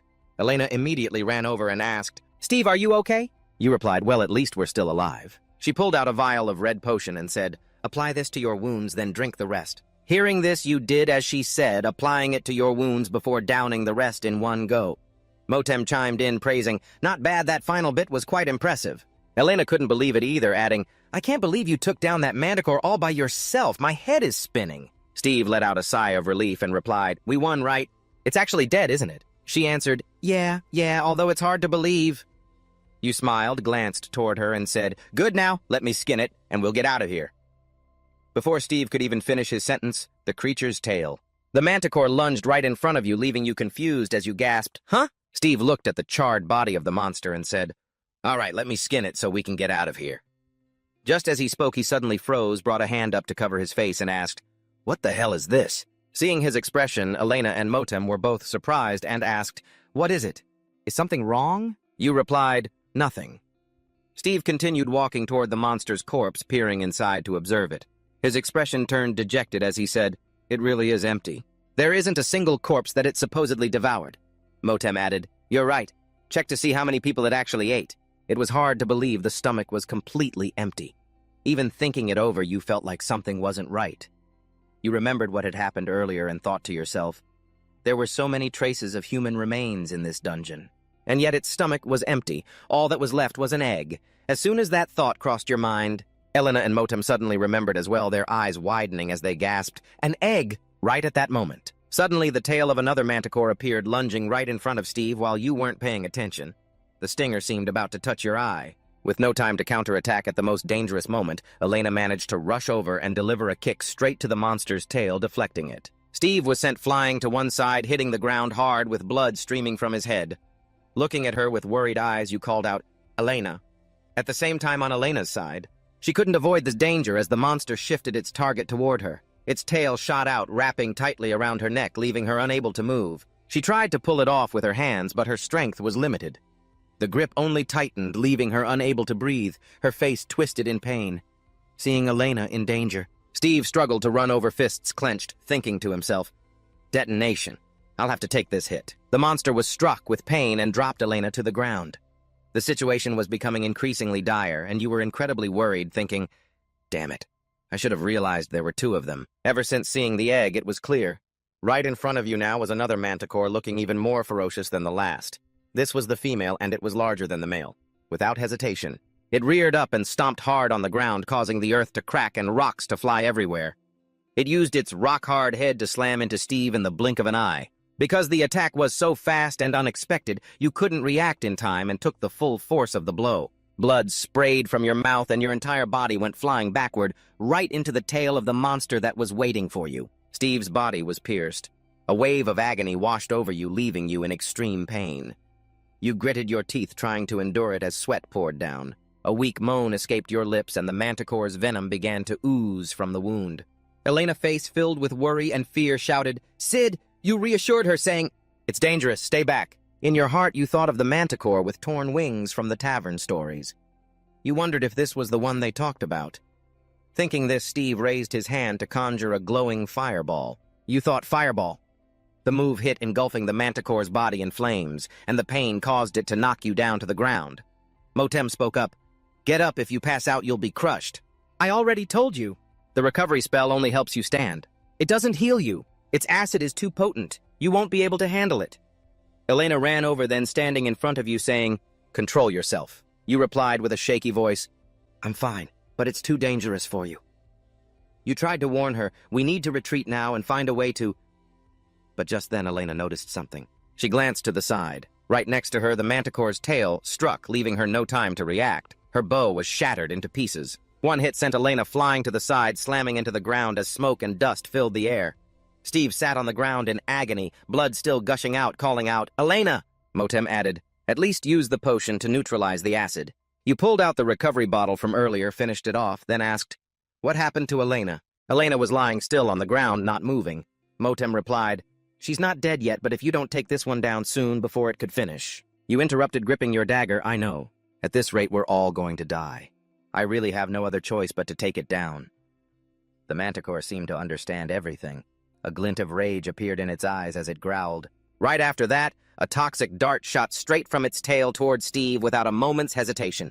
He didn't just stand there and take it. He raised his hand and unleashed a blast of wind energy. Knocking the poison dart backward, Motem spoke up, "I'll lock onto its projectiles. You focus on the attack." Hearing that, Steve raised his enchanted sword and charged straight toward the monster's tail, which was lunging at him, thinking to himself, "No matter how huge it is, it's still just a living creature after all. That means its sensory organs are its weak spot." As its tail struck down, Steve used the wind to propel himself upward, narrowly dodging the blow.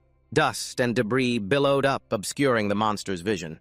It rubbed its eyes in agony, and seeing this, Steve gripped his knife tightly and pointed it downward. "Want to take advantage of this, huh?" In a flash, he slashed his knife across its wings. Blood sprayed everywhere, and the monster let out a piercing scream of pain. Steve kicked hard against its body and said, "I'm not done with you yet." Without missing a beat, he drove the knife deep into the manticore's left eye before it could react. Suddenly, its remaining eye glowed a deep, ominous red. The monster lunged and bit down on Steve, delivering a critical blow. Seeing this, Motem quickly used a recovery spell to heal his wounds. As his body slowly mended, a smirk tugged at the corner of Steve's mouth, his expression turning dark and sinister. The manticore sensed something wrong. Sweat dripped from its brow as it glanced aside. Suddenly, a massive, unseen force slammed into it, causing it immense pain. It opened its mouth, tossing Steve aside. His body was covered in deep lacerations, but they were already healing miraculously fast. Steve lay on the ground, laughing manically as he looked at the monster's expression. Feeling exhilarated, he asked, "What's wrong, you big ugly beast?" His eyes glinted with malice as he grinned and continued, "You were acting so confident a few minutes ago. Why do you look so terrified now? All talk and no action, huh?" Elena frowned slightly as her eyes slowly fluttered open. She sat up, exhausted. Seeing she was awake, Steve immediately asked, "Are you able to stand?" Dazed, Elena asked back, "Did I pass out?" What happened to the manticore? Suddenly, a look of shock washed over Elena's face. She thought to herself, "What is going on here?" She looked toward the manticore and wondered, is the manticore actually afraid of him? Steve's voice snapped her out of her thoughts. With a knife in one hand and a shovel in the other, he said, "Hurry up, Elena.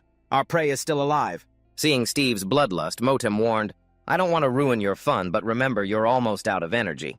You've only got one more shot left." Hearing the warning, he replied, "That's all I need." Pointing his knife toward Elena, Steve said, "This won't last much longer." His gaze remained fixed on the manticore as he asked, "Can you give me a hand?" Seeing the invitation, Elena replied, "Of course." A faint ethereal light appeared, filling the manticore with sudden terror. It roared internally as energy radiated from the sword. A blinding blue light shone forth. The manticore shrieked under the pressure of the energy. Steve's face contorted as thoughts raced through his mind while the sword is stuck in its eye. I should drive it straight into its brain. Suddenly, the manticore went silent, motionless. As it collapsed to the ground, exhausted, Steve thought, "It's waking up!" Seizing the moment, he lunged forward. Steve swung the shovel in his hand and dealt a decisive blow to the monster's remaining eye. After taking the hit, the manticore screamed in agony. Steve shouted urgent orders. "Elena, cut off its tail now!" Following his command, Elena immediately moved behind the manticore, not wasting a single second. She severed the tail with one clean strike. As it hit the ground, Steve dashed forward and hoisted the tail high into the air. His face was etched with tension as he thought, "If you are the final predator in this dungeon, then I will impale you with your own weapon." No sooner had the thought passed than he drove the tail straight into the manticore, pinning it to the ground. The sharp tip of the tail pierced deep into the monster's body. He stood aside, watching it lie motionless on the ground as Motem appeared behind him. Exuding a powerful aura, Motem said, "Finally, we did it." The scene shifts to a lavishly decorated room filled with whispers. "What is he carrying? Who is that guy? Look over there." The man and the crowd behind him stared in astonishment. He exclaimed, "My God, is that really a manticore? From the Ravine Mountains, isn't it?" Watching Steve and Elena struggling with that massive tangled pile in front of them, Bantara asked, "Are those all of its body parts? Does that mean—" "You actually took down that monster." Straining with the load, he replied, "Yeah. There was a male and a female hunting together. I think the female must have stashed the egg there temporarily, because its wing was injured." Steve pulled out a giant egg and Bantara gasped, "An egg!" Steve's expression didn't change as he chuckled. "This is my first time seeing one, too." Steve pulled out a money bag with a $sign on it and said, "Oh, and here's the compensation for the intel." He was cut off by the old man. "Keep it." Steve was taken aback by Bantara's response. "Wait, what?" he blurted out. The old man's face was full of joy and satisfaction. "Just seeing this thing is payment enough. This is something I'll be talking about for years to come." Steve watched helplessly as Bantara started shooing away the crowd, trying to touch the giant pile. "Hey, get your hands off, back away!" Steve walked over to the table where the old man with horns was sitting. "And this is yours." The old man looked surprised. "Oh." Seeing what was in the bag, the horned old man gasped, "What in the world is this?" Steve scratched the back of his neck, feeling a bit awkward. "I'm sorry. Most of them didn't have much left on them. I tried to bring back as much as I could." Hearing this, the old man quickly replied, "No need to apologize. Truly, I should be the one thanking you." Tears streamed down his face as he added, "At least now I have something to provide for my family. Telling them what happened, I feel such a weight off my chest." Seeing the old man so happy, Steve couldn't help but crack a gentle smile. As night fell, the lively, noisy tavern buzzed with excitement. "I heard you found a manticore egg. Where is it?" Casper stared at the egg mesmerized and said in amazement, "Is this it? I've only ever heard stories about it before." Lottie held a piece of hide in her hand, excitedly inspecting it. "Look at this skin. It's so tough and sturdy." Bantara sat with Steve at the table across from the egg. He sat there and announced loudly, "Hey, listen up. I don't mind people looking, but don't tell a single soul about this. If anyone causes me trouble because of this, I swear by the name of Axton, god of the underworld, I will hunt them down to the very depths of hell." Watching Bantara, Steve chuckled. Good customer service there. "But I'm honestly surprised I didn't have to pay much for these two manticores." Lottie held the large piece of hide, replying cheerfully, "Hey, I don't know what you did to kill them, but their hides are pretty badly damaged. That was the least of my worries while fighting a manticore. Look at this. It's a miracle you even managed to bring it back in one piece." Steve thought to himself, "Right. If I had worried about the condition of their hides during the fight, I would have died in a heartbeat." Casper turned to Steve. "Oh, and that sack on the table. That's the change from your weapon upgrades."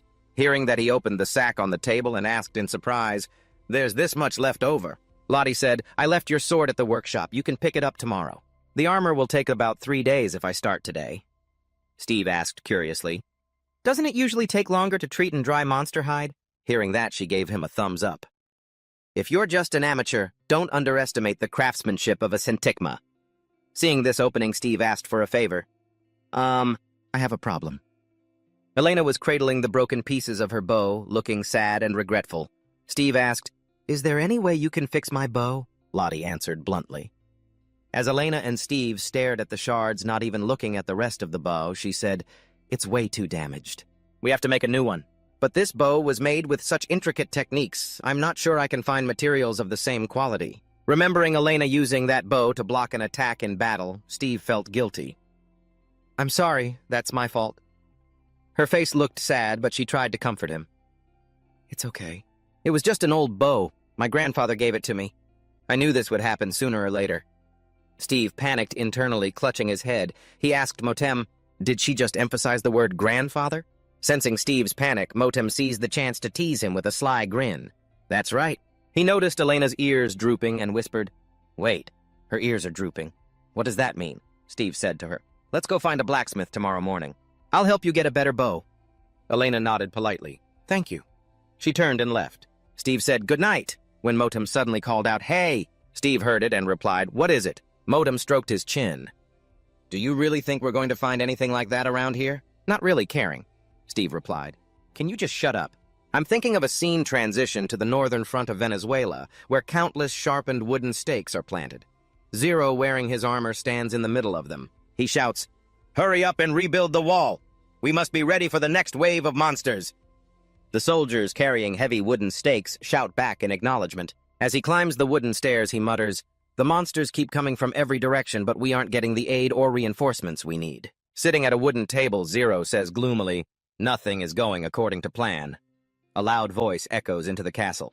Brandon has contacted us, sounding all too familiar. He replies wearily, I'm in no mood for excuses or meaningless talk. Tell them I'm busy. A private, looking anxious, rushes in holding a purple orb. The private says, This time is different, sir.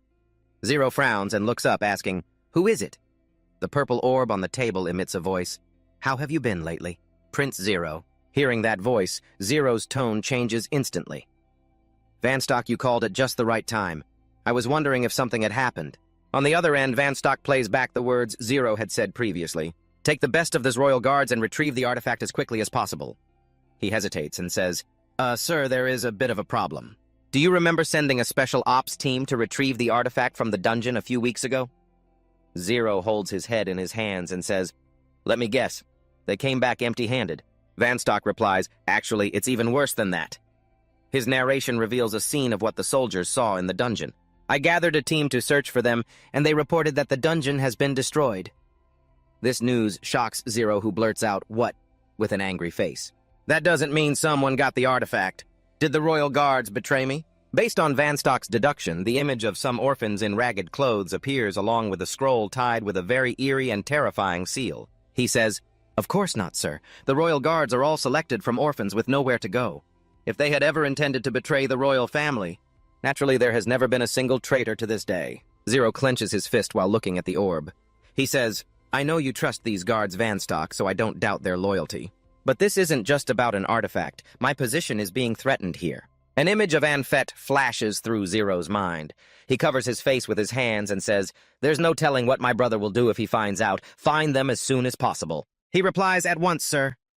The scene shifts to a plump hamburger on a fancy plate.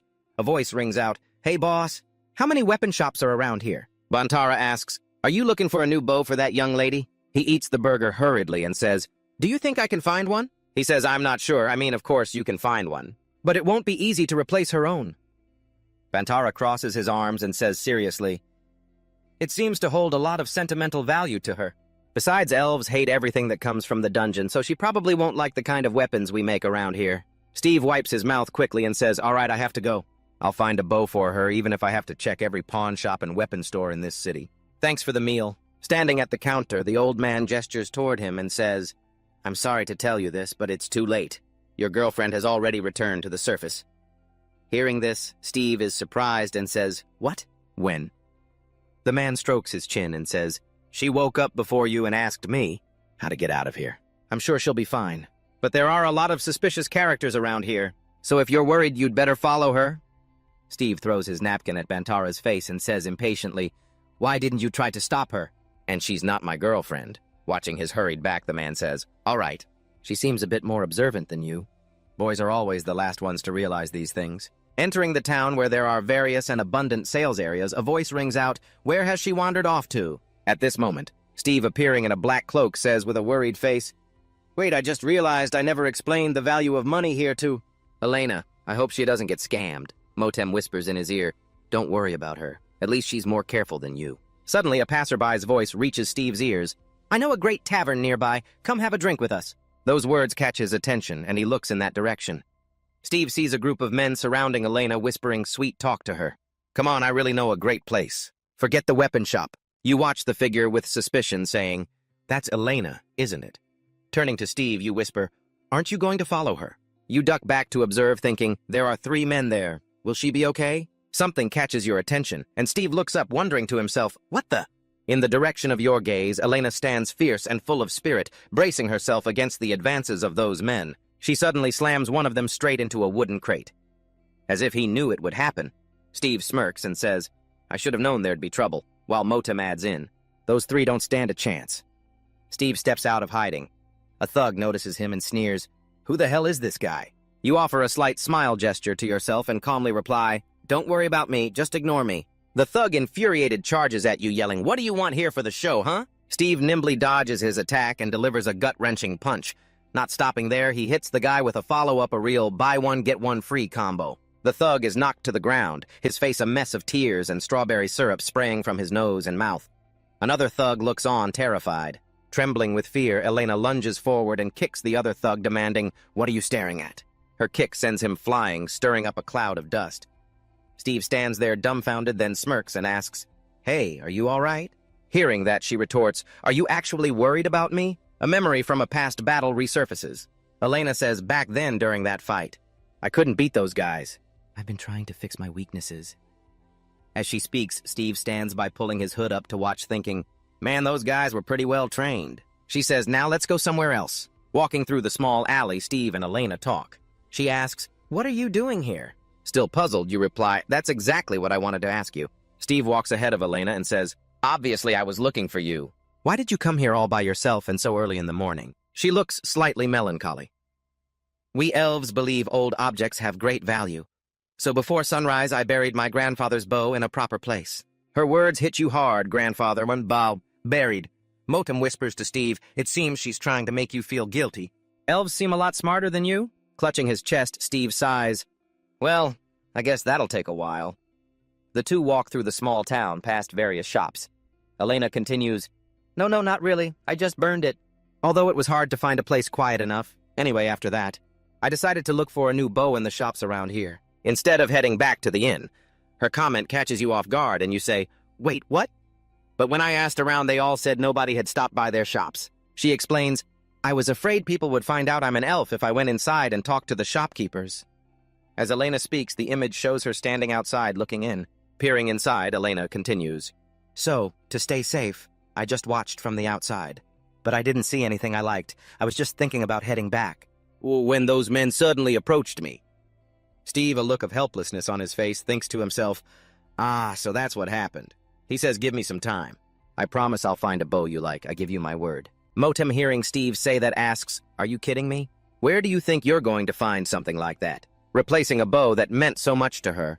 Seeing Motem interfering, Steve snaps, "Don't you butt in," Motem retorts. "Don't copy me." That was my line. Just then you notice a shop while wandering around. Steve says, "Hey, let's check this place out." Stepping inside, you and Elena are immersed in all kinds of weapons. Steve looks around, surprised, and says, "I guess since it's a mining town, they have all kinds of rare items here." "Excuse me, is anyone here?" Just then, Elena notices a bow rack. She thinks to herself, "These bows." Elena picks up a bow to examine it closely. Seeing her interest, Steve asks, "What is it?" "Did you find one you like?" Elena sighs and says, "No. The type of wood they used isn't right. The wood used for the core of these bows is actually screaming in pain." Hearing her say that leaves you feeling helpless. "You can hear that." "Don't worry, there will be plenty more bows in other cities by then." "Don't bother looking, you'll never find a bow for her here," the shopkeeper said, emerging from an upstairs room. "Oh, sorry, I was busy packing a few things." Are you two looking for something? The owner stepped up to the counter facing Steve. Steve replied, "Oh, hang on a second, sir." Inside his head, Motem's warnings echoed, "Wait, Steve, there's a lot of junk in here. But I bet there are a few truly rare gems hidden away." Steve turned to look at Motem skeptically. "You see things differently than humans, don't you? Tell me, what do you see?" A dagger-like hilt suddenly materialized in his hand, followed by Motem's assertion, "This will be perfect for your friend." Steve stood there confused. "Huh? What is this?" Steve and Elena were at a tavern chatting. He looked at her and sighed while she looked excited. "That's a relief. I'm really glad you found a weapon you like." "Me too." He glanced briefly at Motem with disdain. "It's actually a pretty impressive piece. I mean, for what it is. It channels her own energy to create the weapon that makes her most comfortable." My skills are more impressive." Elena was thrilled to have it. She hummed happily, suddenly struck by a great idea. "Thanks, I'm going to call it Rikodacho." "You already gave it a name." Suddenly, Steve winced in discomfort. "Hey, ever since I put these things on..." He broke into a cold sweat, gritting his teeth as he stared at the rings on his hands. "I've been feeling kind of strange. I feel like I'm being weighed down, too." Steve kept to himself, trying to pick items that wouldn't draw too much attention. Motem, sensing an opportunity, laughed and mocked him. "Ah, the sweet scent of dark energy and death. I love it. It feels so good. Now you're starting to look like someone worthy of being called my friend." "There it is. I really don't like this one bit." Thick, dark energy began radiating from everything around them. It was giving off a vibe that bothered him. Elena looked at him. "So, when are we leaving?" Lodi said my items are triggering it. We can leave as soon as we retrieve them." In a quiet forest, a scream suddenly pierced the air. "Ah!" A green monster was sliced in two. It turned out to be Steve taking them out one by one. His gaze was sharp. There's a giant green monster right in front of us. With razor-sharp teeth, a goblin leader. "We're getting pretty close to Galen Town now. Whoever owns this land hasn't been guarding it well." He discussed a plan to deal with the monsters with his partner, Elena. "I'll hold off the leader, you take care of the rest, okay?" She agreed to his plan and immediately attacked with her bow. Got it. With her expert marksmanship, one fell. An enemy lunged quickly toward Steve with a weapon. It looked like it was about to strike his face. "There you are." The staff struck his chest, but Steve quickly activated his defenses, looking at the creature with a confident smile. This stuff really works. The manticore skin is actually doing its job. From now on, I'm calling this armor." He beamed, a surge of power being summoned. "Now it's my turn." The monster turned pale with fear. A battlefield covered in hundreds of defeated enemies. "Are you okay? You used such a powerful move to take out the leader." "It was just a small thing." Elena found it very easy. "So our next objective is to teach those corrupt royals in the village a lesson, right?" "Exactly. That's the plan." He spotted a promising next target and couldn't hide his excitement. "We're going to help the townspeople and cut off one of the royal family's precious sources of income. And I heard something quite interesting from my friend Danton." Danton had given him some intel on the royals. "Have you heard? Steve, a lord named Boston, has started mobilizing tons of cash." He was surprised and eager to learn more about him. "Boston, isn't he the lord of Galen Town? Why would he do that all of a sudden? There are rumors he's using the money to buy up every artifact he can find, and they're all being stashed somewhere in Galen." Finally, they arrived at Galen. "We're here. Let's go find a place to stay."